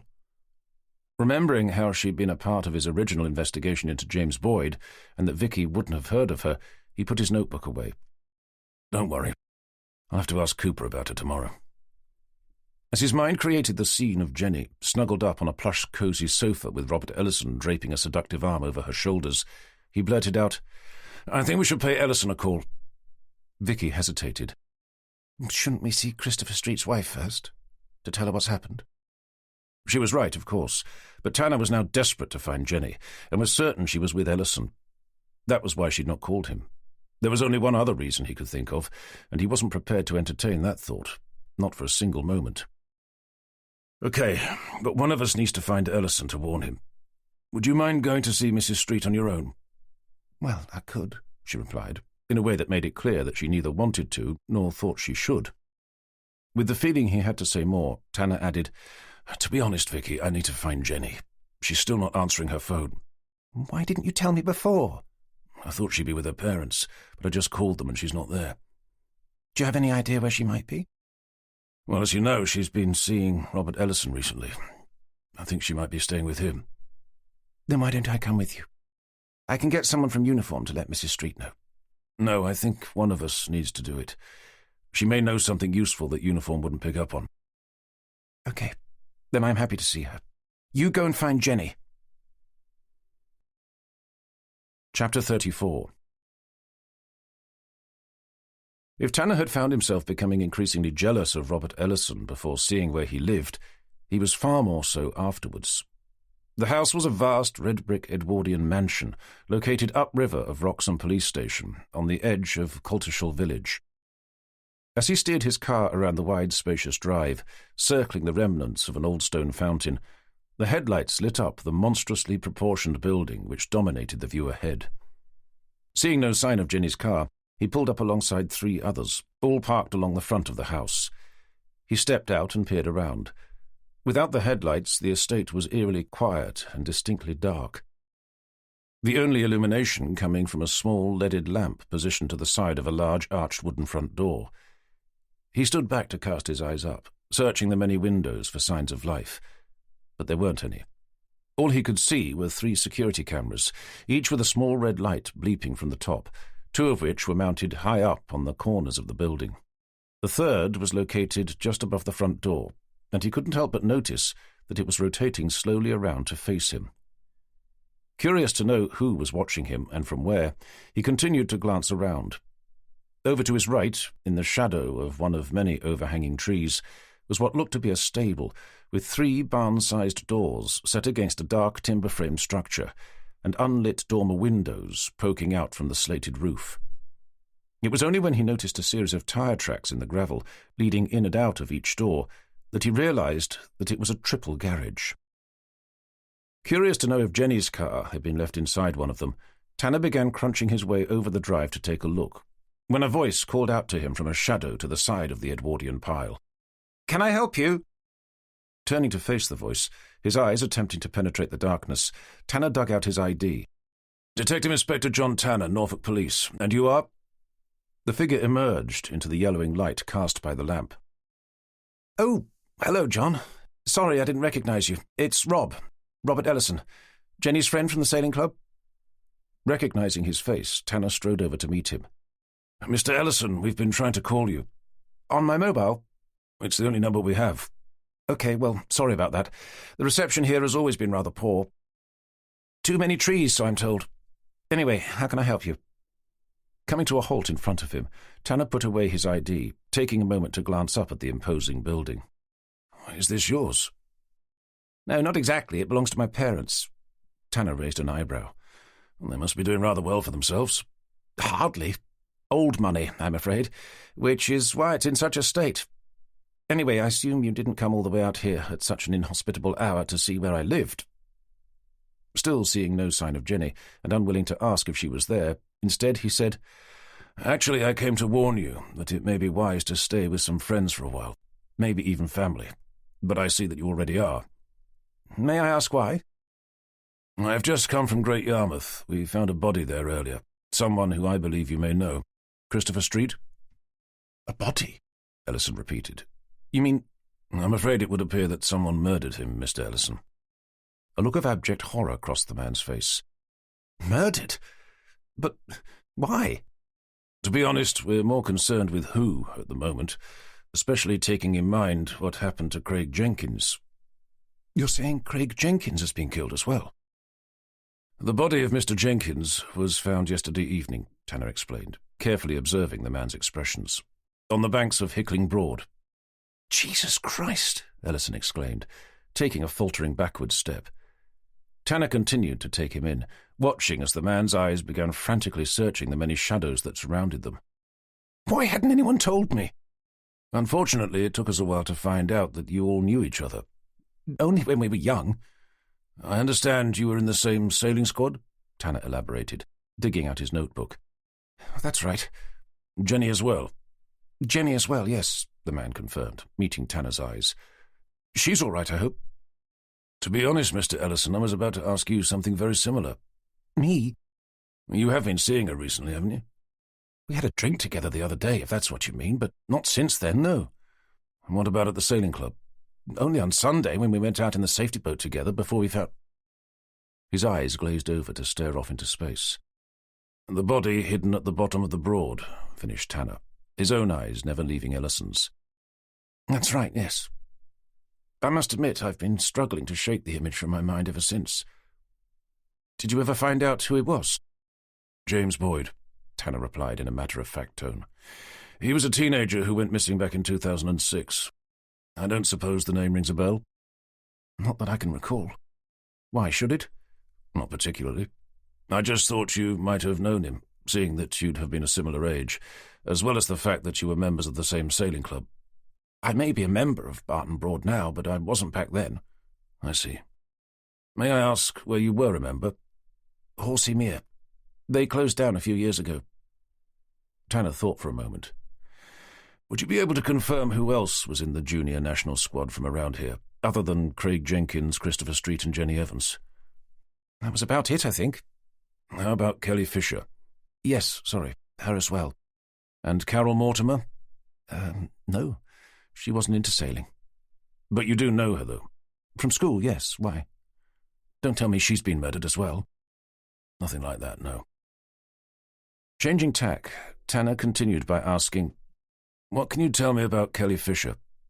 Ellison shrugged. What do you want to know? What was she like? We've been told she could be quite aggressive. You don't seriously think it's her doing all this? Not at all. I'm simply asking what she was like.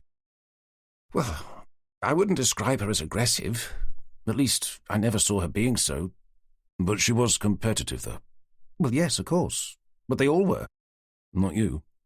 Ellison shrugged. Not so much. I think that's probably one of the reasons why I left. You left, or you were asked to leave? Probably a little of both, he replied with just a hint of a smirk. I can't say I was really into it, not like the others. They all seemed to take it so seriously. What about Jenny? Oh, she was totally into it. Super aggressive, always shouting at everyone around the course. And if she didn't win, she'd either fume with rage or sulk, one or the other. Fortunately, she seems to have matured since then. And that was Jenny? Tanner queried. To him it sounded more like Kelly Fisher. It wasn't only her, but I'd definitely say that she was the most competitive. Tanner glanced around. And you haven't seen her? Not since we went out for that drink. And that was yesterday at the Red Lion? That's right. May I ask what time you were there from? Oh, Ellison stared up into the blackness of the sky. I think we were due to meet at 8. Yes, but what time were you there from? Tanner repeated. Sorry, I probably got there about 10 minutes before that. I have a thing about not being late, which does tend to mean I end up being early rather a lot. But as is often the case, I didn't need to be, seeing how late Jenny was. Racking his brain as he tried to remember what time Jenny had left their boat that night, Tanner asked, What time did she arrive? I'm not sure exactly, but I'd already had a couple of drinks by then and was beginning to think she was going to be a no-show. And this was at the Red Lion? That's right. When was the last time you saw her before that? Excluding that time at the club on Sunday, not for years. Can you be a little more specific? Asked Tanner, busily taking notes. Probably not since we were in the junior squad together. Although, saying that... Tanner glanced up from his notepad with a shot of alarm. Saying what? Well, I can't be sure, but I thought I'd seen her a few times more recently. Recently as in? Over the last few weeks, before we met on Sunday. We didn't say hello or anything. I wasn't even sure it was her. She was sitting too far away.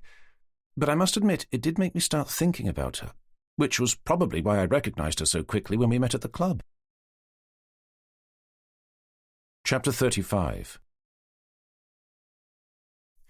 With the conversation coming to a close, Tanner wandered back to his car with only two things on his mind. Who'd been going around pretending to be Jenny, and more importantly, where the hell was she? He cupped his hand under the car's chrome door handle, then glanced back at the house, half expecting to see Ellison still standing there to see him off the premises. Thankfully, he wasn't. The security camera remained where it had been before, and hoping that Ellison wasn't watching him from some darkened room, Tanner stepped away to sneak past the fountain, over to where the converted stables lurked in the shadows. There he attempted to find a way to peer inside, but there were no windows in the barn-sized doors. The only ones were built into the roof, and there was no obvious way to reach them. Noticing that there was a good half-inch gap around the edge of each door, he pulled out his phone and accessed its torch function. Making sure he didn't light up the entire estate, he flattened it against one of the gaps before turning it on to peer inside. There was definitely a car in there. By the looks of it, it was some sort of old Rolls-Royce or a Daimler. It wasn't Jenny's Golf. After glancing back over his shoulder, he proceeded to the next door to do the same, before moving on to the last. From what he could make out, behind the doors were two cars and an old wooden motorboat, sitting on a trailer. Jenny's car wasn't there, neither was there any reason for it to be, other than the unsubstantiated and wholly irrational feeling of jealousy he'd been harbouring towards Ellison ever since they'd first met. "Give it up, John," he said to himself. "She's not here." With that, he skulked back to his car, opened the door, climbed inside, and drove quietly away. Chapter 36. Pulling into the car park close to their moorings, it was immediately obvious that Jenny's car wasn't there either, but by that stage he wasn't really expecting it to be. During the journey from Ellison's palatial mansion, the focus of his attention had turned from worrying about where Jenny was to contemplating what he should do about it. He'd made a rough mental calculation that she'd been missing for about 6 hours, which by police standards wasn't any time at all. Had he been a husband, wandering into Wroxham police station to report that his wife had been missing for such a short period of time, he'd have been laughed out of the building. Jenny wasn't even his wife, just a girl he happened to be living with on board a boat. At that moment, he made a vow to do something about that. He loved her. That was beyond doubt. Thinking about it then, he wasn't sure why he'd not proposed to her before. They'd been going out long enough. He couldn't imagine finding anyone else more compatible. Certainly nobody who was as intelligent and attractive, someone who even shared his rather odd sense of humour. But deep down he knew why he hadn't. The subject had never come up, but he had a feeling that Jenny would want to have children. Tanner really wasn't sure he'd be able to. Not again. His daughter, Abigail, had been brutally murdered, just as she was entering the prime of her life. He'd no idea if he'd be able to have another, so having to spend the rest of his life living in constant fear that the same thing might happen again. He also felt that having another child would almost be disrespectful to Abigail's memory, as if she were nothing more than a family pet who'd died, and he was out shopping for a replacement. As he ambled down the towpath towards his boat, his mind leapt from one disjointed question to another, never able to rest on one for long before latching on to the next. Where was Jenny? What possible reason did she have for not calling him? Who'd been going around pretending to be her? Was it the same person who'd called from the public phone box the night they found Craig Jenkins? And why had she been so late to meet Ellison on the very same night? Was someone trying to frame her? Or was Jenny the one who... Balking at the very thought, he shook his head, furious with himself for having allowed it to penetrate his conscious mind. He should be more concerned for her safety than contemplating the ridiculous notion that she could have anything to do with what was going on. For all he knew, her body was floating face down in a river at that very moment, waiting for a reversing boat to suck her into its propeller, as had happened to that other poor girl all those months before. He clambered on board the yacht, calling out, "Jenny, are you here?" His voice disappeared into the darkness, nothing coming back in response but the distant boom of a bittern, echoing out over the Broads. An unwelcome shiver crept down his spine. Stepping over to the cockpit's brass gas lamp, he lit it with the lighter kept beside it. As a comforting yellow light pushed gently at the darkness, he lifted the starboard side bench seat to reach down and retrieve the bottle of rum he kept there, along with a glass tumbler. Filling the glass, he downed the contents and stood for a moment, enjoying the sensation of the smooth, burning liquid sliding down into his stomach. Was he really going to have to turn in for the night without knowing where she was? Shouldn't he at least make the effort to start contacting her friends? With the rum already having the required effect, he reminded himself that it really hadn't been all that long since he'd last seen her. If she wasn't at work the following morning, he'd launch a countrywide search for her. Until then, he had no choice but to stop worrying and turn himself in for the night. But not until he'd had another drink. Chapter 37. Thursday, the 4th of June. Feeling as if he'd hardly slept, Tanner emerged into consciousness long before his alarm went off. As he lay in bed, his mind already entangled in the same web of thoughts he'd been so consumed with the night before, he searched around for his phone.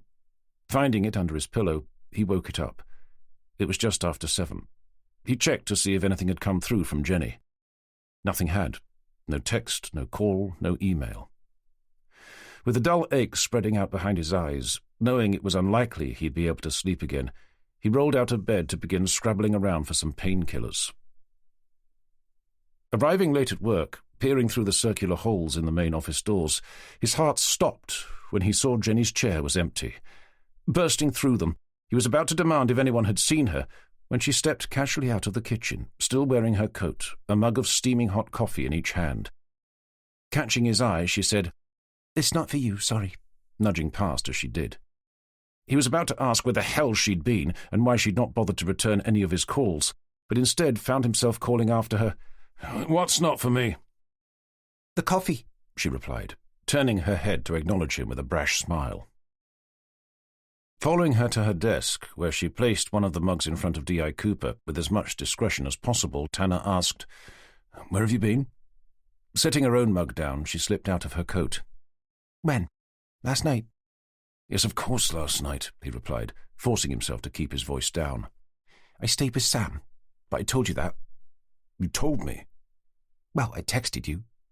"But he spluttered, dragging out his phone. "Nothing came through." Jenny shrugged, draping her coat over the back of her chair.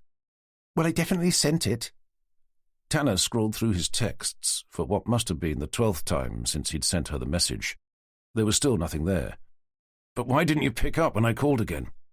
"The battery on my phone died, and I didn't have my charger." "Why? Were you trying to get hold of me?" "Yes, of course I was trying to get hold of you." "Well, I'm sorry, but how could I have possibly known that?" Desperate to vent his frustration, with his brain shifting to find out who her new boyfriend was, he demanded, "Who is this Sam, anyway?" "Samantha Cummings. My old friend from school." The name rang a vague bell, but the discovery that it was a girl hardly helped him feel better. "Well, next time you decide to go away for the night, may I suggest you take your phone charger with you?" "Hey, you're the one who told me to stay with a friend. It wasn't my choice." "I told you to stay with your parents." "No, you suggested I stayed with my parents. And before I get really pissed off, who the hell are you going around telling me where I should and shouldn't be staying? My dad?" With all that he'd been thinking about the night before, the comment hit Tanner like a sledgehammer to the chest. Instantly regretting the remark, Jenny took a moment to rein herself in. "Anyway, unless you want to continue this outside, I suggest you stop accusing me of whatever it is you think I've done, and leave me alone to get on with my day." Chapter 38. Tanner spent his morning doing his level best to be grateful for Jenny turning up unharmed, but without much success. Instead, he found himself wallowing in a mire of bitter resentment. As far as he could make out, she'd made it abundantly clear that she didn't give a shit how much he'd been worried about her, and the whole dad remark left him feeling like some sort of pervert, seeing that she was actually young enough to be his daughter. Perhaps unsurprisingly, he didn't have a particularly productive morning, and was about to sneak out for an early lunch on his own when he saw Forrester beckon him into his office. "Oh, what now?" he muttered, dragging himself out of his chair. A minute later, Tanner poked his head through the door his DCI had left half open for him. "You wanted to see me, sir?" "Take a seat," Forrester replied, without looking up from his computer screen. "And make sure the door's closed." Tanner didn't like the sound of that, and he did as he was told. With his attention still focused on his screen, Forrester said, "I assume you haven't seen Johnston's post-mortem report from last night?" "Not yet, sir, no." He'd noticed it in his inbox a couple of minutes earlier, but had been hoping to take lunch before ploughing his way through it. "Then you won't know that we appear to have ourselves a problem," Forrester stated, dragging his eyes off his screen to sit back in his chair and frown at his senior DI. Tanner shifted uncomfortably in his seat, his stomach tightening. "I don't suppose there's any chance DS Evans was with you last night?" "I'm afraid she was out, sir," he replied, cursing under his breath. "Did she tell you where she went?" "She went sailing at our club. They have evening races during the summer, every Tuesday and Wednesday." "Does she sail in the same boat as someone else?" "No, sir, she sails a laser. It's a single-handed dinghy." "Okay, well, hopefully somebody there will be able to verify that." There was a momentary pause before Tanner dared to ask what he'd already suspected. "Am I to assume by your question that Jenny's DNA was found at last night's murder scene?" "Her prints as well," Forrester confirmed, his voice quiet and distant.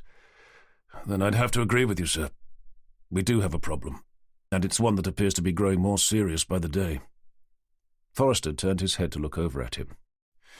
"I managed to speak with 2 potential suspects yesterday," Tanner continued, "both of whom were in Jenny's junior sailing squad, Marcus Hall and Robert Ellison." "Go on." "Well, sir, they both told me the same thing, that they'd seen Jenny during the weeks leading up to the murder of Craig Jenkins." "Well, that doesn't sound so bad." "They said they thought they'd seen her sitting on her own, watching them from a distance." Forrester clenched his hands together on the table. "Did you find out when they saw her?" "Robert Ellison couldn't remember, but Marcus Hall was able to give me the dates and times." "And did you compare them against her whereabouts?" "She was at the sailing club again, sir." "In her laser?" "I believe so." Another pause. "I don't suppose they have CCTV?" "They don't even have a working phone, so I think that's going to be unlikely." "There must be a way for us to prove she was there, without having to resort to asking if club members can remember whether or not she was." "Well, sir, there will be results from the races she's been taking part in. They post them up to their website." "That's something, I suppose." "But they do tend to be published on a rather ad hoc basis, and the ones we need aren't up yet." "Then we're just going to have to dig them up, aren't we?" "There's something else as well." "Don't tell me you've discovered a nail gun hidden under a bed." No, sir." Forrester may have meant it as a joke, but with the way things were going, it was probably worth him taking a look. For that, or anything else someone may have decided to plant there. "It's what I found out when I spoke to Robert Ellison last night. He met Jenny in a pub for a drink the night we found Craig Jenkins." Seeing the look of frustration on his DCI's face, Tanner quickly added, "It was before Ellison was a suspect, sir." "Go on." "Well, sir, he said that they were supposed to meet at 8 o'clock, but that Jenny was late." "And?" "He was suggesting that she was very late, sir. On top of that, we have witnesses who've said that they saw a woman matching Jenny's description using the public telephone in Catfield, both at the time a call was made to Craig Jenkins, the one we believed lured him out to where he was murdered, and when the 999 call was made, alerting us to the fact." "You're not seriously suggesting it was Jenny?" "Of course not, sir. But someone is clearly going to some lengths to make it look like it was her." Forrester leaned back in his chair. "Have you spoken to Jenny about any of this?" "Only about someone matching her description using the payphone." "So you don't know why she was late for her meeting with Ellison?" "If she was late, sir." Forrester narrowed his eyes at Tanner. "I take it by that you think this Ellison character is lying about Jenny being late as part of some sort of elaborate scheme to frame her for the murders of Craig Jenkins and Christopher Street?" Tanner shrugged. "Well, he could be." "Yes, but on that basis, the other guy who said he'd seen her staring at him could be as well. As could the people who said they saw her using the public phone. In fact, just about everyone living in Norfolk could be. Forrester postulated, his temper rising. Not everyone, sir. Perhaps, Tanner, but only because you haven't asked them yet. Silence fell over the room, as Tanner took a moment to consider how best to respond. He'd need some sort of a motive as well, the DCI continued. As Tanner remained silent, Forrester let out an exasperated sigh. Okay, say it was this Robert Ellison guy. Are you sure he'd have been able to murder Craig Jenkins and to have made all the phone calls, given that he was having a drink with D.S. Evans at the time? Tanner dug out his notebook to flick through its pages. I believe it's possible, yes, sir. The call from the phone box to Jenkins the night of his death was made at 6:34 in the evening, giving Ellison plenty of time to meet him in the car park, stab him with the rond hook, dump his body in the rowing boat, and then use the same public phone to report the body on the way to the pub. But I thought witnesses said that they saw a woman using the phone box, one who looked like Jenny. He could have dressed up like her. Seriously? Forrester said with unhidden incredulity. Well, again, it's possible, sir. Possible, perhaps, but hardly likely. And what about the two witnesses who said they saw her watching them? I suppose that was him dressed up as her as well? In fairness, if it was Robert Ellison pretending to be Jenny, then we only have one witness who thought they saw her, the other being Ellison himself. And the recording of the 999 call? Wasn't it a woman's voice? It sounded like one, yes, but forensics have yet to confirm it. So again, you'd better chase them up. I'd also like to go over to the Red Lion, the pub where Ellison met with Jenny, to see if anyone remembers seeing either of them. They may even have CCTV. If you must, Tanner. Yes, sir, thank you, he replied, pushing himself up. And don't forget to chase up those race results for Jenny, Forrester added. I'd hate to see her being caught up in this any more than she already is. With a nod, Tanner turned to leave, just as someone knocked at the door. Come in, called Forrester, returning to his monitor. Sorry to disturb you, said Vicky. The forensics report has come back from their examination of the public phone box. And? Forrester prompted, glancing up. She peered over her shoulder before stepping inside to push the door closed. It's D.S. Evans, sir, she continued, lowering her voice. Her fingerprints have been found all over it. Chapter 39. I think you'd better come and join us, said Forrester to Vicky, exchanging disturbed glances with Tanner as he resumed his seat. And make sure the door's closed properly. As she pulled out a chair, Forrester leaned forward. Unfortunately, D.S. Evans's prints and DNA have also been found at the scene of last night's murder. Then someone's trying to set her up, stated Vicky, staring first at Forrester, then at Tanner. So it would seem. The question is, who? Well, it has to be a girl, doesn't it? Tanner was just suggesting that he thinks it might be Robert Ellison. She swiveled around to give Tanner a curious look. With both Vicky and Forrester frowning at him, he knew he was going to have to further justify his reasoning. Focusing his attention on Vicky, he said, I didn't tell you, but when I met him last night, he told me he'd also seen Jenny a few times before we met him on Sunday, but couldn't remember when.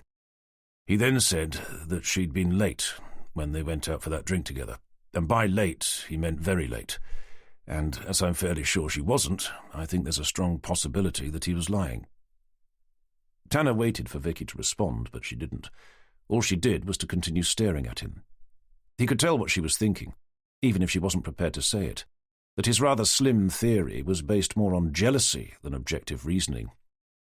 To be honest, Tanner, interjected Forrester, having had a chance to think about it, I'm more inclined to agree with Gilbert on this one.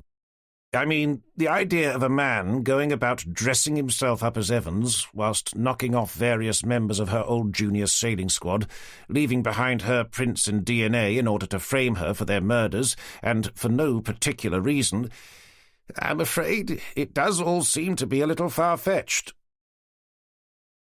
Maybe she was late, proposed Vicky. And he was telling the truth. Girls often are, you know. And then there's his motive, of course. By all accounts, he's rather taken by her. With his hands clenching together in his lap, Tanner could feel a burning, jealous rage surge through his body. It wasn't just jealousy. Deep down, he was scared witless. Just the thought of losing Jenny to another man petrified him to his very core. Doing well to hide his emotions, Tanner turned to Forrester. I think there's more, sir. Ellison is an active member of DS Evans's sailing club. So? So he knows more than most when she's been racing there. He'd also know that she was sailing in a boat on her own, so there'd be nobody to reliably vouch for her. And he'd be in a good position to hide, if not destroy, the missing racing results that would prove she'd been there. Forrester stared out of the window. I don't know, Tanner. Neither do I, sir, but I'd at least like to look into it. Reaching a decision, Forrester returned his attention to the room. Okay, here's what we're going to do. Tanner, get yourself down to that pub where Ellison met Evans. Find out if they have CCTV, and ask inside to see if anyone remembers seeing them there on the night in question. Then head over to the sailing club. Try to dig up those missing racing results. If they're not there, find out who's responsible for them. I'd like to run a background check on Ellison as well, sir. Well, that's fine, but I suggest you get Sally to do it. You can ask her to chase forensics for the results from that 999 message as well. Gilbert, I want you to focus on the two girls we have as suspects, Kelly Fisher and the other one. Carol Mortimer, Tanner said. Have a chat with Cooper about them. See what he's managed to dig up so far. You can get Sally to help. What about Evans, sir? I think the less she knows about this, the better, don't you think? Agreed, Tanner nodded. And from this point on, I don't want her out of our sight, especially after work. That means no more evening sailing or going out with anyone even remotely connected to this case, agreed? Forrester asked, staring directly at Tanner. I'll do the best I can, sir. I'm not only worried about her being further implicated. I know. It's just that she can be a little, well, how can I say, a little headstrong at times. Then you'll just have to tell her that it's for her own safety, won't you? It didn't work last time, mused Tanner, but only to himself. Okay, that's it. And keep me posted. As they got up to leave, returning to his monitor, Forrester said somewhat absently, Gilbert, stay behind for a moment. I've got a quick favour to ask. Tanner raised an inquisitive eyebrow at her as he nudged his way past, heading back out into the main office. Chapter 40. Once Tanner had left, Forrester glanced up at Vicky, standing by the still-open door. Without saying anything, he motioned for her to close it, before pushing himself up from his chair and lumbering towards the window. There he stared out, wrapping his sausage-like arms over his barrel-sized chest. I just wanted to ask how you thought Tanner was doing. Oh, she began, clearly surprised. He seems all right, I suppose. And Jenny? Noting with interest that he'd used her first name, something she'd never heard him do before, Vicky replied, She's okay, as far as I know. I assume you're aware that they've been having some sort of a relationship? She blushed slightly. She wasn't used to having such private conversations with her DCI, certainly not about something she knew to be frowned upon by the Force. She also wasn't sure if she was supposed to know that they were, even though she did, along with just about everyone else. Struggling to find a way to confirm that she knew without admitting as much, she eventually came out with, I believe they live on the same boat together, if that's what you mean. And, how are they getting on, dare I ask? I really wouldn't know, sir, she replied, too quickly for it to be true. From various conversations she'd had with each of them, she knew they'd been struggling. That's what I thought, extrapolated Forrester. Clearly agitated, he returned to his desk to retake his seat. To be honest, Vicky, I'm becoming increasingly concerned about the ability of either of them to be able to conduct themselves in the dispassionate manner necessary to do their jobs properly. And now I hear Jenny has been going out for drinks with one of the suspects, someone who Tanner is clearly jealous of, so much so that he's taken it upon himself to prove that the man is guilty of murder. Surprised to learn that her DCI had reached the same conclusion she had about Tanner's rather improbable suspicions relating to Ellison, she did her best to rise to the defence of both her work colleagues. I think Jenny's only been out for one drink with Robert Ellison, sir, and she only did so because he asked her as an old friend. And that was before his name came up relating to the investigation. As for Tanner considering him to be a suspect, in fairness, sir, he is. That's as may be. But Tanner seems to have come to the frankly bizarre conclusion that he's the only suspect, and is putting some highly dubious arguments forward in an attempt to prove it. Finding herself forced to agree with him, she remained silent. Anyway, he continued, I'd like you to do your best to keep an eye on him. In what way, sir? Just don't let him do anything stupid." None the wiser, she replied, "I'll do what I can, sir." With Forrester's attention returning to his monitor, Vicky was about to leave when he spoke again. "And there's something else I'd like you to do for me." Yes, sir? "I want you to do a background check on Jenny." Background check? She blurted out. "You know, have a look through her phone records, social media, that sort of thing." Into Jenny? Glancing up to see the look of horrified discomfort plastered over Vicky's face, Forrester leaned back in his chair. "I know what you're thinking, but at this stage I can't take any chances." "But Jenny's got nothing to do with any of this." "I'm sure you're right. But unfortunately, just about every piece of evidence is suggesting otherwise." "That's because someone's doing their best to make it look like she has, not because she actually did it." "Again, I agree with you. But as I've just mentioned, we need to approach each and every investigation with dispassionate, unbiased impartiality. That means being driven by the evidence before us, not by the feelings we have towards each other." "I understand that, sir. But even so, apart from the fact that Jenny wouldn't hurt a fly, let alone go around killing half her sailing friends, what possible motive could she have for wanting to do so?" "Yes, well, the same could be said for Robert Ellison, but it doesn't seem to be stopping Tanner from having a go." "But this is different, sir." "Is it?" "Of course. Jenny's one of our own." "Listen, I understand how you feel, but I'm only asking you to do a background check on her. I'm not ordering you to testify against her in court." "I'm delighted to hear it." "Look, Vicky, we both know Jenny's got nothing to do with this. But the way things stand at the moment, if this went to court with Jenny in the dock for the murder of both Craig Jenkins and Christopher Street, a jury would have a hard time believing that she didn't do it." "But they can't convict someone of murder without them having some sort of a motive, can they?" "Theoretically they could, which is why I need you to take a look at her phone records, email and social media accounts." "And how will that help prove she had nothing to do with it?" "Well, for a start, by establishing the fact that she's made no effort to get in contact with any of them." "Apart from Robert Ellison, of course." "From what I understand about that, Ellison made contact with her after meeting at the sailing club. For Jenny to have followed Ellison and Hall around prior to that, as both suspects have said she had, she'd have needed to have researched their whereabouts beforehand. And as we know it wasn't her, the evidence simply won't be there." Vicky still didn't look convinced, forcing Forrester to sit forward to add, "The very fact that you won't find anything will help to clear her name, I promise." "If you say so, sir." "Oh, and one more thing. I'd rather you didn't discuss this with Tanner, or anyone else for that matter." "So who should I report to?" "On this occasion, you can report directly to me." "Okay, that's it. Make sure to keep me posted." Chapter 41. Seeing Vicky finally emerge from Forrester's office, Tanner was exceedingly curious to know what they'd been discussing, especially when he saw how her shoulders slumped as she stomped back to her desk. "You all right?" he asked, watching her pull out her chair. "Yes, fine," she replied, forcing a smile at him as she plonked herself down. Keeping his voice low to prevent Sally from overhearing, he leaned over to ask, "What was all that about?" "Nothing," she replied, with unusual curt dismissal.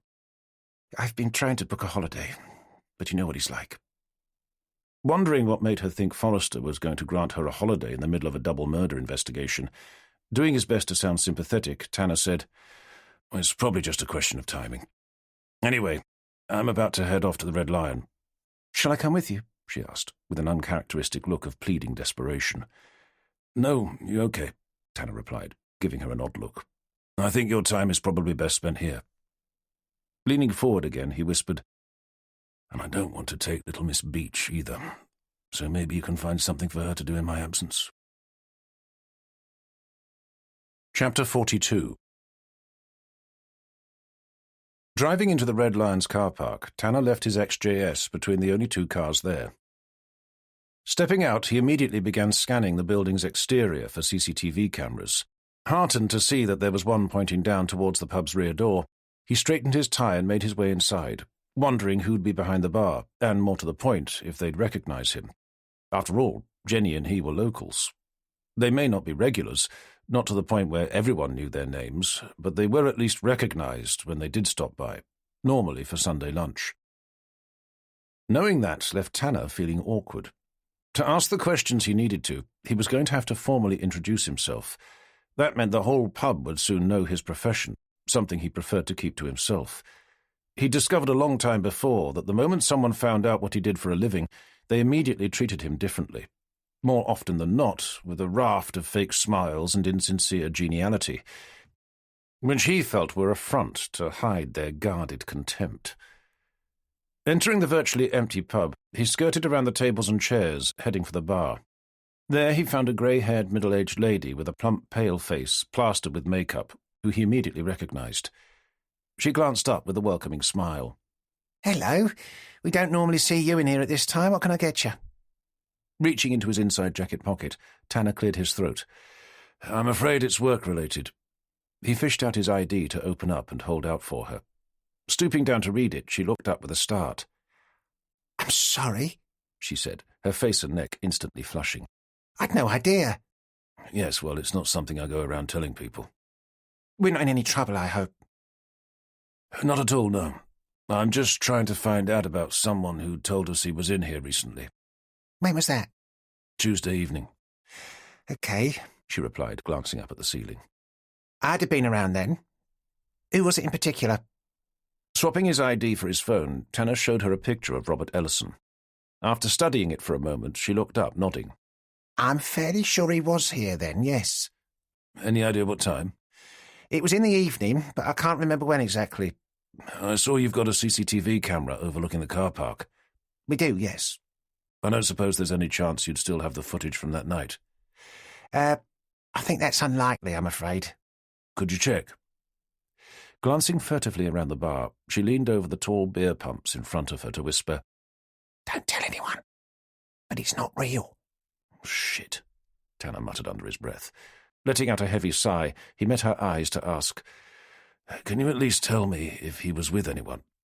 "Not at first, no, but someone did." Stopping mid-sentence, she stared over at Tanner. "I remember now. He was with that pretty girl you're always coming in here with. I was thinking at the time that it was odd seeing her in here with someone else." Joining the dots, she suddenly asked, "Is that why you're here? To find out if she's been cheating on you?" Tanner shifted uncomfortably from one foot to the other. "I'm not here about that, no," he declared.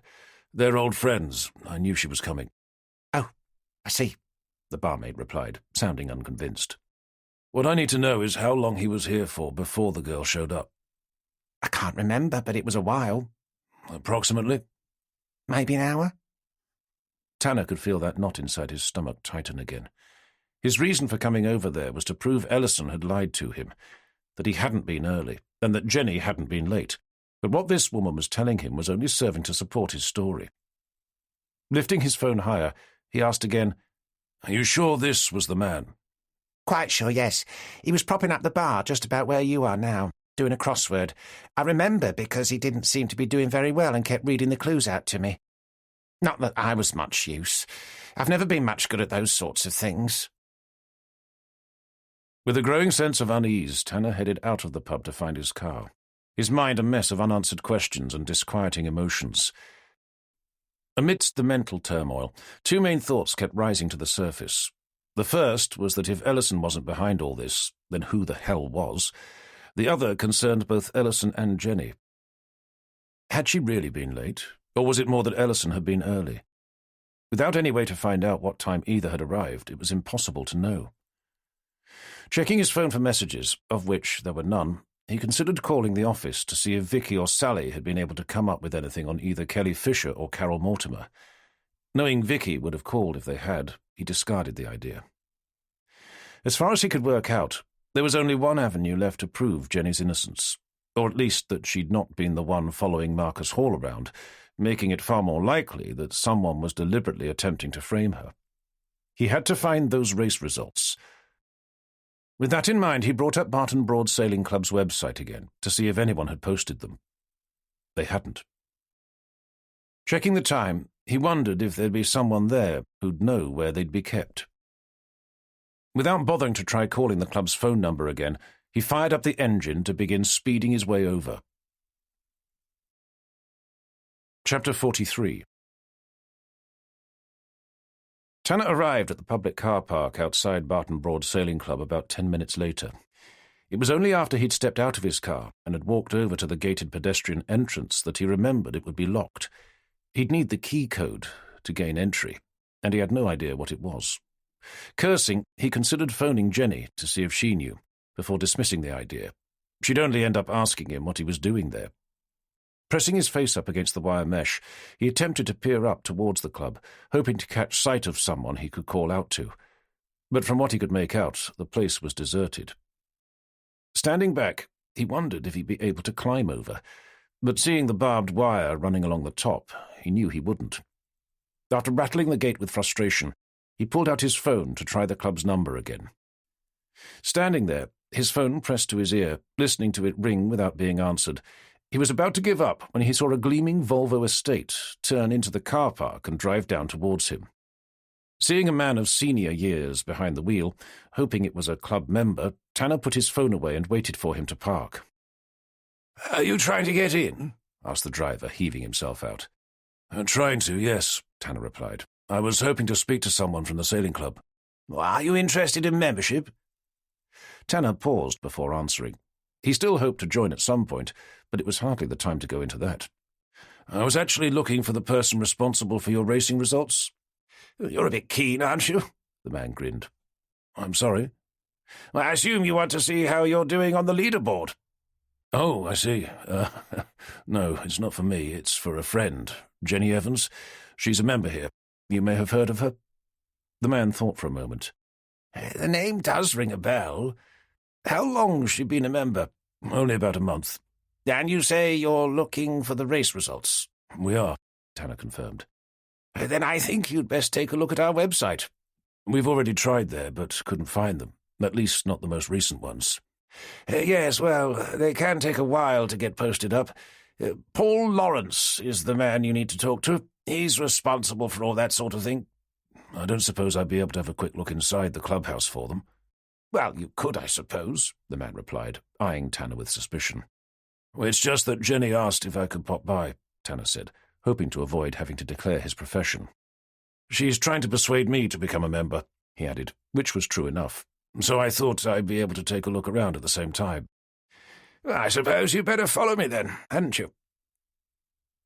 After ushering him in through the pedestrian access gate, the elderly gentleman led Tanner up towards the old wooden clubhouse, in much the same way Jenny had the Sunday before. "Can you sail?" inquired the man, shuffling along the concrete hard-standing. "Not really, but it's probably high time I learnt." "Oh, yes, and why's that?" "Well, I live on a boat, so it makes sense for me to learn." "A sailing boat?" "It's a 42-foot traditional gaff-rigged cruising yacht." The man stopped where he was to take Tanner in with renewed interest.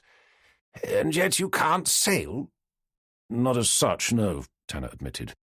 "My friend's been trying to teach me, but without much luck.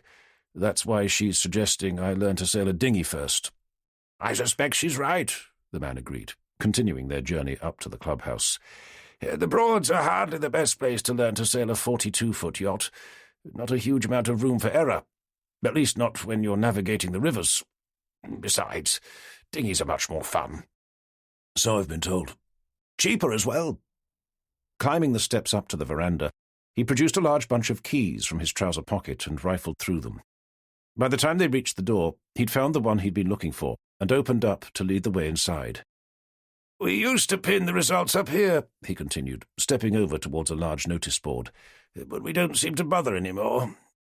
I can't say I agree, but whenever I bring it up, everyone tells me that it's easier to post them up to our website, which is all well and good, but someone's still got to do it." "Didn't you say it was Paul somebody's job?" "Paul Lawrence, yes. But he hardly comes in anymore. That means someone has to either post them to him or take them home and scan them in before emailing them over. But all that means is that half the time they get lost. I'm told the new system is for someone to take a photograph of them and email that to him. Anyway, the race officer of the day is supposed to leave them in here," he added, resting his fingers on the lip of a clear plastic leaflet dispenser attached to the wall, crammed full of crumpled-up pieces of water-stained paper. Lifting them out, he laid them on a small table below, attempting to flatten them enough to be able to read what they said. This one's dated Wednesday the 6th of May. When was that? About a month ago, wasn't it? Unable to remember the dates Marcus Hall had said he'd seen Jenny without having to resort to taking his notebook out, Tanner replied, "The missing ones are from the last 3 weeks." Leafing through the pile, the old man eventually said, I can't find any here that are particularly recent. Maybe they've been kept somewhere else. Either that or someone's taken them home.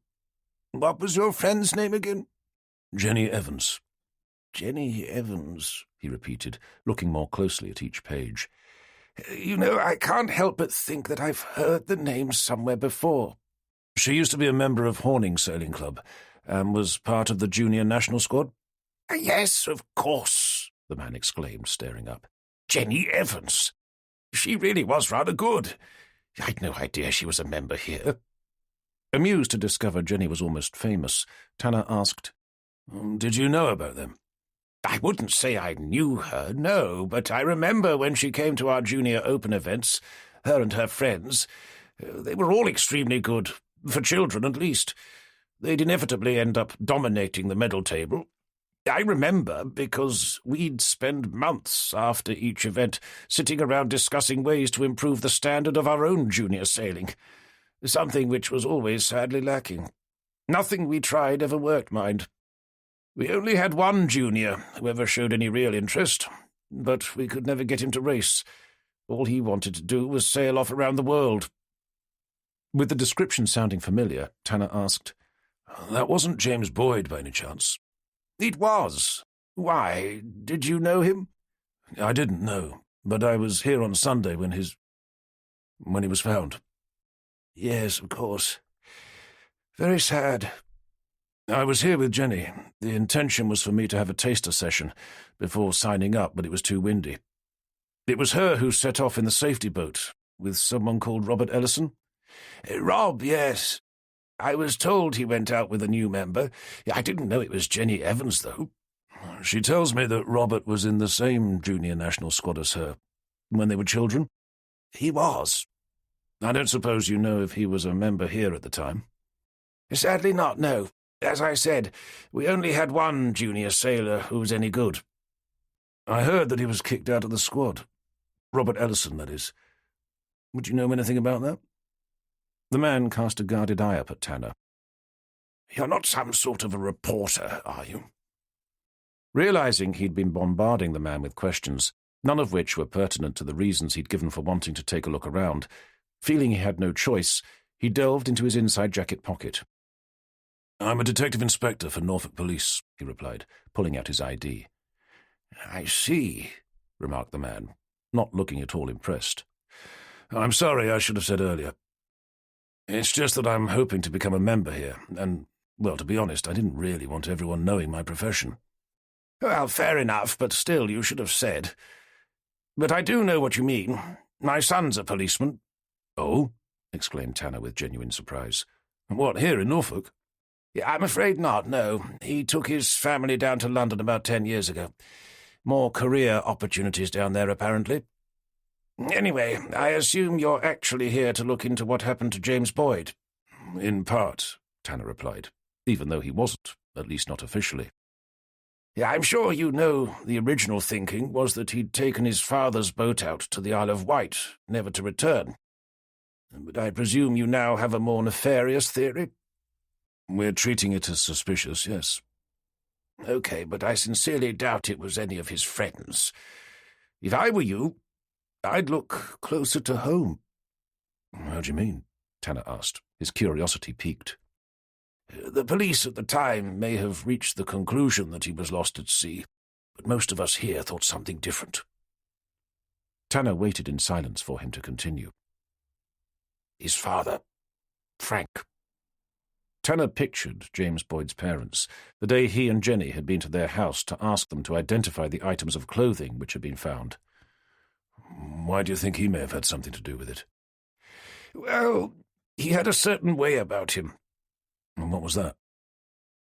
Well, for a start, he was always shouting at James. And when I say shouting, I mean really shouting.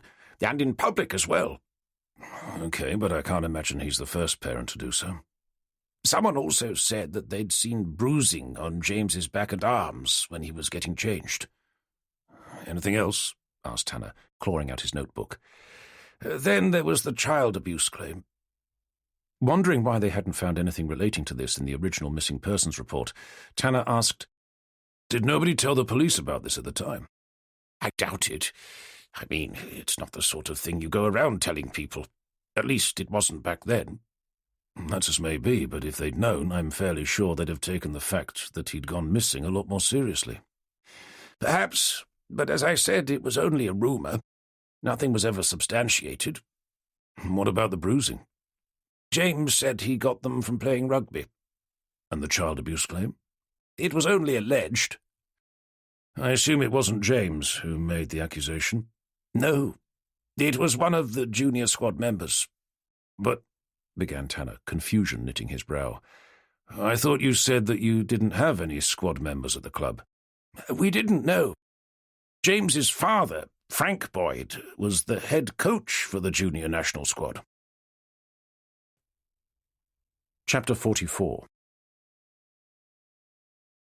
Once back at his car, Tanner checked his phone for messages. Finding one left by D.S. Gilbert, asking him to call, he leaned against the car and did so. "Vicky, it's Tanner. You called?"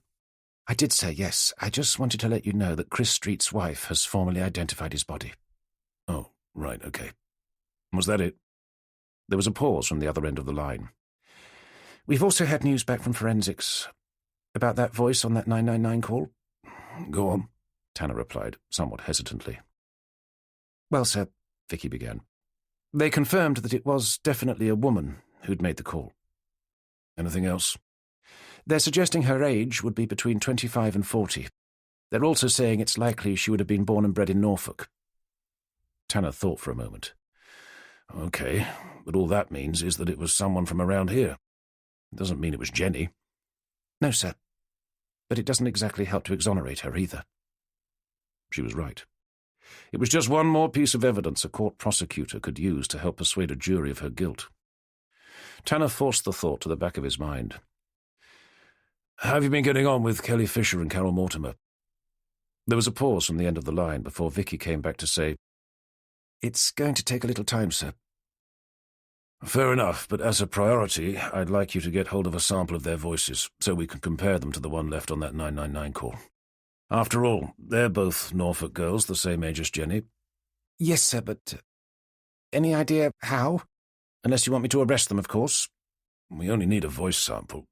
How about taking a look at their social media posts to see if there's anything there we can use?" "And if there isn't?" "Then I suppose we can always ask them if they wouldn't mind volunteering one." "And what about Jenny?" Vicky whispered down the phone.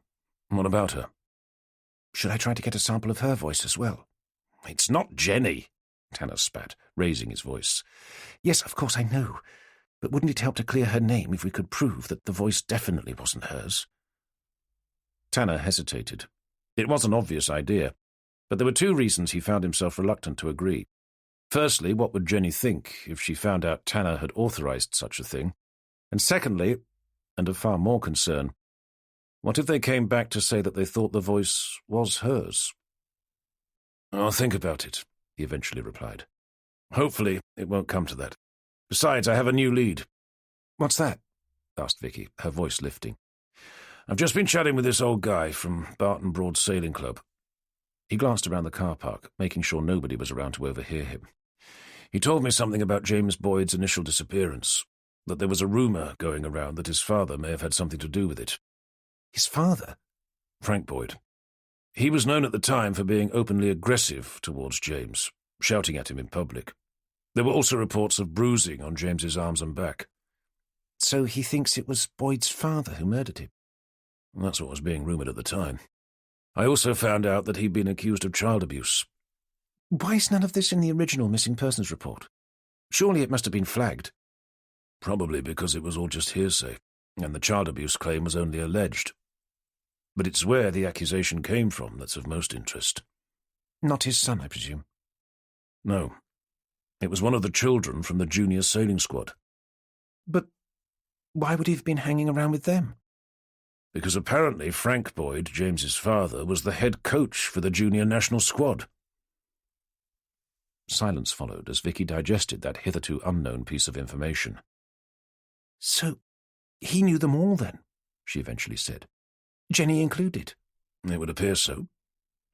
"You're thinking he's the one who's behind what happened to Craig Jenkins and Christopher Street?"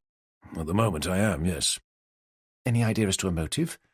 "Not yet, no. But all this started when his son's body was found, so it has to have something to do with that." "You mean he found out that they knew he'd killed his son?" "It would certainly explain the timing. As long as James Boyd's body remained hidden, his disappearance was likely to be filed as nothing more sinister than a missing person. That all changed on Sunday." "But why go to so much trouble to make it look like Jenny was responsible?" "To push the blame onto someone else. Or maybe—" Tanner stopped mid-sentence. "Maybe what?" "Maybe it's the other way round." "How do you mean?" "Maybe he didn't kill his son, but thinks one of his sailing squad friends did." "But that doesn't explain why he killed two of them, whilst going around trying to make it look like it was Jenny." "Unless he blames them all, as a collective." A moment of silence followed. "If that is the case," Vicky concluded, "it could mean he's not finished." Tanner checked his watch. It was getting late. "Anyway," he continued, "I'm going to head over to James Boyd's parents' house to see if I can have a word with his father. Whilst I do that, if you can have a go at getting hold of those voice samples." "Well, I can try." Before ending the call, Tanner asked, "Is Jenny still there?" "She is." "Can you do me a favour? If I'm not back in time to take her home, do you think you'd be able to?" "Of course." "And then stay with her until I get back?" "Absolutely. No problem at all." Chapter 45. About 10 minutes later, Tanner turned his XJS into the drive of James Boyd's parents' house and parked where he had before. Climbing out, he marched over to the door, rang the bell and waited. A few moments later, the door was opened by the very man he was so keen to speak to, staring out at him with a quizzical look. "Good evening, Mr. Boyd. Sorry to bother you again. I just had a few more questions." "Really? Well, I'm sorry, but I'm afraid it's not a good time," he replied, glancing over his shoulder. "We're just about to sit down to eat." "It will only take a minute." "Who is it?" came his wife's voice from the back of the house. "Hold on, darling," he replied, before re-engaging eye contact with Tanner. "Can't you come back tomorrow? It is rather late." "I won't be long, I assure you." Boyd let out a heavy sigh of reluctant resignation, standing back to hold the door open. "Then I suppose you'd better come in, hadn't you?" "Well, actually, it's probably better if we talk out here." "Why? What's it about?" "It concerns the relationship you had with your son, Mr. Boyd." "My relationship?" "With some of the other children as well, one of whom, I've been told, accused you of child abuse." "Christ! Not this crap again. Are you coming or not?" came his wife's voice once more, echoing down the hallway. "I'll be there in a minute, darling." Pulling the door closed behind him, Mr. Boyd looked Tanner right in the eye. "Listen, I've explained all this countless times," he said, his voice harsh but low, "to the child's parents and the RYA. I was doing nothing more harmful than helping the boy to get his sailing boots on. That was it, end of story." "To be honest, Mr. Boyd, I'm not here to talk to you about that." "Then what are you here to talk to me about?" "Well, first of all, I'm curious to know why you didn't think to mention anything about being the head coach for the junior national sailing squad when we came around to talk to you on Monday." I'm not sure," he said with heavy sarcasm. "But I think it may have something to do with what you've come all the way over here to remind me about, an accusation that cost me my job and very nearly my marriage as well. On top of that, I'm fairly sure I had other things on my mind at the time, seeing that you were standing there telling me that you'd found my son's body hidden inside an airtight bag at the bottom of Barton Broad, dragged up from the depths by the upturned mast of a dinghy." Tanner took a moment to cast a questioning eye over the man's thin, youthful-looking face. "I wasn't aware we mentioned anything to you about how the body was found, or indeed how it had been hidden." "What?" Boyd said with a start, his eyes darting between Tanner's. "Then I must have read about it in the papers."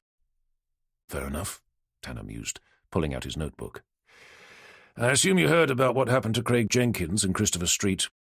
"I'm sorry, who?" "The two men found murdered earlier this week."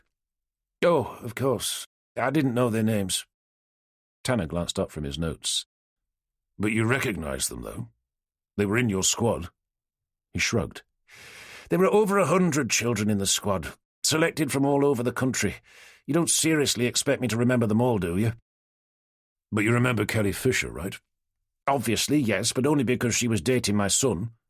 What about Robert Ellison? Have you heard of him? I haven't, no. Jenny Evans? Tanner inquired, carefully studying the man's face. Again, no. Tanner raised an eyebrow at him before returning to his notes. A few moments passed in silence before Boyd tentatively asked, "May I go back inside now?" Ignoring the question, Tanner stopped writing to ask, "What about James?" "What about him?" "He wasn't in the squad." "No, he wasn't, but only because he didn't want to be." "Why was that, do you think?" "He was never all that interested in racing, I suppose." "That's right. He always had his eyes on the horizon." Tanner quoted Boyd's own words back to him.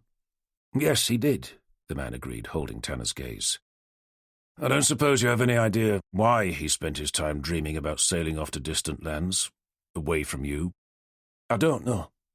"That's interesting." "Is it?" "I heard something else today."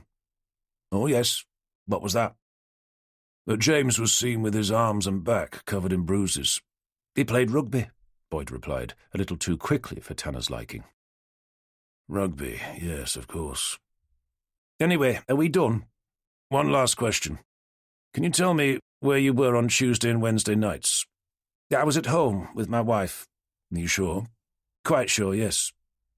From behind him came the sudden sound of his wife, flinging open the door to say, "Just what on earth is going on out here?" With a start, Boyd turned to her. "Sorry, darling, the police just had a few questions about James. I didn't want to bother you with them." "Is there any news?" she asked, glaring out at Tanner. "Do you know who—" Tanner slowly closed his notebook to rest his eyes on her husband. "Not yet, no. But I'm becoming increasingly confident that it won't be long before we find out." Chapter 46. After arranging for a forensics officer to stop by to collect samples of their fingerprints and DNA, and with the sun beginning to set, Tanner made his way home. Pulling into the car park, downriver from his boat, he was just in time to see Jenny stepping out of her car. Parking up, he leapt out. "I thought I told Vicky to drive you home."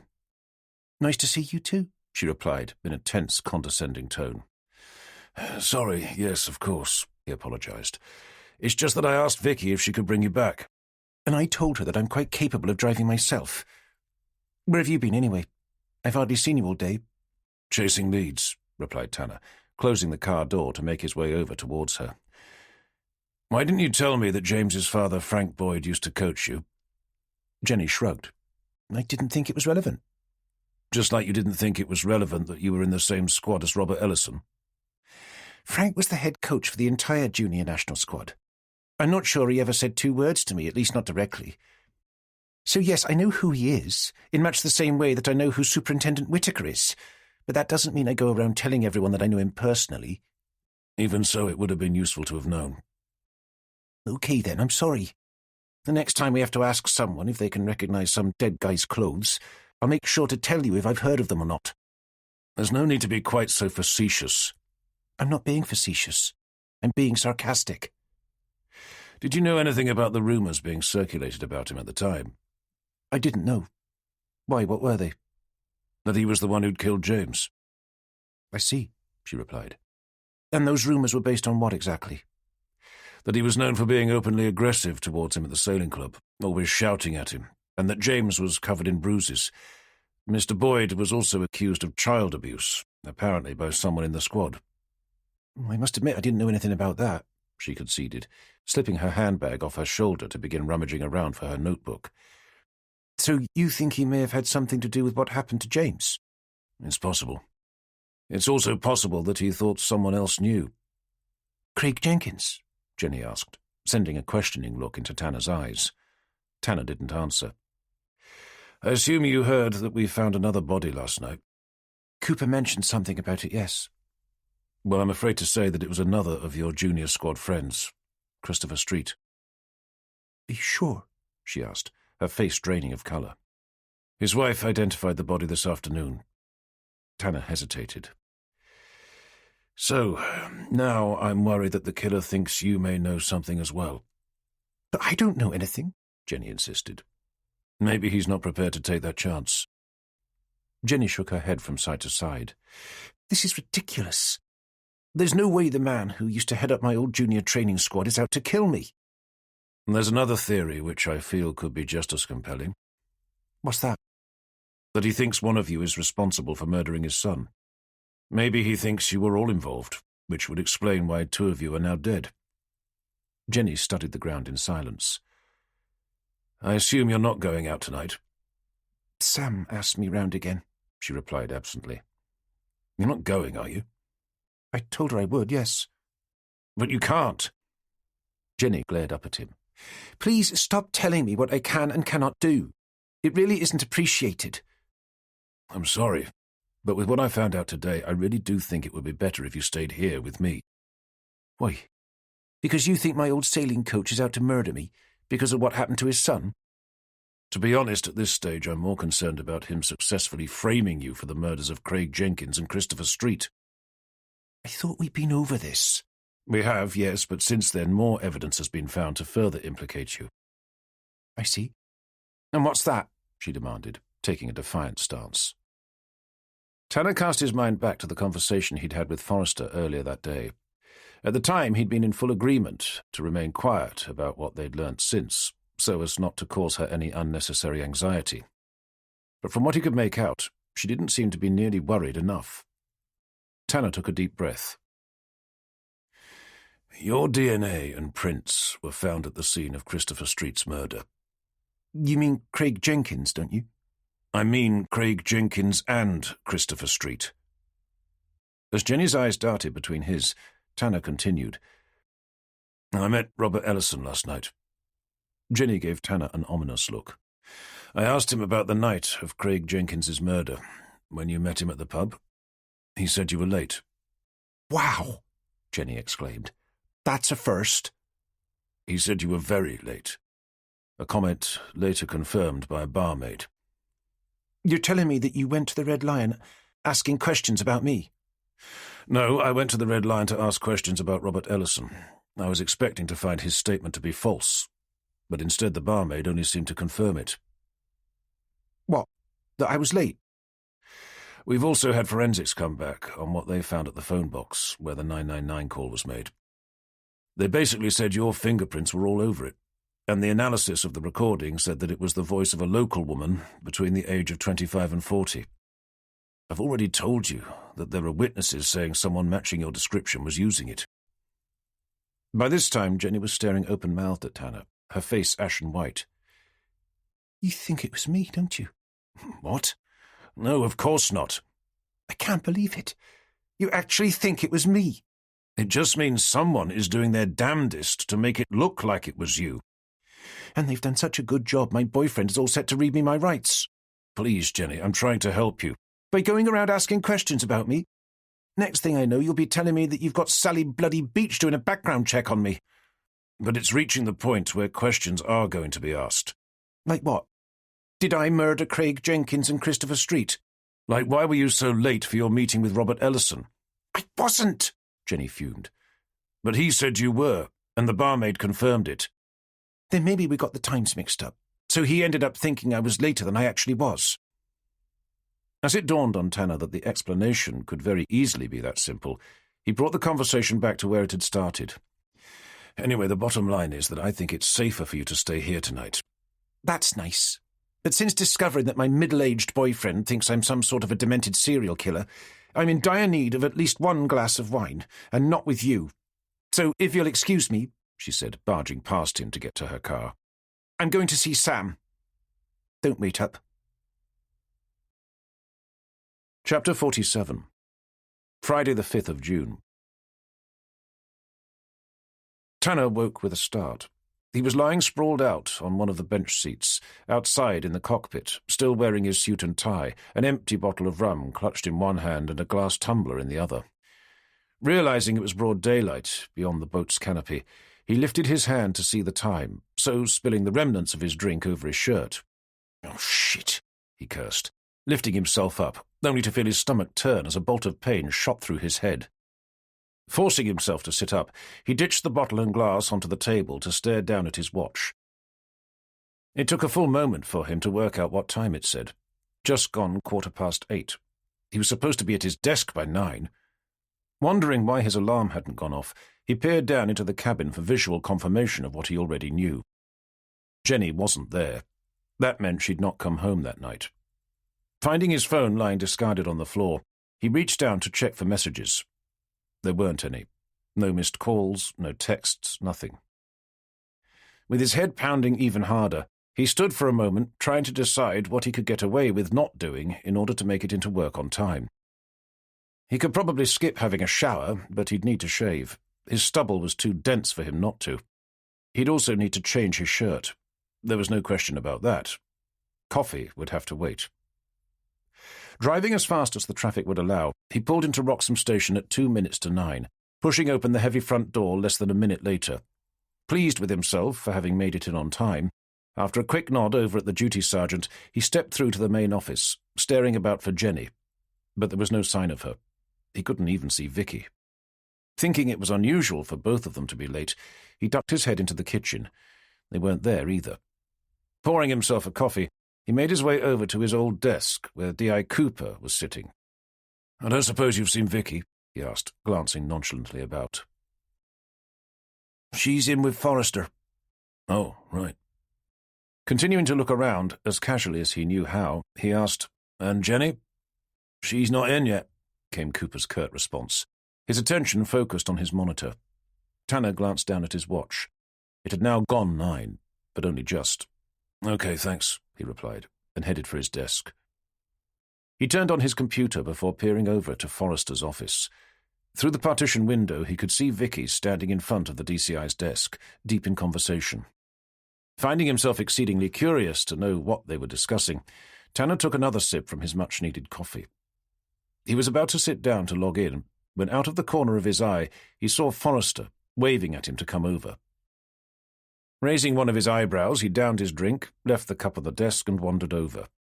"You wanted to see me, sir?" he asked, poking his head through the door, catching Forrester's eye before noticing Vicky's tense and pale face.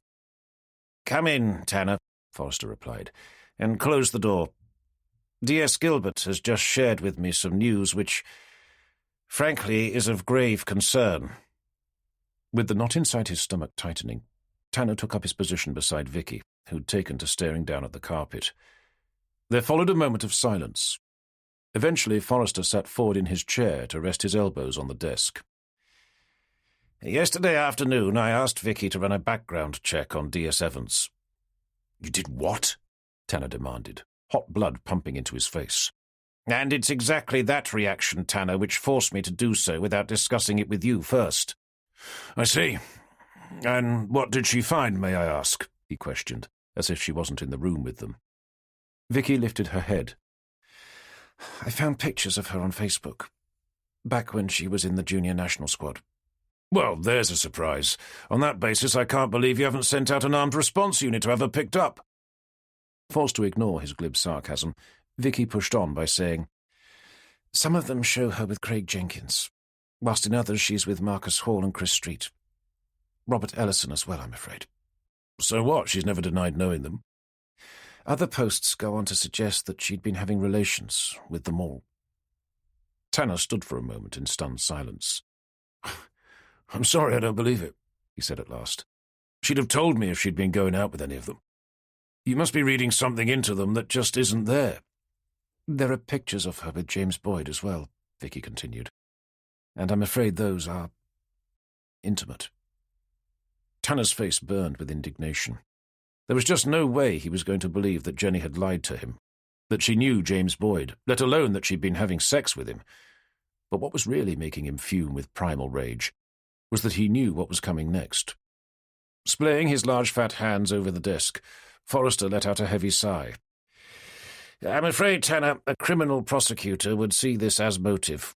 Not only for having killed James Boyd, but also for the deaths of Craig Jenkins and Christopher Street."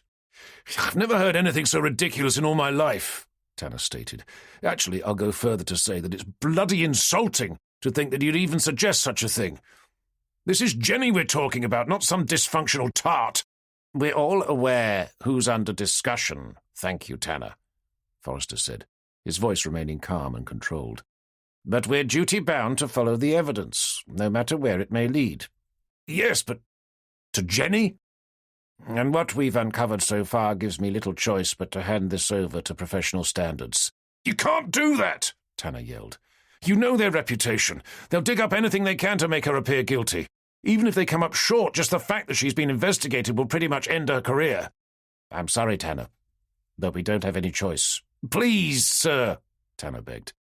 "Give me a chance to find out who's really behind all this. I mean, everyone knows it's not Jenny."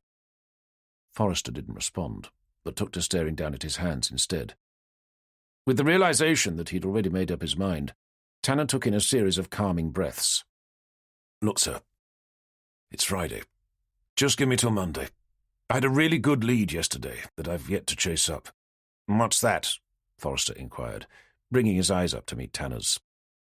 "James Boyd's father. I found out that he used to be the head coach for the junior national squad, something he'd neglected to mention before. That means he knows every single person involved, just about. On top of that, he lost his job over child abuse allegations, and there were rumors flying around that he'd physically abused James. He verbally abused him, that much is certain. If he murdered his son and thought the other squad members knew about it, or if he suspected one or more of them had done it, then he'd have one hell of a motive for killing them, whilst doing his best to frame Jenny in the process." Forrester sat back in his chair to steeple his fingers together, his elbows propped up on the armrests. After a few moments, he turned his head to face Vicky. "What do you think?" "I think it sounds entirely plausible, sir." "I just need time to get hold of his prints and DNA," Tanner continued, "and then run them by forensics to see if they have anything that matches what's been found at the two crime scenes, as well as the phone box. If they do, then I reckon we have our man." "But all the evidence is pointing towards this being a woman, Tanner. Even the voice on the 999 call has been confirmed as such." "Then maybe it's the man's wife, or maybe it's Kelly Fisher or Carol Mortimer. Or maybe the person who'd made the call was exactly as it sounds, someone who just happened to find the body and for whatever reason didn't want to be identified. It could be any number of people. But one thing I do know with absolute certainty, it's not Jenny." The room fell into an uncertain silence as Forrester began tapping his fingers against his tightly closed mouth. "To be honest, sir," Tanner continued, driving home his advantage, "I think you should be far more concerned that Jenny could be the next victim. If she is, and she happens to be murdered, a much-liked young police officer, one with a faultless record of service who's nearly lost her life in the line of duty, her blood's going to be on your hands, sir. And I'm damn sure Superintendent Whitaker will come to the exact same conclusion, as will just about every newspaper and news media organization up and down the country." As Tanner was talking, Forrester's lips tightened as his face drained of colour, leaving behind patches of purple spider veins running over his bulbous nose and plump fat cheeks. "I do hope, Tanner, that you're not trying to manipulate my judgment by making veiled threats." "I'm simply endeavouring to state the obvious, sir." More silence followed, as Forrester and Tanner continued to glare at each other. Pushing his chair away from his desk, Forrester heaved himself up to walk towards the window, where he stared out at the passing cars, his hands clutched behind his back. After a few moments, he turned slowly around to face both Tanner and Vicky. "Okay, here's what's going to happen. Tanner, you have to come up with something substantial against someone other than Jenny, and you have to do it fast. I'm more than happy to provide you with every resource at my disposal, including all the staff working here. I'm even willing to contact HQ to ask for their help. At the end of the day, I'm in complete agreement with you about Jenny. The idea of her being some sort of psychotic serial killer is ridiculous. However, the crimes she's found herself implicated in are far too serious for me to try and sweep under the carpet. If it were to leak out that I'd endeavoured to do so, even for a minute, it wouldn't just be my job on the line. I'd be facing a charge of gross misconduct, closely followed by a criminal charge of obstruction. As would you." Shifting his gaze momentarily towards Vicky, Forrester added, "In fact, anyone who knew what was going on would be. It's for that reason, and that reason alone, that I have no choice but to contact professional standards." The room descended into a cold, hard silence. He was right, and Tanner knew it. Glancing down at his watch, Forrester asked, "Is Jenny in yet?" "She wasn't when I came in, no, sir," he replied, his mind becoming numb to what was going on around him. "Okay, now just to be clear, I'm not saying this, but I think it may be a good time for her to take a few days off. Maybe she could go away for the weekend, somewhere which would mean she'd be out of contact for a while. Perhaps she could send me an email to let me know she's not coming in. Having found no less than 2 bodies in the last week, she'd certainly have good reason to ask for some time off." As it dawned on Tanner what Forrester was proposing, his face visibly brightened. Without responding directly, Tanner turned to make his way towards the door, saying, "Excuse me, sir, but I just need to make a call." Chapter 48. Outside Forrester's office, Tanner shot a look around to see if Jenny had turned up. After poking his head inside the kitchen, he hurried over to Cooper's desk. "I don't suppose there's been any sign of Jenny yet." Noting the conspiratorial tone of his voice, Cooper glanced down at his watch. "Not yet, no." With no real idea if that was good or bad, Tanner thanked him before hurrying outside. With no sign of her car, he pulled out his phone to dial her number. "Please answer," he prayed, pressing the phone against his ear. He was just about to hang up to try again when Jenny's voice broke over the line. "Hi, John. Yes, I know, I'm late. I overslept." "That's fine," Tanner replied, momentarily adrift on a wave of relief. "Where are you?" "Just passing Beeston Church, about 10 minutes out." "Are you on speakerphone?" "I am, yeah. Why?" "Is anyone else in the car with you?" "No. Should there be?" "I need to talk to you before you come in. Better still, perhaps we can meet somewhere." "You want to meet me before I arrive?" "Mm-hmm." "Sorry, but why?" Instinctively glancing at the entrance doors behind him, Tanner slunk away, making a beeline for the side of the building. "Forrester's upped the stakes for us to find out who's responsible for the murders of Craig Jenkins and Christopher Street." "But I thought I was working with Cooper on the James Boyd investigation." "He wants me to head that up as well." "Oh, okay. But I still don't understand why that means we have to meet up." "I think it's better if I explain in person." "I think it would be better if you explain now." Tanner sucked in a lungful of air. "He's decided to contact professional standards." The line fell momentarily silent. "To investigate who?"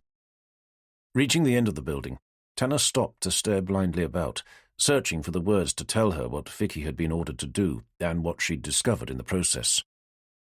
"John, are you still there?" "I'm still here." "So, who's he contacting professional standards about?" "Yesterday afternoon," he said, "Forrester told Vicky to start running a background check on you." "I'm sorry?" "In doing so," he continued, forcing the words out, "she found photographs of you on Facebook with various members of your junior national squad." "And? So what?" "She says they're suggestive of you having relations with them, including 2 who are now dead. Robert Ellison as well." "I assume by relations you mean sexual relations." "I believe that was what she meant, yes." There was no response to that from Jenny, forcing Tanner to continue. "She also said that she found similar pictures of you with James Boyd." "Me? With James Boyd?" she repeated, her voice incredulous. "That's what she said, bringing Forrester to the conclusion that they provide a motive for you to have done what the physical evidence has been pointing towards." "Jesus Christ, John. He must know someone's trying to set me up, surely." "Of course he does. We all do." "Then why the hell is he reporting me to professional standards?" "I'm not sure he has much choice. It's the evidence. It's just become too compelling for him not to. If he doesn't, and word gets out that he didn't, he'd probably face a formal charge of gross misconduct, along with possible criminal charges for obstruction. Not only him, but everyone else who knew about it, Vicky included. But it doesn't mean he's not 100% behind you, which is why everyone at the station is now focused on finding out who's really doing all this. He's even offered to ask for HQ support." As she remained silent, he continued. "He's also given me the chance to give you the heads up, hence the call. He suggested you send him an email, to let him know that you need a few days off to recuperate from having discovered the two bodies over the past week. He's then suggesting you turn your phone off and disappear for a few days, maybe longer."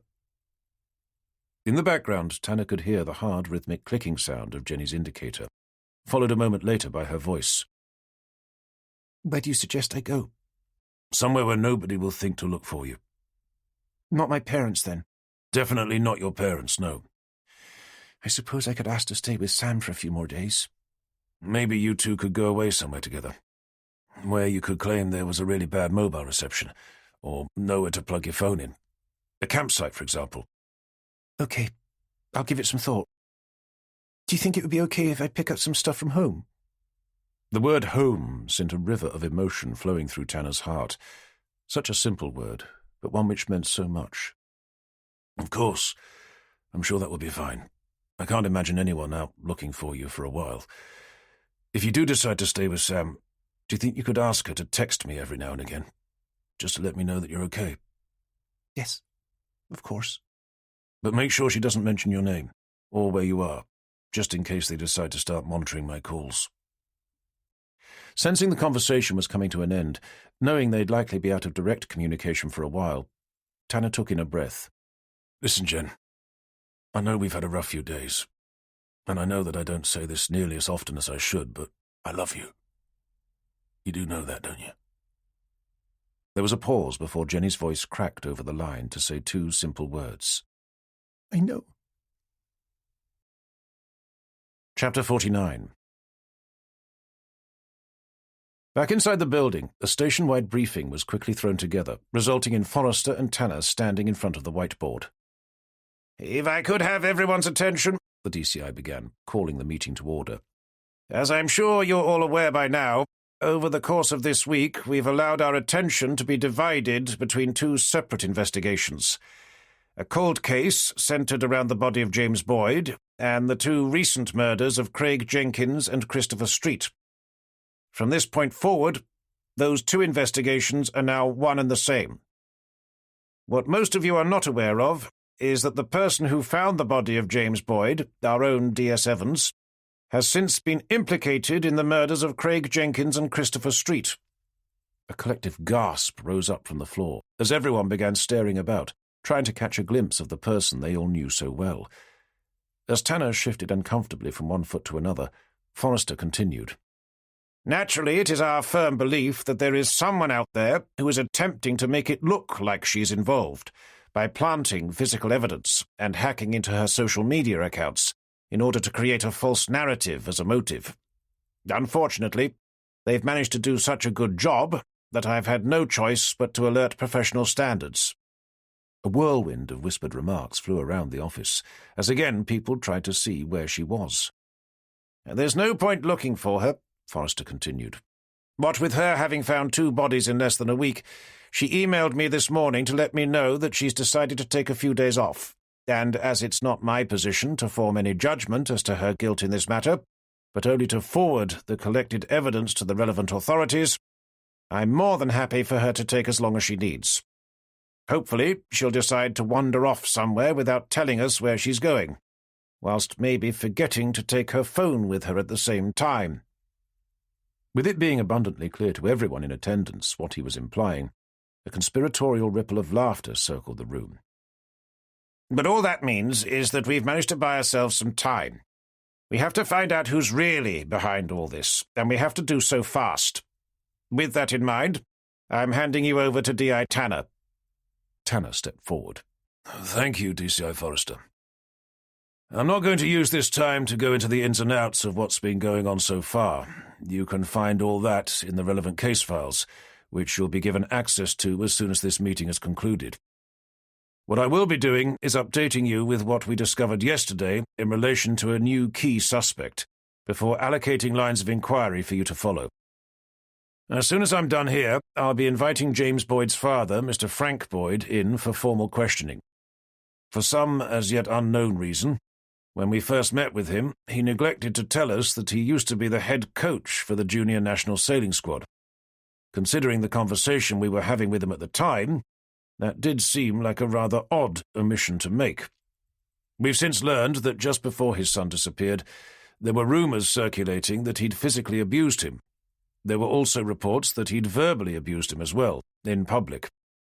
At around the same time, he was also accused of child abuse, and although the charges were never formalised, they did end up causing him to lose his job. So, first up, I want us to find out what he's been up to since, in particular, if he's been in contact with any of our victims, or anyone else in the junior national squad. At the same time, we need to have a poke around his house. We're looking for the nail gun that was used to kill Christopher Street, along with anything else that may have a bearing on the case. DC Beach, I'm leaving all that to you." Hearing her name mentioned, Sally sat bolt upright before meeting Tanner's eyes to give him a single solemn nod. It had been Tanner's deliberate intention to highlight her name so prominently. He needed everyone in the room to have the same agenda, working towards the exact same goal, and hoped that doing so would give her the perception, at least, of being a key player. With an expression of professional intent imposing itself over her heavily made-up face, feeling confident he'd succeeded, Tanner added, "Use whoever you need to help you, and coordinate what you find with me during the interrogation process. Cooper, I'd like to ask if you can make a concerted effort to track down Craig Jenkins' missing car. We know he drove it to the car park, so it seems likely that whoever murdered him must have driven it away. And as they'd have struggled to do so without leaving behind some sort of DNA evidence, we need it found. Chase up the council, and get a press release out, asking if anyone's seen it. When you've done that, I want you to join me in the interview room. Gilbert, I want you to get in contact with forensics again. Have them analyze those photos we found of DS Evans. I've no doubt they've been doctored. Whilst you're there, ask them how her social media accounts could have been hacked, and if there's any way for them to trace the person who might have done so. Even if they're unable to, if we can at least prove the photos aren't real and someone planted them there, then there's a good chance Evans will be in the clear. When you've done that, I want you to organise a press conference for DCI Forrester and myself. If today's too short notice, set it up for tomorrow, preferably in the morning. Oh, and ask if the murder victims' wives are prepared to take part. Having them there will make a huge difference. We need witnesses to come forward who may have seen anything unusual, anything at all, near to either the industrial estate in Great Yarmouth or in and around the car park where Craig Jenkins was found. Which reminds me, did you have any luck matching that 999 voice call?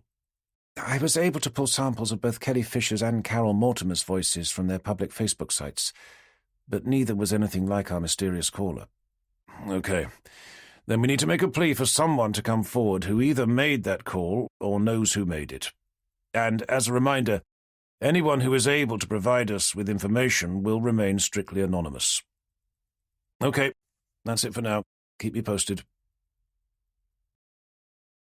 Chapter 50. Sorry to have kept you, Tanner said, as he and Cooper re-entered the interview room where Frank Boyd was sitting alongside his assigned legal counsel, Mr. Clive Percival. Taking their respective seats, Tanner leaned over the table to restart the recording device. Recommencing the interview of Mr. Frank Douglas Boyd of 42 Wisley Gardens. The time is now... Glancing down at his watch, Tanner exclaimed, 16:58, crikey. I'd no idea it was so late. "How long's all this going to take?" moaned Mr. Boyd. "I've been sat here for over 4 hours already."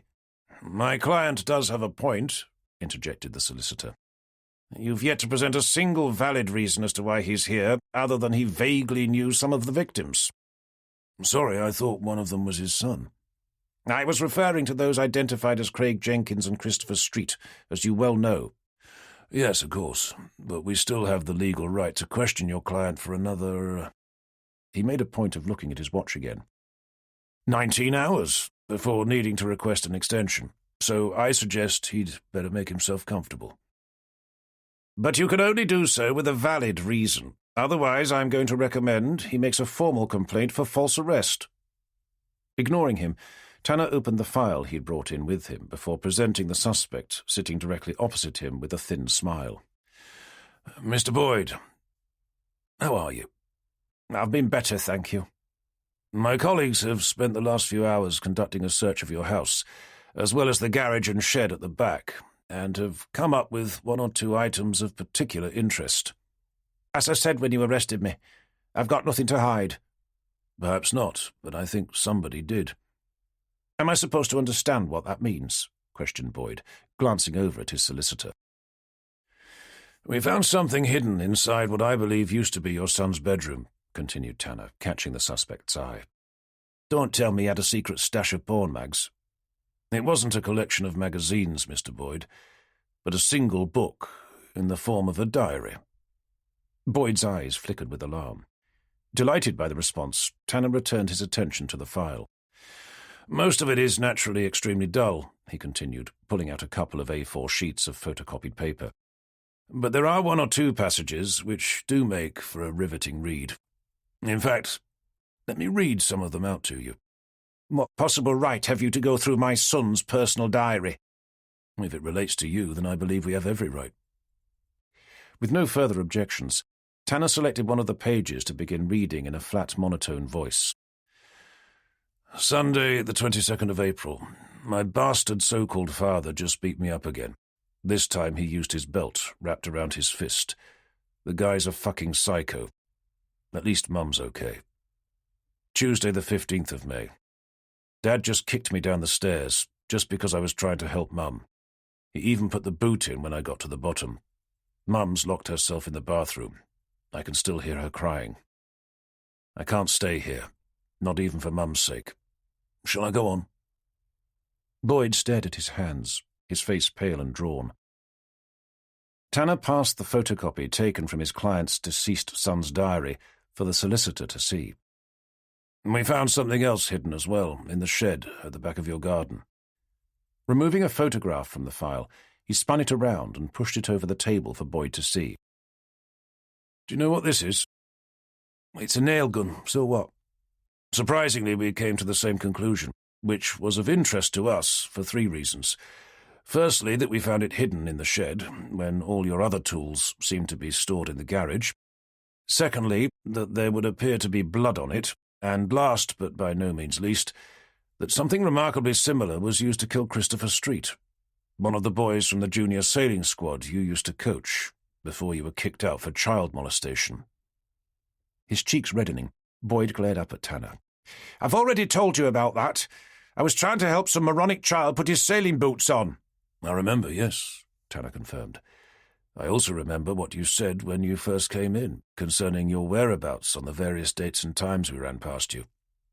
One was last Tuesday, when you said you were down the Bittern, enjoying a drink with your mates, and the other, the Wednesday before, that you went to the cinema, on your own, which I still think is a rather odd thing to do.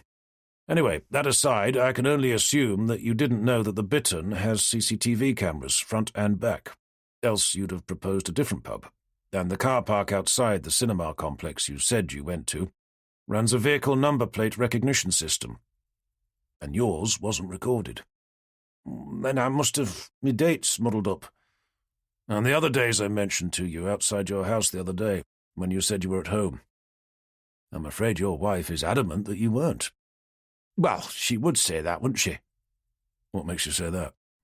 Because she'd no doubt love to see me locked up for something I didn't do. What?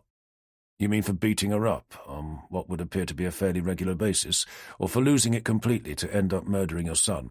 Now look! Okay, I admit that I used to be a little rough with the wife. A little rough, muttered Tanner, taking notes. And sometimes I may have given James the occasional clip round the ear. Clip round the ear, Tanner repeated, still writing. But there was no way I would have ever hurt him. Not seriously.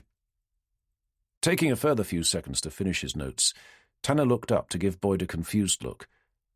Sorry, but I don't suppose you can describe what you mean by not seriously exactly. I mean to the point of killing him. I see. But you are admitting to having beaten him to within an inch of his life, and on a fairly regular basis.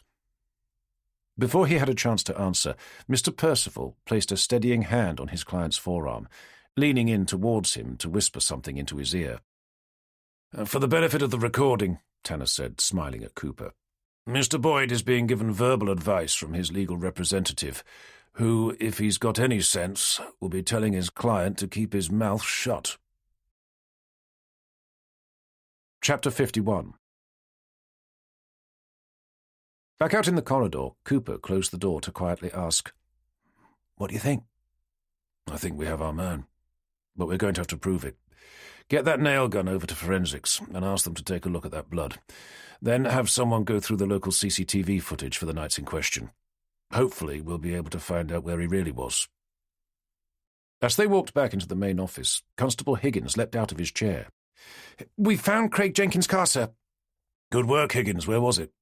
"Left in a side street in Ersted." "Okay, I want forensics over there as a matter of urgency." Reaching his desk, he felt his mobile phone buzz. Before sitting down, he fished it out to find a text had appeared from an unknown number, which read simply, "Hi, Sam here. How's life?" Knowing it was Jenny, Tanner smiled before replying, "Good. By the way, I think we've found that thing we were looking for." Pressing send, he only had to wait a moment before it buzzed again. "I knew you would. Keep me posted." "Will do." Kiss, kiss, kiss. Straightening his face, he caught Sally's attention to ask, "How's everything going?" "I've just about finished searching through Frank Boyd's emails," she replied with professional solemnity. "Anything?" "Nothing obvious." "How about you, Vicky? Did you hear back on those photos of Jenny?" "Not yet, no," she replied, picking up the phone. "I'll chase them up. By the way," she added, directing Tanner's eyes towards their DCI's office, "Forrester's got visitors." Looking over to see two tall, thin men, each wearing a suit and tie, Tanner muttered, "Professional standards," as if the words were a personal insult. "Right," he continued, tucking his phone away. "I suppose I'd better see what they're planning to do about Jenny."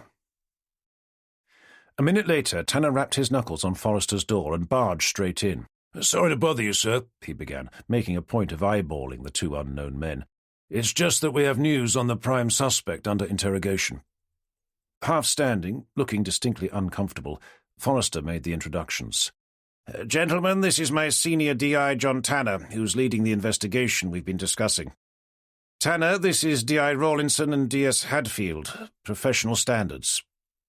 Pushing themselves up from their respective chairs, they took it in turns to shake Tanner's hand, the older one asking, "Is that the same investigation your colleague DS Evans has been involved in?"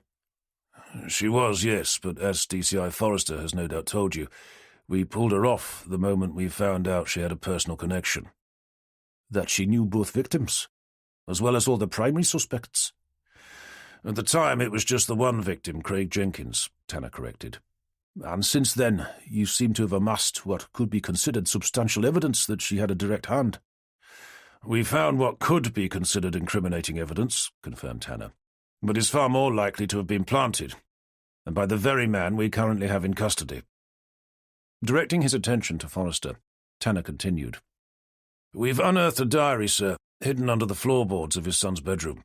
The contents confirm the rumours at the time, that Frank Boyd had been physically abusing his son.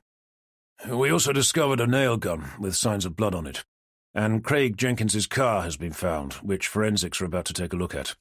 On top of all that, none of Mr. Boyd's alibis have checked out, so we're making good progress." As he said that, there was another knock on the still-open door, closely followed by Vicky's head. "News back on the photographs, sir," she said, catching Tanner's eye. "They've definitely been doctored."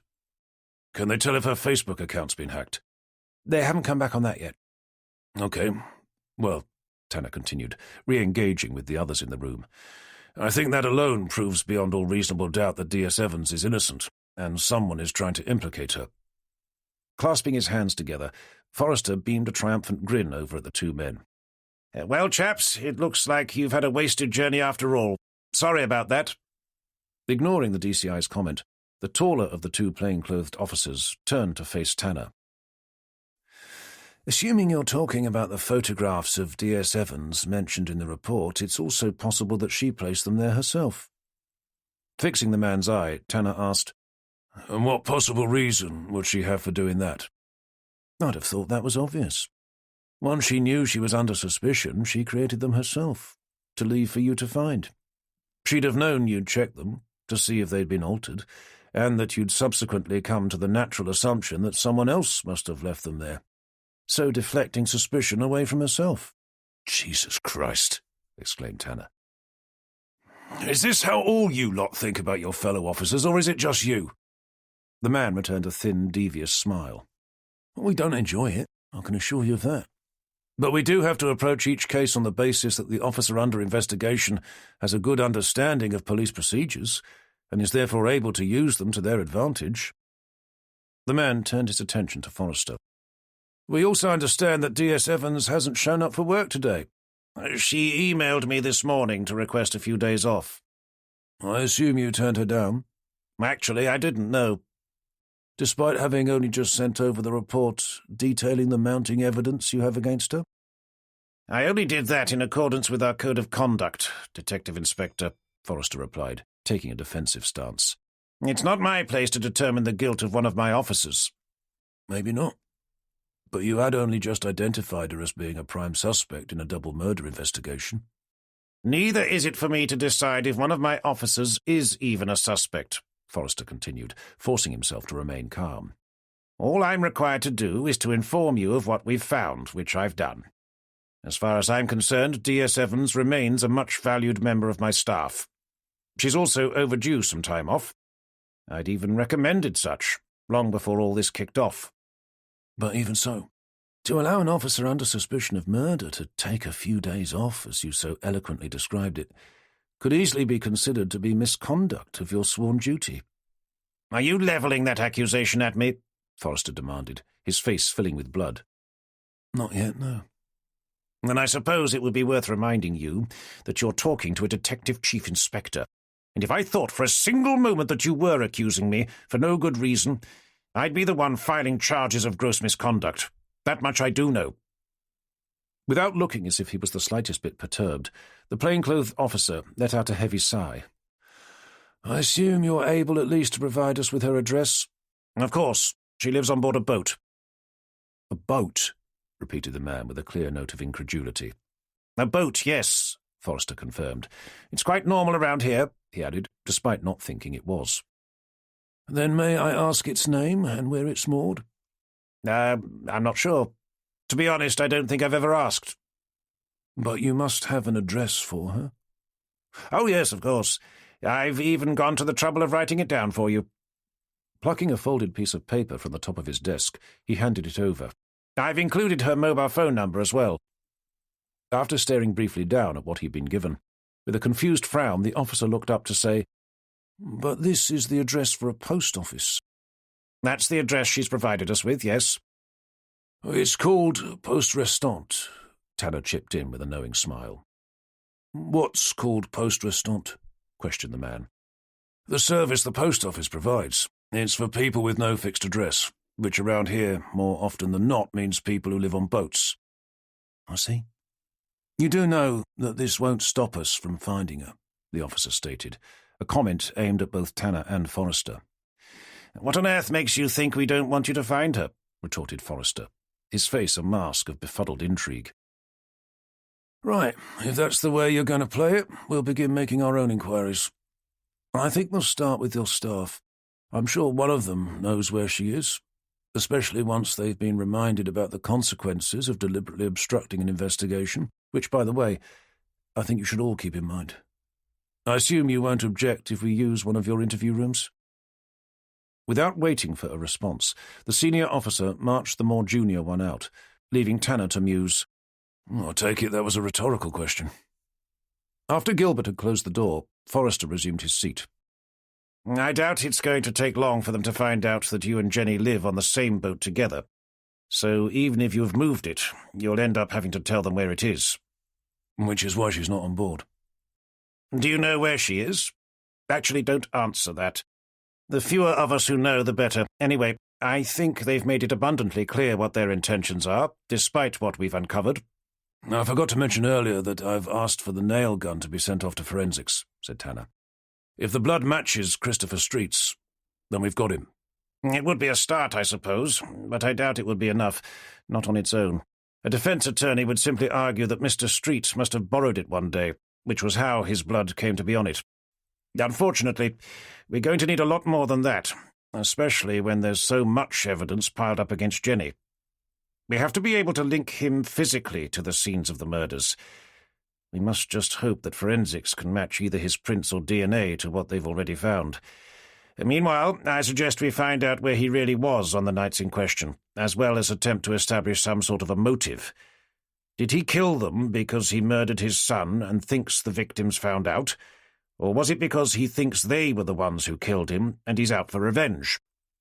We're also going to have to establish that Jenny's Facebook account was hacked, and preferably by the person we currently have in custody.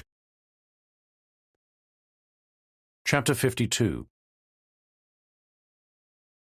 It wasn't until gone 11 that night that Tanner finally got back to his boat.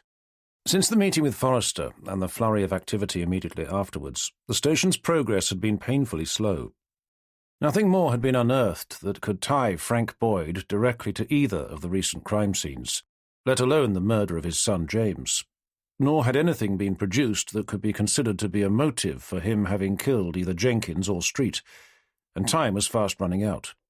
They'd already had him in custody for over 12 hours, which meant that by the time everyone arrived back at work the following day, they'd only have a few hours left before either having to charge him or to seek an extension from the local magistrate, and with the little direct evidence they'd collected so far, he doubted it would be granted. Their only hope now was that forensics would be able to come up with something, preferably more than just a match on the blood found on the nail gun, although even that would help. Having grabbed some food on the way home, Tanner climbed on board to pour himself a generous glass of rum before immediately draining half the contents. Tumbler in hand, he lay down on the bench seat, feet up, head resting against one of the colourful cushions Jenny had brought from her flat when she'd first moved on board. With the tumbler resting on his chest, he spent a few quiet moments allowing his mind to wander as he listened to the rhythmic lap of the water knocking gently against the hull. A ping from his phone woke him with a start. He'd promised himself that he wouldn't lie there for long enough to fall asleep, as he'd done the previous night, but without realizing it, he already had. Without raising his head, he placed the tumbler on the table to dig out his phone. Seeing it was a text from Sam, assuming it to be Jenny, he lifted his head just enough to be able to read it. "All good here, we'll text again in the morning." "Okay, thank you. Sleep well," he messaged back, before placing the phone down on the table.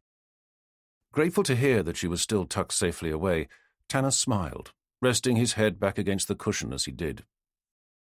Closing his eyes, he said to himself, "Just another 5 minutes," and drew in a deep, relaxing breath. Chapter 53. Saturday the 6th of June. Tanner awoke in much the same way as he had the previous morning, sprawled out in the cockpit, in almost the exact same position he'd been in after replying to Jenny's text. Cursing himself, he checked the time. And I've overslept. Wondering why his alarm hadn't gone off again, he pushed himself up to dig out his phone. Squinting down at it, it didn't take him long to work out why. It was Saturday. His alarm was only set to cover the weekdays. He'd forgotten to change it before passing out. "Shit," he mumbled, massaging his stubble. Before pushing himself up, he quickly checked to see if Jenny had messaged him. She hadn't, but that was hardly a surprise. There was no reason for her to get up at 7:30, as he was meant to have done. Within half an hour, Tanner was driving into work, hoping to make it in for 9, when he noticed the fuel gauge. The needle was deep in the red, threatening the 0 mark. Knowing he only had a few more miles before being stranded on the side of the road, he had no choice but to pull into the petrol station just outside Wroxham. He filled up and was heading inside to pay when his phone rang. Wondering if it was Jenny, he ducked down one of the aisles to fish it out. It was the office. "Tanner speaking." "Hi, John, it's Vicky." "Vicky, yes. I'll be in soon. I just had to stop for petrol." "Sorry," she apologized. "I didn't know what time you'd be coming in today. We've had a report back from forensics." "Go on." "It's not good, I'm afraid. They found no evidence that Frank Boyd was at either murder scene, and the blood on the nail gun belonged to him, not Christopher Street." Tanner cursed out loud, causing an elderly customer to glare at him. "There's more, I'm afraid," Vicky continued. "We found out where he'd been on the nights in question. It was the Snowdon Vale Hotel." "Why does that name sound familiar?" "It's the hotel we've had those reports about. The one being used as a knocking shop for male prostitutes, which would explain why he was so keen to keep quiet about what he was up to." "Great. So we're back to square one again." "Looks like it, yes. Sorry, sir. What about Jenny's Facebook account? Any news on whether it's been hacked and by who? Nothing yet, but that was my next call. And Craig Jenkins' car? Again, no, but I'll chase them. Okay, well, as I said, I'll be there in a few minutes. Ending the call, Tanner's thoughts immediately turned to Jenny. If Frank Boyd wasn't the murderer they were after, that meant two things. Firstly, that Jenny was going to have to remain the prime suspect, at least she would in the eyes of professional standards. Secondly, and of more concern, was that whoever murdered Jenkins and Street, maybe even James Boyd as well, was still roaming free. If that person knew Jenny hadn't been arrested, despite their best efforts, they could easily change tack, and instead of attempting to frame her, they could decide on a more permanent form of vengeance. After paying for his fuel, Tanner hurried out to his car. With a sudden urge to speak to Jenny, he was about to dial Sam's number when he caught sight of a bullet-grey BMW, parked half in, half out of the entrance to the petrol station, causing cars to lean on their horns before steering around to gain entry. With a suspicion that he knew who it was and what they were doing there, he snuck around the pumps to try and get a look at who was inside, without being seen doing so. It was the two officers from professional standards. They'd obviously found out he and Jenny were an item, and with no other way of locating her, had decided to follow him, no doubt hoping he'd lead them straight to her. Sneaky little bastards, he muttered to himself. With his finger poised to place the call, he stopped. From where he was standing, he had a clear view straight through the BMW's windscreen, where he could see the more junior officer in the passenger's seat, staring down at something, his hand pressed against his ear. Having had a few run-ins with professional standards before, during his time down in London, he knew their job had more to do with surveillance than anything else, including the use of the latest tech in mobile phone listening devices. Tucking the one held in his hand back into his suit jacket, he skirted around the pumps to climb back into his car. At this stage, he felt he had no choice but to contact Jenny. The last time he'd updated her was when he'd sent her the text the day before, the one which would have given her the impression that they'd found the person responsible, when in fact they'd done nothing of the sort. For a moment he toyed with the idea of sending her another message via Sam's phone, but rejected it a moment later. If they were monitoring his calls, no doubt they'd be following his texts as well. He had no choice. If he was going to warn Jenny about them, and the fact that the killer was still at large, he was going to have to tell her face to face. That meant losing the tail he'd managed to pick up. Shouldn't be too difficult, he mused, firing up his Jag's oversized V12 engine. Pulling on his seatbelt, he checked the rearview mirror and began pulling slowly out of the garage forecourt. As long as they think I don't know they're following me, it should be a piece of cake. With a mental plan of how he was going to shake them off, he indicated right and pulled out onto the road, heading back the way he'd come, drifting slowly past their car as he did. Once past, he watched them through his rearview mirror. The moment they began the awkward process of doing a three-point turn in the middle of the street, with the noise of belligerent horns being sounded, Tanner jammed his car's accelerator pedal into its plush carpeted floor. The XJS hardly had the best handling in the world, far from it, but its massive engine meant it could outpace most modern, more sensible cars. At least it could in a straight line. As the automatic gearbox dropped down 2 notches, the entire car hunkered down onto the road before surging forward, forcing Tanner's head back against the headrest as he held on to the steering wheel. Speeding past the car in front, with Wroxham disappearing fast behind, he rounded a bend in what had quickly become flat-open countryside, jamming hard on the brakes to slide the 30-year-old XJS into Beeston Church's car park. Doing a handbrake turn on the gravel, he slid the car behind a hedge near to the entrance and waited. It wasn't long before he saw the bullet-grey BMW streak past. Taking his foot off the brake, he crept out. Checking the road was clear, he spun the wheels out and sped back the other way, heading for Wroxham once again, and Sam's flat about 5 miles beyond. Chapter 54. Arriving at the address Jenny had given him the day before, Tanner found a young woman wearing jeans and a coat, lugging a large suitcase into the back of a nondescript car. Tanner caught her eye. "Is it Sam?" "Who's asking?" she replied, slamming the car's boot closed. Wondering how much Jenny had told her about him, he introduced himself. "Sorry, I should have said. I'm John. Jenny's friend from work?" The woman eyed him with suspicion. She wasn't expecting you to turn up here.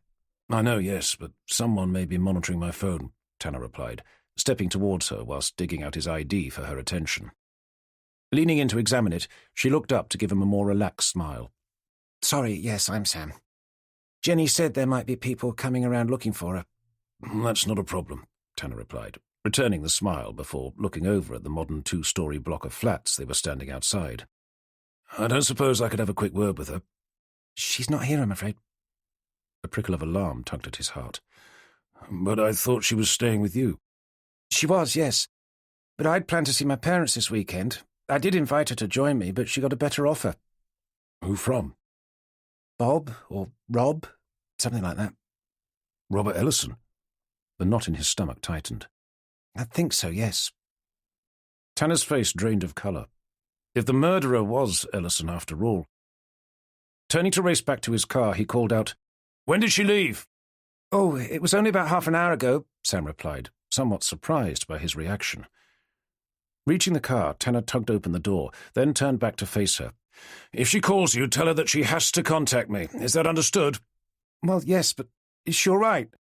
"Just tell her to call me," Tanner reiterated, before ducking inside to start the engine, spin the car around and race off, leaving Sam standing with her mouth half open, a cloud of burnt rubber hovering in the air in front of her.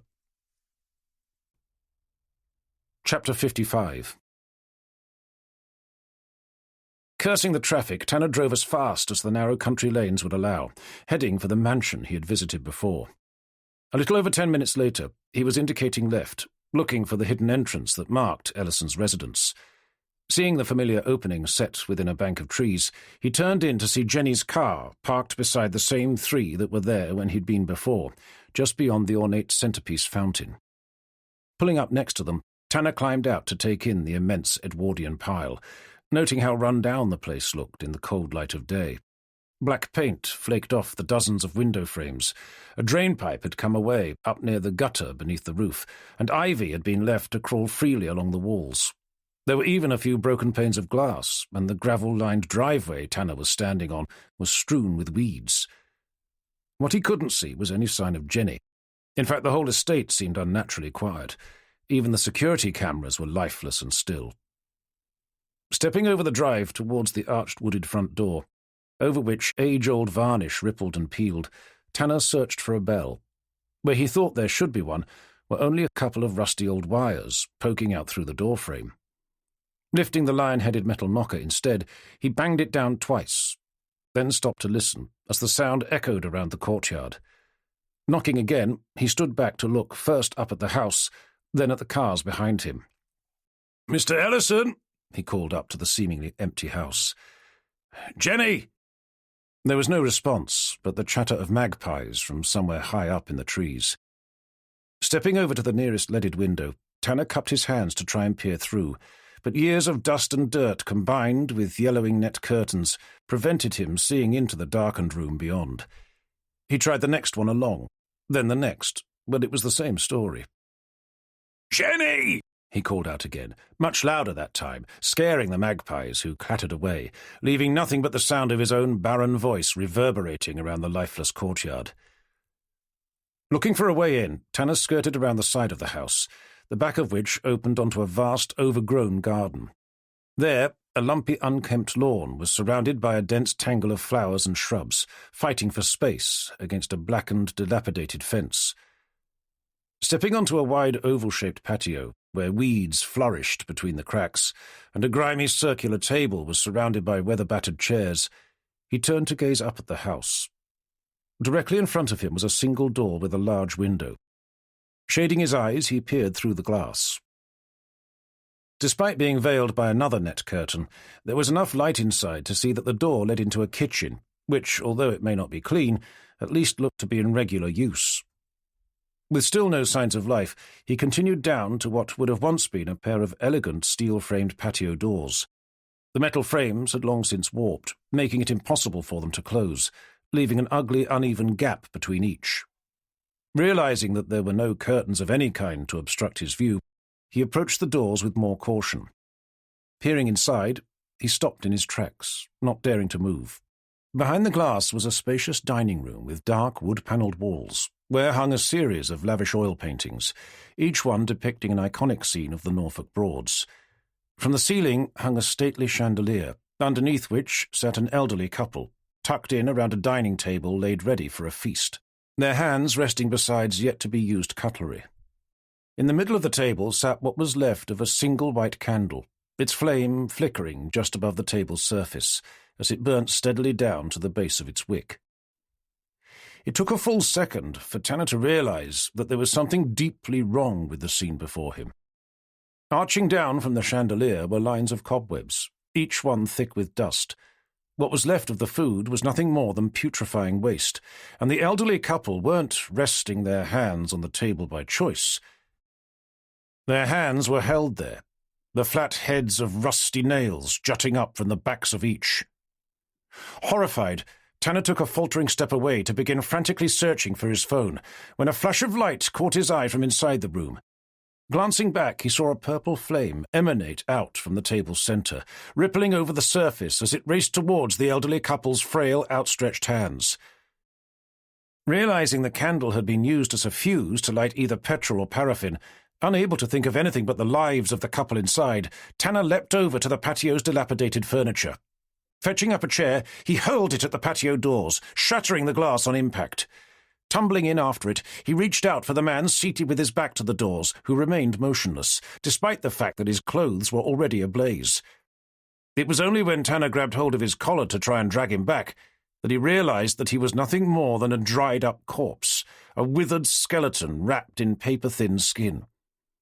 As the flames leapt off the table down to the floor, Tanner's mind returned to the person he'd come in search of.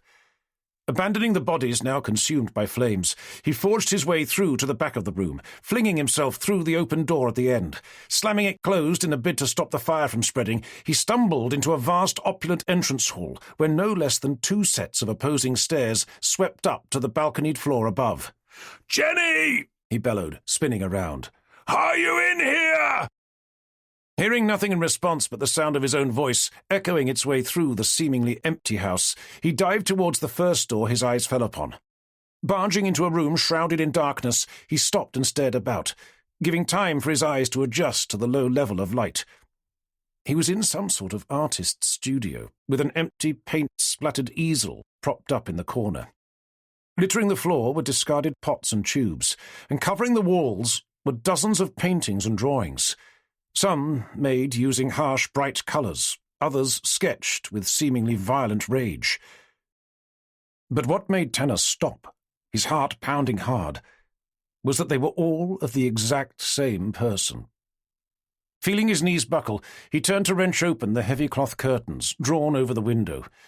With the room flooding with light, he looked again at the artwork plastered over the walls, desperate to discover that his eyes hadn't been painting pictures of their own. But the influx of light only served to confirm his deepest, darkest fear. Chapter 56. Plunging his hand down into his suit jacket's inside pocket, he dragged out his phone, woke it up, and with trembling hands put a call through to D.S. Gilbert's direct line. "Vicky, it's Tanner. Jenny's not here," he began, the words tumbling out. "Her car is, but she's not. Just pictures of her stuck all over the walls, and the dining room's on fire where his parents are. I need the fire brigade and backup. I'm going to keep looking, but the place is huge. If the fire spreads before I find it—" "John, stop!" Vicky demanded. "You're not making any sense. Where are you?" Attempting to rein in the fear-stoked thoughts rampaging through his mind, Tanner grabbed hold of the window ledge to take in a series of short, shallow breaths. "I'm at Robert Ellison's place," he eventually resumed, his voice quieter, more stable. "It's him, I know it is. He's got paintings and drawings of Jenny stuck up all over the walls, and I think I've just found his parents, what's left of them at any rate. It looks like he's nailed their hands to the dining room table and just left them to rot. They must have been there for years. Jesus Christ. And I think he's deliberately set the place on fire. If Jenny's here, I've got to find her. Can you send backup?" "Yes, of course. But call the fire department first. I've tried to contain it, but I doubt it will last." After making sure she had the address, Tanner ended the call to stare up once again at the many images of the girl he was so desperate to find. Putting the phone away, he ran out of the studio, back into the entrance hall. There, he stared over at the dining room door, which he'd closed just a few minutes before, to see tendrils of smoke seeping out from underneath. With his eyes fixed on the door, he tried to decide what to do. Should he attempt to control the fire, or use the little time he had to begin a search of the house? As he continued to stare, his feet feeling as if they'd been glued to the floor, he watched as decades of varnish began bubbling up over the door's surface. At least 5 minutes had passed since he'd closed it. The fire behind must have since become a raging inferno. There was no way he'd be able to control it, and he'd be a fool to try. Having made up his mind, he sprinted over to the base of the nearest staircase to circle up and around, skipping past the first landing to continue up to the floor above. There he began flinging open the doors, diving inside the rooms beyond to conduct the most basic of searches, all the while calling Jenny's name, hoping she'd be able to respond in some way to let him know where she was. But every room was the same as the last, void and empty, each covered in a dense tangle of spiderwebs, weighed down by a lifetime of dust. None of the rooms looked as if they'd been used in years. They certainly didn't seem to be hiding the girl for whom he was searching so frantically. By the time he'd finished checking through the uppermost floor, the air was already thick with smoke, catching at the back of his throat. He was halfway down the stairs to begin searching the floor below when he stopped to glance up. He'd forgotten to check the attic. He knew the house had one from the numerous dormer windows built into its sloping tiled roof. Then he remembered seeing a dusty old stepladder resting behind a door in one of the rooms. Realizing it could be used to access the roof, he doubled back up the stairs to come to a halt on the landing. There he stared about at the doors, all of which he'd closed to help prevent the spread of the fire. Cursing himself for not having realized what the ladder was for when he'd first seen it, he began flinging open the doors again to stare wildly behind each one. Finding it behind the fourth, he scanned the ceiling to spy a closed hatchway in the far corner. Dragging the ladder over to it, he kicked it open and clambered up, lifting the hatch to peer over the ledge. "Jenny!" he called, squinting his eyes through wisps of dust and smoke. The space beyond was vast, piled high with decades of junk. It didn't look like anyone had been up there for years. "Jenny!" he called again, examining the lip of the hatchway. It, too, was lined with dense grey dust. The only place it had been disturbed was where his own hands had been. Confident nobody had been up there recently, he closed the hatch and rattled back down the steps. Leaving the ladder where it was, he dived back onto the landing, heading for the stairs, only to be met by a wall of thick black smoke billowing up the stairwell. Choking, he stumbled back. The fire must have taken hold of the house. The sound of approaching sirens gave him the courage to continue his search. Holding his breath, he ripped off his suit jacket to cover his mouth and nose before plunging down the stairs, hoping the floor below would offer some respite. But the further down he went, the worse it became. The air had become so thick with smoke that even using his jacket as a filter, attempting to breathe left him choking. Stumbling onto the landing below, he flung himself at the nearest window to begin clawing at its latch. But although it would turn, the window itself wouldn't budge. Giving up, he took a half-step away to crack his elbow against its leaded glass, breaking it on impact. He made a hole and forced his head through the narrow gap, cutting the sides of his face as he did so, coughing and choking, forcing out the poisonous fumes to suck at the clean, fresh air outside. The moment he regained control of his breathing, he dragged his head back inside to stare about him, first at the landing he was now on, then down at the remaining stairs that would take him to the floor below. He knew he was trapped. The entire lower level was a raging inferno. Even if he was somehow able to make his way down, there was no guarantee he'd be able to find a way out. Certainly not the way he'd come in. His mind returned to Jenny. If she was on the floor he was on, and he could find her, then maybe they could jump to safety. A quick glance out the window made him think it would be possible, just about. Knowing he'd never be able to forgive himself if he abandoned the search without having done all he could do to find her, he nudged out a larger hole in the glass to stick his head through and refill his lungs. That done, he pulled himself back. Just as he turned to resume his search, a blast of searing white heat slammed into his chest, knocking the breath from his lungs to leave him suspended in the air, the scream of a drill filling his ears as it burrowed down into the depths of his brain. Chapter 57. Tanner awoke, gasping for air, but something was being held over his mouth. He fought to wrench it off, only for it to be forcibly put back on as a stranger's voice began repeating his name. "Mr. Tanner? Mr. Tanner? Can you hear me?" Tanner nodded before trying to speak, only to begin coughing with painful fury, ripping what he found to be a plastic oxygen mask off his face. "Just relax, Mr. Tanner," the stranger continued. "You're going to be fine." As memories of where he'd been began flooding his mind, through a rasping voice he asked, "What happened? Where am I?" "You're in the back of an ambulance, Mr. Tanner. You've just been pulled off a garage roof." "Jenny!" he exclaimed, lifting himself up to peer out through the ambulance's open back doors, beyond which he could see what used to be Ellison's stately home, but was now nothing more than a smouldering ruin. "Did they find Jenny?" The paramedic began. "I'm not sure. I think you'd probably best ask the fireman." Assuming that to be permission for him to leave, Tanner attempted to sit up. "I didn't mean now," stated the paramedic, resting a hand on his shoulder to prevent him from moving. "You're in no state to be going anywhere."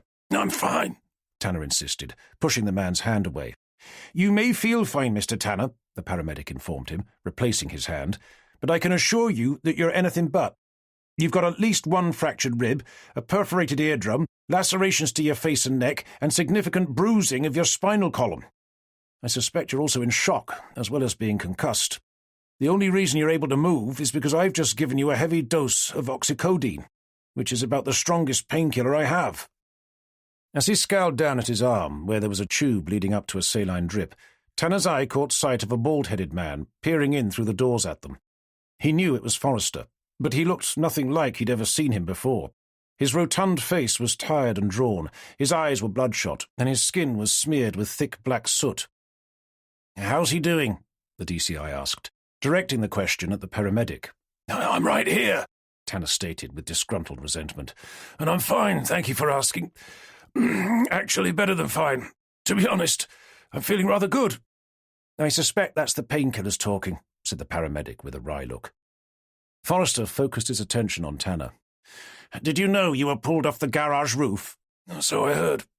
"Well, bearing that in mind, along with the fact you were only found about 10 minutes ago, I'd be very surprised if you were fine. The fireman said you must have been blown out through one of the windows when the building exploded." "I was wondering what happened," mused Tanner, staring down at himself. "And I was wondering what you were doing inside the building in the first place." "I was looking for Jenny, obviously." "Inside a mansion soaked in petrol with all the gas valves left open?" "Yes, well, I didn't know about the gas." "But you did know about the petrol?" Ignoring the question, Tanner stared over Forrester's shoulder at the smouldering ruin.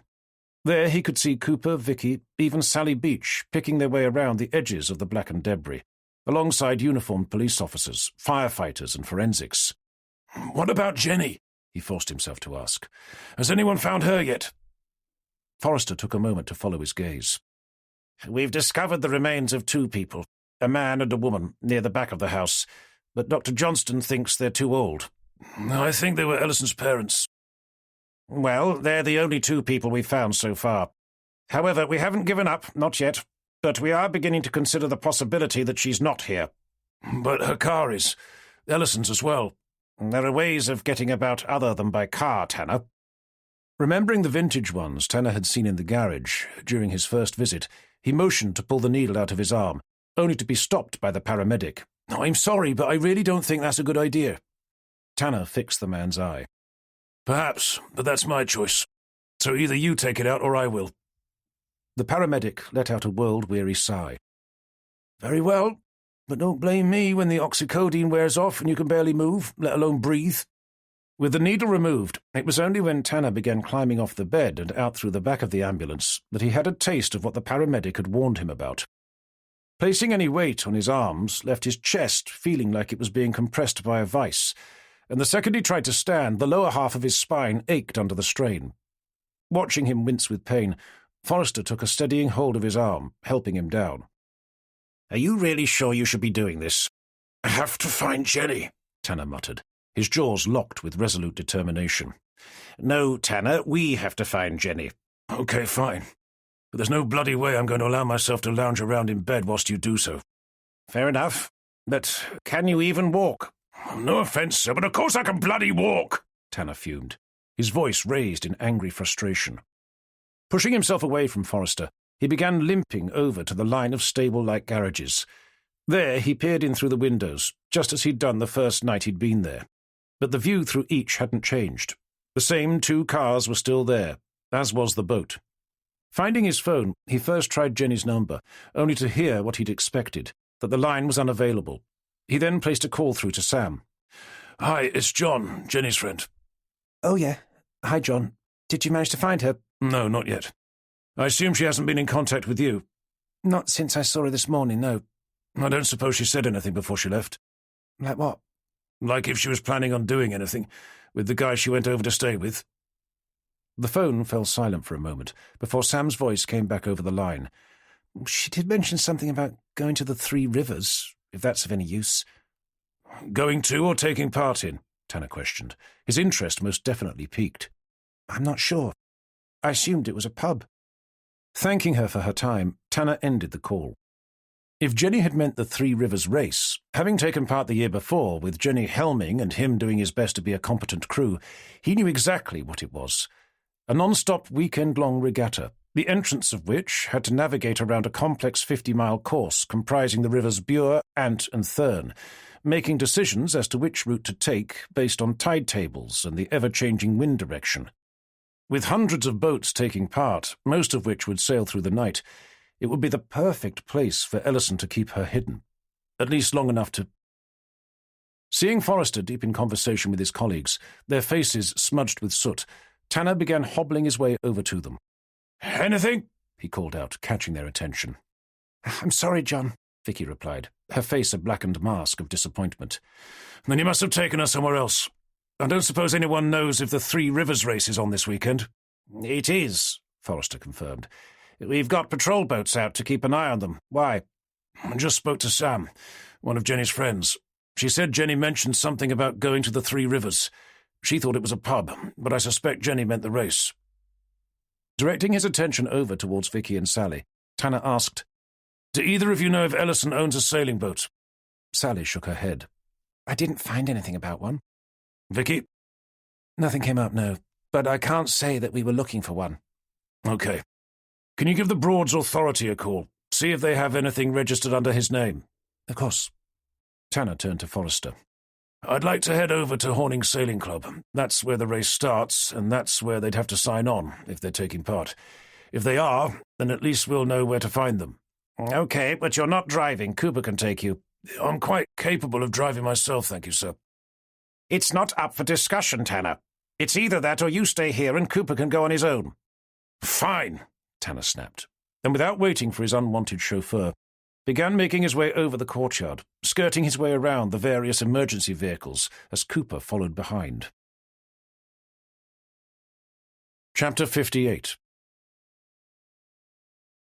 Driving into the heart of Horning, where the village's ancient narrow streets heaved with tourists and cars alike, Cooper soon gave up looking for somewhere legal to park.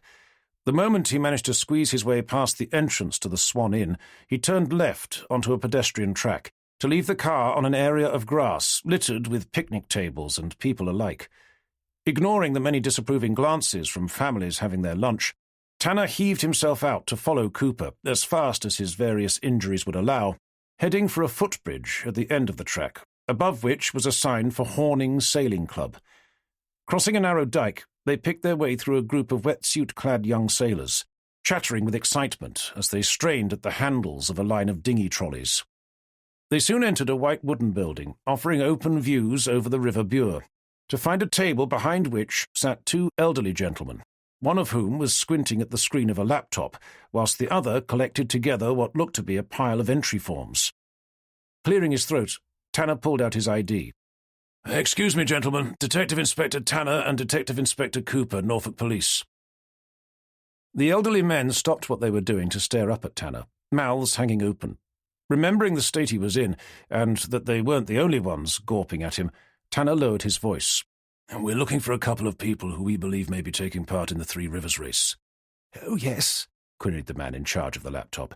We've just finished entering everyone's names onto the computer. Who are you looking for? "It'll be either a Robert Ellison or a Jenny Evans." "Ah, well, I know Jenny, of course, but I can't say I remember seeing her here. What was the other person's name again? Robert Ellison. Hold on, I'll have a look, but it might be a while. We've had a record entry this year. Over 200 boats. Leaving him to it, Tanner dug out his phone to give D.S. Gilbert a call. Vicky, it's Tanner. We're at Horning Sailing Club. How'd you get on with the Broads Authority? They don't have anything registered under the name of Robert Ellison, but there was one listed under another Ellison. We think it might be his father, but it was a few years ago. Did they say what sort of boat it was? A Broad sailing cruiser, 38 foot. At the time, it was moored at a place called Percy's Island. Where the hell's that? Opposite the Swan Inn. I don't suppose the boat has a name. Providence. Thanking her, Tanner ended the call. Turning back to the table, he caught Cooper's eye.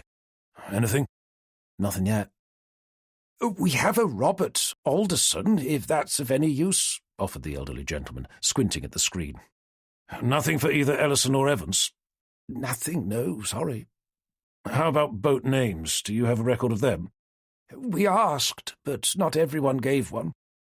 Can you have a look for a boat called Providence? Providence, muttered the man, returning his attention to the screen. Repeating the name again, a few moments later he glanced up to say, Not that I can see, no, but as I said, not everyone left one. Tanner sighed, tapping his fingers against the top of the table. He could have signed on under a different name, Cooper proposed. Tanner gave him a nod of agreement. He could have, but it doesn't help our cause much. What did Vicky say? Only that the Broads Authority don't have a boat registered under Ellison's name, but his father had. It's supposed to be moored just downriver from here, somewhere called Percy's Island, opposite the Swan Inn. And that's the one called Providence? Mm-hmm. But it was a while back. It could easily have been sold since then. Or maybe his son hasn't bothered to keep up its registration fee. Staring out through the club's large, white-framed windows to the Bure beyond, Tanner reached a decision. I think we need to check out that mooring, to see if it's there. And if it isn't? Then either it's been sold or Ellison's got Jenny holed up in it, out there somewhere. Either way, we're going to have to take a look. Chapter 59. Having been able to commandeer one of the club's spare safety boats, a bright orange affair with a tiller-controlled outboard engine, Tanner steered the way between various white snub-nosed hire boats to reach Percy's Island, a small private mooring cut into the trees on the opposite side of the river, just down from the Swan Inn. Tying up to the central pontoon, they took one side each. It didn't take them long to search the berths, half of which were empty, looking for a boat named Providence. "Anything?" asked Tanner, breathing hard. A hand clamped over his ribs, which ached more with each passing minute. "Nothing, no," replied Cooper, who'd hardly broken into a sweat. "Okay. Then we need to start searching through the fleet."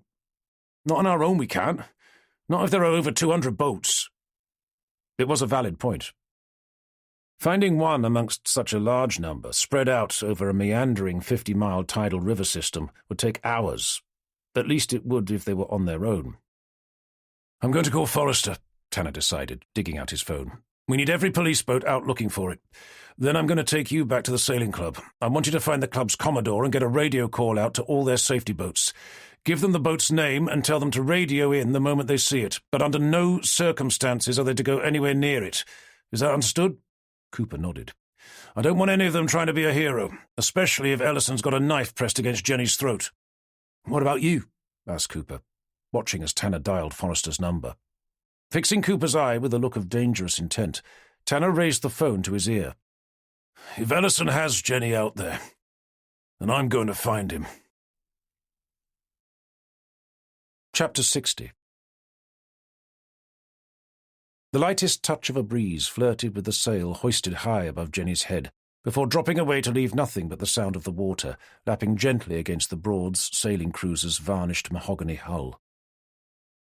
"The wind's dying," Jenny observed, casting an anxious look over the vast stretch of water that made up Hickling Broad. As she stared out, what few ripples remained of the wind, brushing against the water's surface, seemed to flee before her eyes, leaving nothing but the reflection of the cerulean blue sky above. Sitting cross-legged on top of the coach roof, a large folding sailing knife in her hand, she returned to her job of prizing open a stubborn knot caught in one of the mooring lines. With the knot finally giving way, she closed the knife to throw down for Ellison to catch, before gazing up at the small flag hoisted at the very top of the mainsail. "I think I may have been wrong about coming this way," she eventually said. "In hindsight, we should have gone south like everyone else." "Well, it's too late now," Ellison remarked, dropping the knife into his shirt's open breast pocket. "The tide won't be in our favour either when we sail out," added Jenny, chiding herself for having made what she now knew to have been a major tactical error. "That's if we can sail out.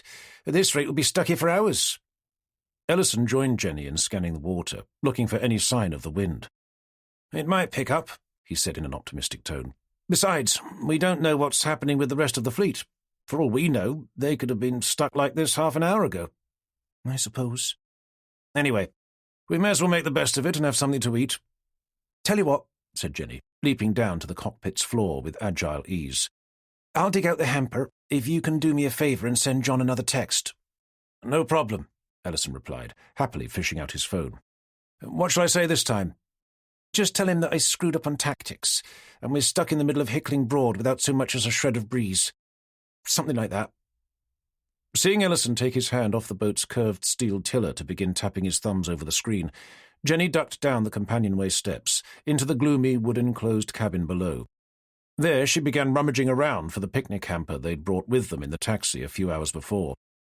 Discovering it under the table, she reached down to prise it out, just as Ellison made his way down the steps to join her. "It was on the floor," she said, placing it gently down on the table to begin wrestling with one of two brass buckles holding the lid's leather straps in place. "My fault," Ellison apologized. "I should have made it more secure." "Did you manage to get a text out to John?" she asked, undoing the first buckle and moving on to the second. "I did," he said, phone still in hand. "Any reply?" He glanced down at the screen. "Nothing yet." Jenny raised a concerned eyebrow. That was the third text she'd asked him to send that morning, but John still hadn't responded. "Is the reception okay?" Ellison held the phone up in the air. "Seems to be."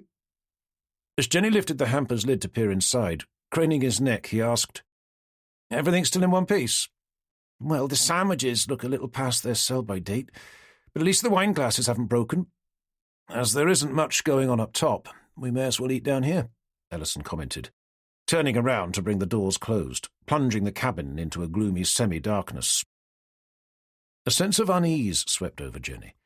She didn't like being enclosed in such a confined, dimly lit space, especially with a man she was only just getting to know again. She turned her head to glance out of one of only 6 small oval-shaped portholes. "Wouldn't it be better if we ate outside? To keep an eye out?" "I don't think there's much point. There's not an ounce of wind. We may as well make ourselves comfortable down here for a while. Besides, there's something I'm rather keen to have a little chat to you about." Chapter 61. Having dropped Cooper back at Horning Sailing Club with scant regard for the 4 miles-per-hour speed limit, Tanner roared down the River Bure, the safety boat skipping over its calm, smooth surface as the outboard engine's propeller drove it through the water, leaving passing motor cruisers wallowing in its wake. Knowing that the boats taking part in the race would have to sign themselves off at various checkpoints, Tanner decided that the fastest way to find Providence would be to visit each one in turn. It was unlikely to be the way entrants would approach the course, but with little need for him to worry about either wind or tide, it would certainly be the most logical. With the plan in place, assuming the checkpoints would be the same as the previous year, he banked left at the mouth of the River Ant to plough north. Finding only a handful of small sailing dinghies, he sped back around, blasting back to the Bure before taking a sharp right towards the checkpoint at the entrance to South Walsham Broad. With no sign of Providence there either, he spun round again to fly over the water, back up to the Bure to turn right, heading for the mouth of the River Thurne. Nearing what was effectively a T-junction in the river, the Bure turning sharply to continue meandering south, with the Thurne flowing in from the north, Tanner eased back on the throttle to look first one way, then the other. This was where the fleet would have to make a critical decision. The same dilemma Tanner was now faced with. North would take sailors under the bridge at Potter Heigham, up to the checkpoint at the far end of Hickling Broad, whilst following the Bure south would take them under Ackle Bridge, down to the checkpoint at the Stracey Arms drainage mill, Tanner was about to head south when he remembered what Jenny had told him when they found themselves looking for new moorings the autumn before, about how the Broads were far quieter north of Potter Heigham, thanks to its medieval bridge, which was so low only the most intrepid tourist would risk taking their boat under. If Ellison had lured Jenny out on his long-dead parents' boat with the intention of doing her harm, either Hickling Broad or maybe even Horsey Mere would be the perfect place. Easing the steering column towards him, Tanner drove the boat forward to once again begin roaring over the surface, leaving a streak of churned-up water fanning out towards the dense yellow reeds that flanked him on either side. Chapter 62.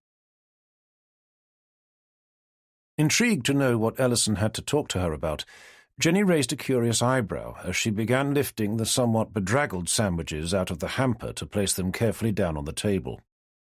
Reaching for the nearest one, Ellison made himself comfortable on the companionway steps that led out into the cockpit. Peeling back the cling film, as if opening the leaves of a delicate rare flower, Ellison eventually asked, "How have you been coping since we found that body last weekend?" "Oh, of course," Jenny replied, relieved to hear what was on his mind. Having had so much going on, she'd almost forgotten about what had happened back then, and that it had been Ellison she'd been in the boat with when they'd hauled it up. "To be honest, it's been such a busy week I've hardly had the chance to think about it." Ellison took to staring down at the cabin's wooden floor, a haunted expression clouding his face. "I must admit," he said, his voice barely more than a whisper, "I found myself unable to think about much else." Jenny took a moment before answering. It was clear that the event had upset him far more than she'd realized. Having weighed up a suitable response, speaking with emphatic delicacy, she eventually said, "I'm very sorry to hear that." "It brought back memories, you see," Ellison continued, his voice so quiet Jenny could barely hear him. "Seeing him rise up from the grave like that. And you there with me at the same time. It was obvious what it meant." "How do you mean?" Jenny inquired, surprised by his choice of words. "It was a sign." "A sign?" she repeated, staring over at him. "Actually, no, not so much a sign, more as if I was being given permission." Lines of concern rippled over her forehead. "I'm sorry, Rob, I'm not with you." "To finish what I started," Ellison continued, glancing up to give her a disturbing look of fateful intent. A bolt of alarm slammed hard into her chest. As a mass of thoughts flooded through her mind, refusing to accept what every sinew of her body was screaming at her, she blurted out, "But you haven't started anything." "Oh, I'm afraid I have," Ellison continued, his eyes trailing away. "And a long time ago now. For many years I laid the blame squarely at my parents' feet." With a shrug, he added, "I suppose we all do to some extent. Mine in particular really weren't very nice to me, but I was eventually able to forgive them. I must admit, it did take me a while. I had to drug them first, at Christmas dinner. I then had to spend the next 5 days watching their lives ebb slowly away, the hands they used to abuse me, nailed to the table they were about to feast from." As he spoke, with the jarring sound of her heart pounding behind her ears, Jenny's mind raced uncontrollably as her body remained fixed to her seat. There was no question about what his intentions were. He was going to kill her, or at least he was going to try. "What about James Boyd?" "I assume it was you who—" "He wasn't very nice to me either." "None of you were, leading me on like you did, only to brush me off as if I didn't exist.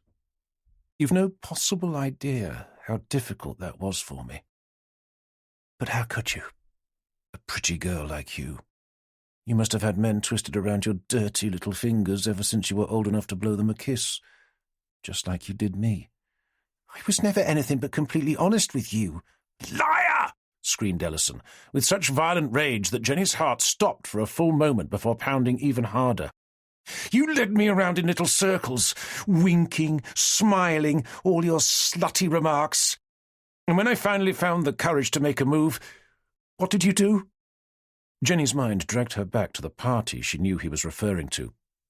I can't remember," she lied, lowering her head in shame. "You laughed at me! You fucking laughed at me!" Jenny could see Ellison's eyes filling with tears as his face began trembling with emotion. "You just sat there, in the middle of the bloody room, surrounded by everyone we knew, and you laughed at me." "I'm sorry, Rob. Really I am. I didn't mean to. I was drunk and—" "Oh, I think you knew exactly what you were doing. Just like Craig and Chris did. They both seemed happy enough to tell me that they loved me, daring me to kiss them, only to dissolve into fits of hysterics when I tried. I spent years asking God for the strength to forgive you. All of you. But he never did. So I did my best to forget. And for years I did, until guess who came waltzing into my sailing club all grown up?" Ellison turned to offer Jenny a thin, lurid smile. "Now that was a sign. No doubt about it. Of course, I didn't let on that I'd seen you. Not until God stepped in again, arranging for us to walk straight into each other when you came over with your so-called boyfriend. I'd made my plans long before then, though. I was just waiting to be told that my idea was acceptable. At the time, I didn't know how, but I knew he would find a way. Then it happened. He raised James from his watery grave, where I'd left him all those years before, for both of us to see. I couldn't have asked for a more obvious sign than that." Jenny watched with growing horror as Ellison placed his uneaten sandwich down on the table to fish out the sailing knife she'd returned to him earlier. Fixing his eyes on hers, he flipped open the blade. "So, anyway, I think the time has come, don't you?" Desperate to delay the moment for as long as possible, forcing saliva down into her paper-dry throat, she gulped enough air into her lungs to splutter, "If your plan was nothing more imaginative than luring me out here to kill me, what was the point of making it look like I was the one who killed Craig and Chris? I assume that was your intention." "I must admit it was, yes. Tell me, did you rush to help poor little Craig when you found him? I did my best to keep him alive for you. Did you leap to his aid?" Jenny didn't answer. Her mind was busy, frantically trying to think of a way out. Anyway, it didn't matter. I'd already covered the scene with your prints and DNA. "And just how did you get your hands on those?" "Oh, that was easy. I lifted your fingerprints from a mug you used at the sailing club, and then I plucked some hair and skin samples from off the clothes you left hanging in the girls' changing room." "I assume it was also you who hacked into my Facebook account?" "Of course. I must admit I did take more pleasure than perhaps I should have done in creating those images, as I did dressing up as you." "You've still not told me why. If your only intention has been to kill me. You really don't get it, do you?" "Get what?" "No. Well, to be honest, I'm not sure I ever thought you would. But don't worry. I've left a full confession with a reliable firm of solicitors, along with a detailed explanation as to the hows and whys. It's just a shame it will be such a long time before anyone can read it. You see, I've given them strict instructions to only make it available after a period of 30 years has passed." Without taking his eyes off Jenny's, Ellison lifted himself up until he was standing, one foot on the floor, the other perched on the steps behind him. Sensing the moment had come, Jenny eased herself half off the bench she'd been sitting on to reach inside the hamper. "You better know that I'm not going down without a fight," she sneered, pulling out the bottle of wine that was in there, clutched in her hand like a club. Ellison smiled at her. "Good for you, Jen. Good for you. But I'm afraid to say that your life here on Earth is very far from over. Mine, on the other hand, is about to come to a glorious end." "But, wait, what?" Ellison spread out his arms, the blade of the knife glinting in his hand. Gazing up towards the roof, through a joyful grin, he began to speak. "Out of the depths I cry to you, O Lord. With shouts of grateful praise I sacrifice myself. Stop, wait, what are you doing? What I have vowed I will now make good." Closing his eyes, Ellison plunged the knife deep into his chest, letting go to leave the handle jutting out, as a dark stain of crimson blood spread out over his shirt. Jenny could do nothing but stare, her eyes wide, her skin the colour of stone. His stance faltering, Ellison staggered forward, a hand taking his weight against the table's edge. Spitting out blood that bubbled up through his open mouth, taking short, rasping breaths, he leered down at Jenny. "The chasms of hell await you, my dear, but not before Earth's cold bars of steel." As he bared his blood-stained teeth in a wide, demonic grin, his supporting arm gave way, sending his body crashing down onto hers, his final words puncturing Jenny's very soul as her fractured mind began to scream. Chapter 63. Ducking his head as he steered the safety boat under the low central arch of Potter Heim's ancient medieval bridge, Tanner continued to tear his way up the Thurn, his eyes peeled for any large wooden yachts as he did. When he made a sharp left-hand turn into the cut which led up to Hickling Broad, the water opened up before him, and he eased back on the throttle's twist grip to stand up in the boat and peer around. Up ahead he saw a traditional Broad sailing cruiser, its giant canvas sails hanging listless in the stagnant summer air. Screwing up his eyes, he tried to read the ornate gold lettering emblazoned across its stern. Unable to see, he returned to his seat to twist the throttle the other way. As the boat surged forward once again, the slender figure of a girl emerged from its cabin, her hands guiding strands of hair from out of her eyes. It was Jenny. "Oh, thank God," Tanner muttered, raising a hand to wave at her. Seeing her wave back, he slowed the boat down to call out, "I was worried about you. Are you okay?" It was only then that he saw the blood. Her clothes were covered in it, and she hadn't been brushing hair away from her eyes, but torrents of mascara-filled tears, leaving blackened, smudged streaks down either side of her desperately pale face. Fighting against a tidal wave of panic, Tanner slammed the safety boat into the side of the yacht, wrenching out the kill cord, leaving the engine choking to a halt. "Are you hurt?" he cried, leaping up to tie the boat up.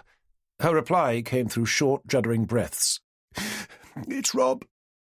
Robert Ellison. He's... she spluttered, an unsteady hand pointing into the cabin below. "He's what?" Tanner demanded, leaping on board. He's stabbed himself. Down there in the cabin."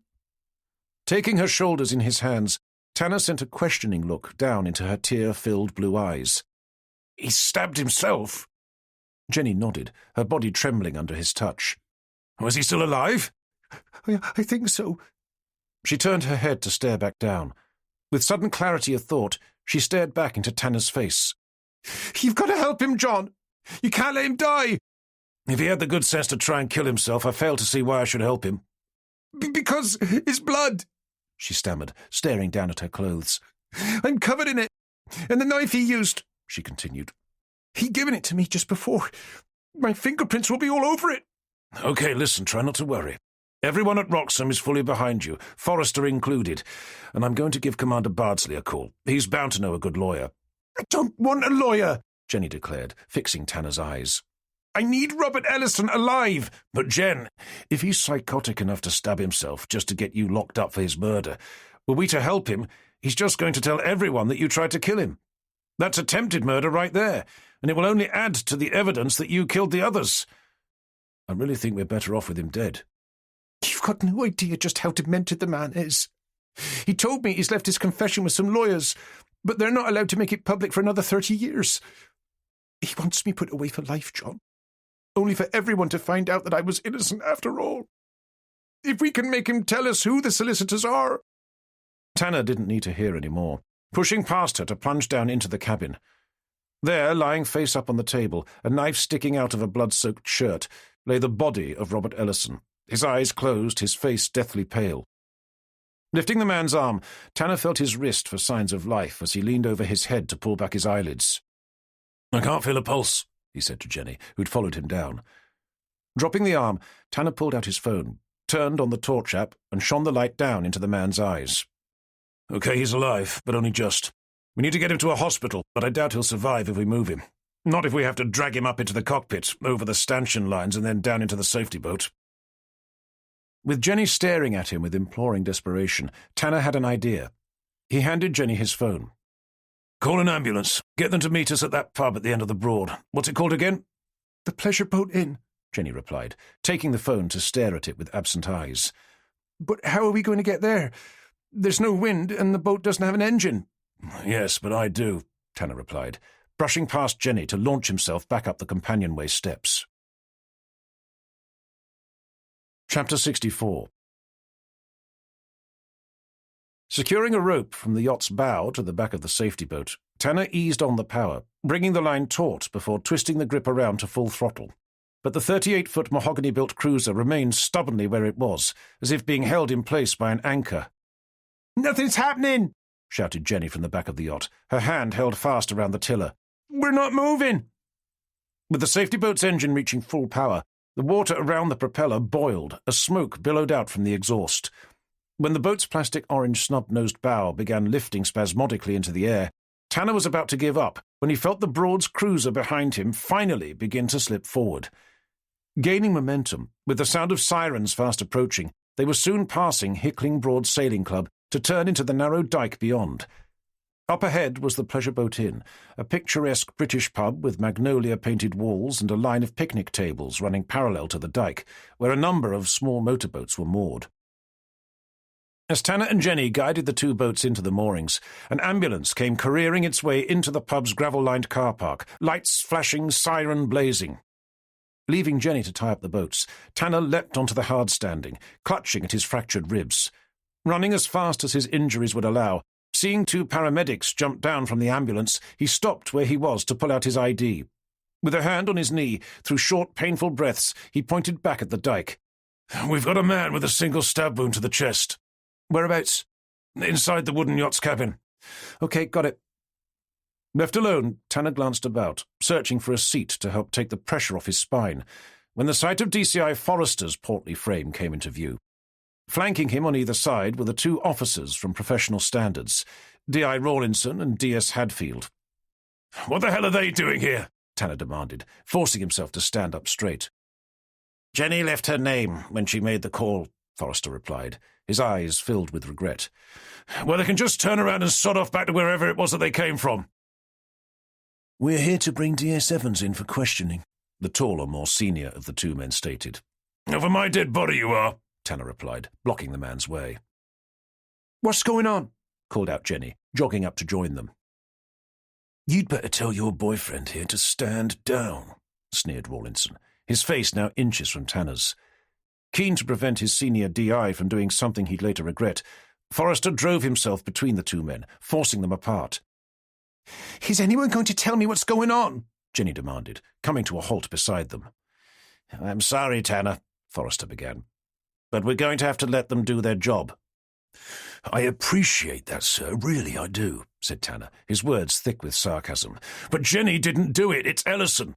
He even admitted as much." "He admitted as much to who?" "To Jenny, sir, before he went and stabbed himself. He was hoping to pin his death on her as well. The guy's a complete psycho." "Is that true, Jenny?" "He did, sir, yes. He openly admitted to having killed Boyd, Jenkins and Hall, all because they spurned his affections when he was young. Then he went and stabbed himself, knowing I'd be blamed for the deaths of all four of them." Rawlinson locked his arms over his chest, leering over at both Tanner and Jenny. "You're honestly expecting us to believe that he murdered himself?" "Personally, I don't give a rat's arse what you believe," Tanner growled. "Anyone with half a brain would understand that D.S. Evans couldn't have done it." "As they say, it takes all sorts. For all we know, you two came up with the idea together, whilst banging each other inside that floating bathtub of yours." Tanner lunged violently at the man. "Enough!" shouted Forrester, forcing him back. "I suggest you let your boy go," taunted Rawlinson, with a wide antagonistic grin. "I'll then be able to add assault to the charge of obstruction I'm already considering." Keeping Tanner at arm's length, Forrester fixed one of his beady eyes on the Professional Standards officer. "And if you're not careful, I'll be filing a complaint of misconduct against you." "Misconduct?" Rawlinson laughed. "I think you've been getting too much sun on that shiny bald head of yours. On what possible grounds could you file a complaint for misconduct?" "For attempting to provoke one of my officers for a start," Forrester began, his face darkening with blood. "You seem to be forgetting, young man, that you're bound by the same code of ethics as the rest of us. You're also forgetting that you're addressing a senior officer, and I will not be spoken to with such blatant disrespect." The volcanic power of Forrester's voice left Rawlinson humbled into silence. his mouth left open and closing like a dying fish. "Now, before I really lose my temper and have you and your colleague thrown in the river, I suggest you'd better carry on with your so-called duty." With Rawlinson's grin creeping back over his face, he returned his attention to Jenny. "Detective Sergeant Evans, I'm arresting you on suspicion of murder. You do not have to say anything." "John!" Jenny cried, taking hold of Tanner's arm to send him a look of panicked desperation. "But it may harm your defence if you do not mention when questioned something which you later rely on—" "You can't let them do this, sir," interrupted Tanner, placing himself squarely between Rawlinson and Jenny. "Not with what's just happened. We need more time." "Tanner, Jenny, I'm sorry. Really I am. But my hands are tied. There's simply nothing I can do." Chapter 65. Promising not to leave her, Tanner followed Jenny and the two professional standards officers over to Norfolk's police headquarters in Norwich, tucked into the back of a squad car. On arrival, he watched in helpless agony as Jenny was led away for processing before being taken to a secure interview room. Meanwhile, Tanner was offered a desk to work from, up on the second floor. There he spent the next several hours staring vacantly at a computer screen, drifting in and out of sleep, jumping in his seat every time the door behind him was opened, hoping for news. But none was forthcoming. Come the evening, with his ribs hurting so much he could hardly breathe, he asked around for some painkillers before taking the lift down to the canteen. With some food inside him, and the painkillers doing their job, he returned to his temporary desk, onto which he lifted his feet, reclined the back of his chair, and leaned back to fall into a dreamless sleep. Sunday the 7th of June. A familiar, distinctly British voice woke him with a start. "Morning, John. I was told I'd find you here." Forcing his eyelids open, just enough to confirm what his ears had told him, Tanner found himself peering into the stern but affable face of Commander Matthew Bardsley, the senior-ranking policeman who'd been a friend to his late father, going on to act as a guardian to Tanner and his family since the time of his passing. Whisking his feet off the table, Tanner sat up to wince with pain, grabbing at his ribs. "Are you all right?" "Just about," he groaned. "Here, I brought you a coffee," Bardsley responded, placing one of two sealed styrofoam cups down on the desk in front of him. Tanner eyed it with due caution. "Don't worry, it's premium-grade filtered." "Well, thanks for this," Tanner replied, lifting himself up to peel off its lid. "I owe you one." "Only one?" Bardsley smirked, watching as Tanner wrestled a couple of painkillers out from their foil-encased dispensers. "Nobody told me you were coming," commented Tanner, swallowing them down. "Your DCI was kind enough to give me a call," Bardsley replied. "He told me what happened, so I thought it would probably be best if I came up. I did try to call to let you know, but you weren't answering." "The battery on my phone must have died," Tanner replied, tugging it out to discover that it had. "What time is it anyway?" "Just gone 10:30. "What? In the morning?" Tanner queried, his head whipping around to stare over at the line of windows surrounding the large open-planned office. "I'm afraid so. You must have been out cold." "Yes, well, I've had a busy few days." "It looks like it. To be honest, you look like you've just driven over a landmine." "Funny you should say that," Tanner muttered, grimacing up at him. "Anyway, whilst you've been lounging around up here with your feet up, your team's been keeping itself busy." "They have." "I've been chatting with your colleagues, Cooper and Gilbert. They sent me over the case files you've been working on. You'll be pleased to hear that they've had some positive news concerning the abandoned car they found, as well as Jenny's social media accounts. Forensics were able to find traces of Robert Ellison's DNA inside the car, and their digital counterparts have been able to establish that Jenny's Facebook account had been hacked. They've also been able to source the IP address of the person responsible." "Ellison again?" questioned Tanner, with a look of hopeful expectation. Bardsley smiled his confirmation.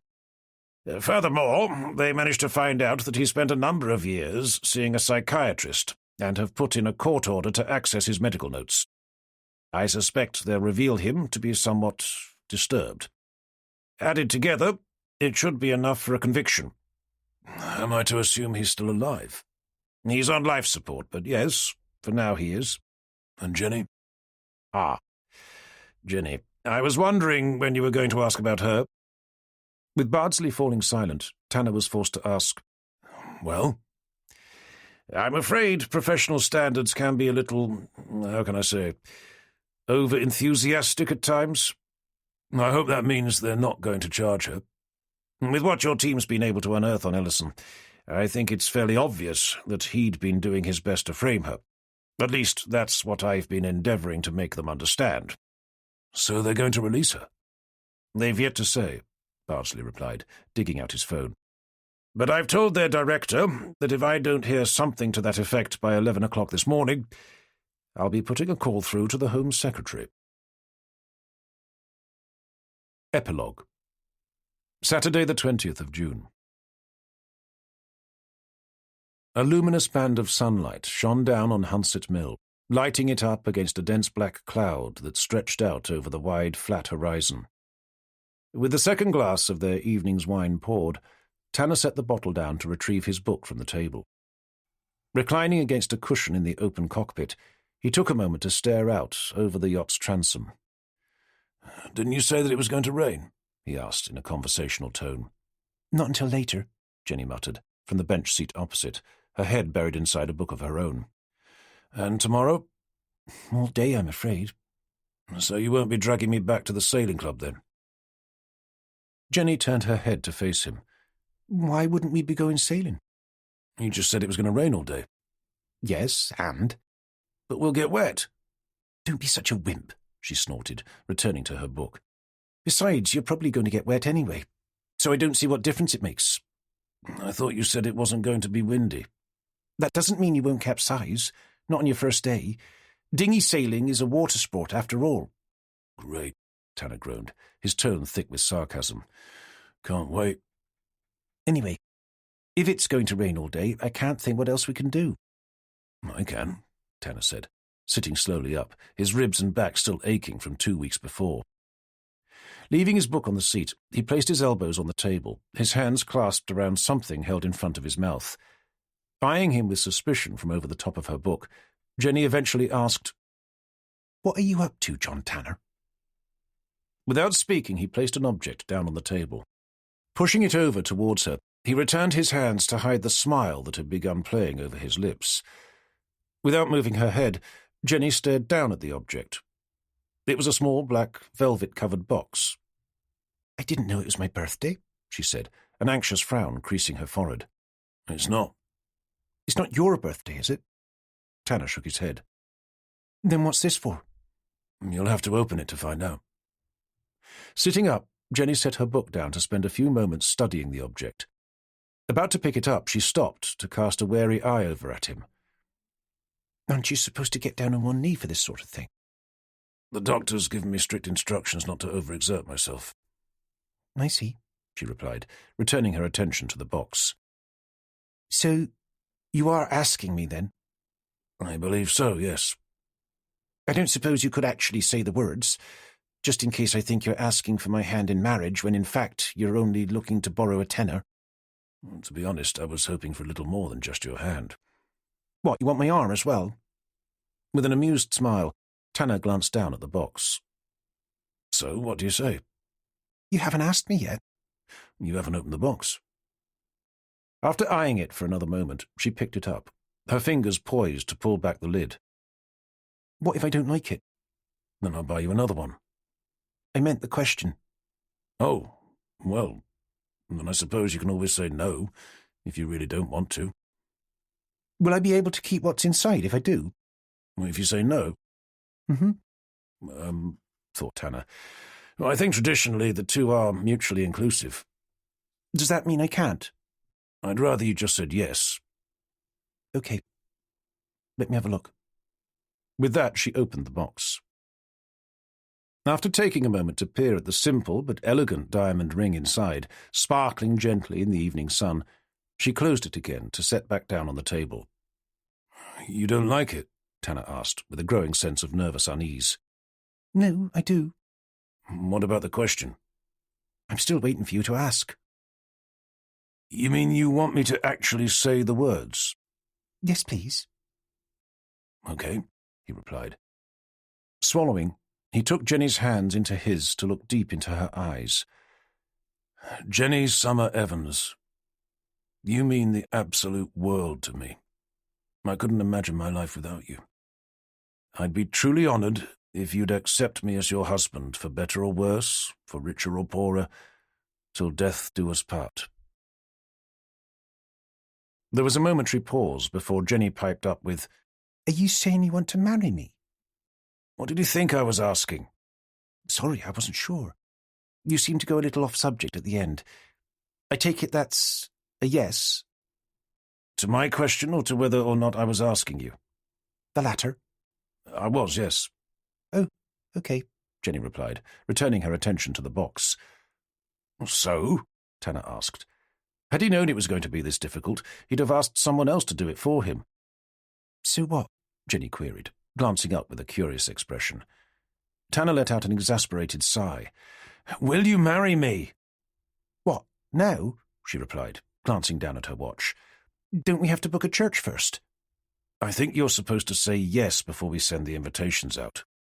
I do hope you're not doing this just to get out of going sailing tomorrow. Well, if you say yes, and we can find a vicar in time. Jenny narrowed her eyes at him. And I doubt we'll be able to work together anymore.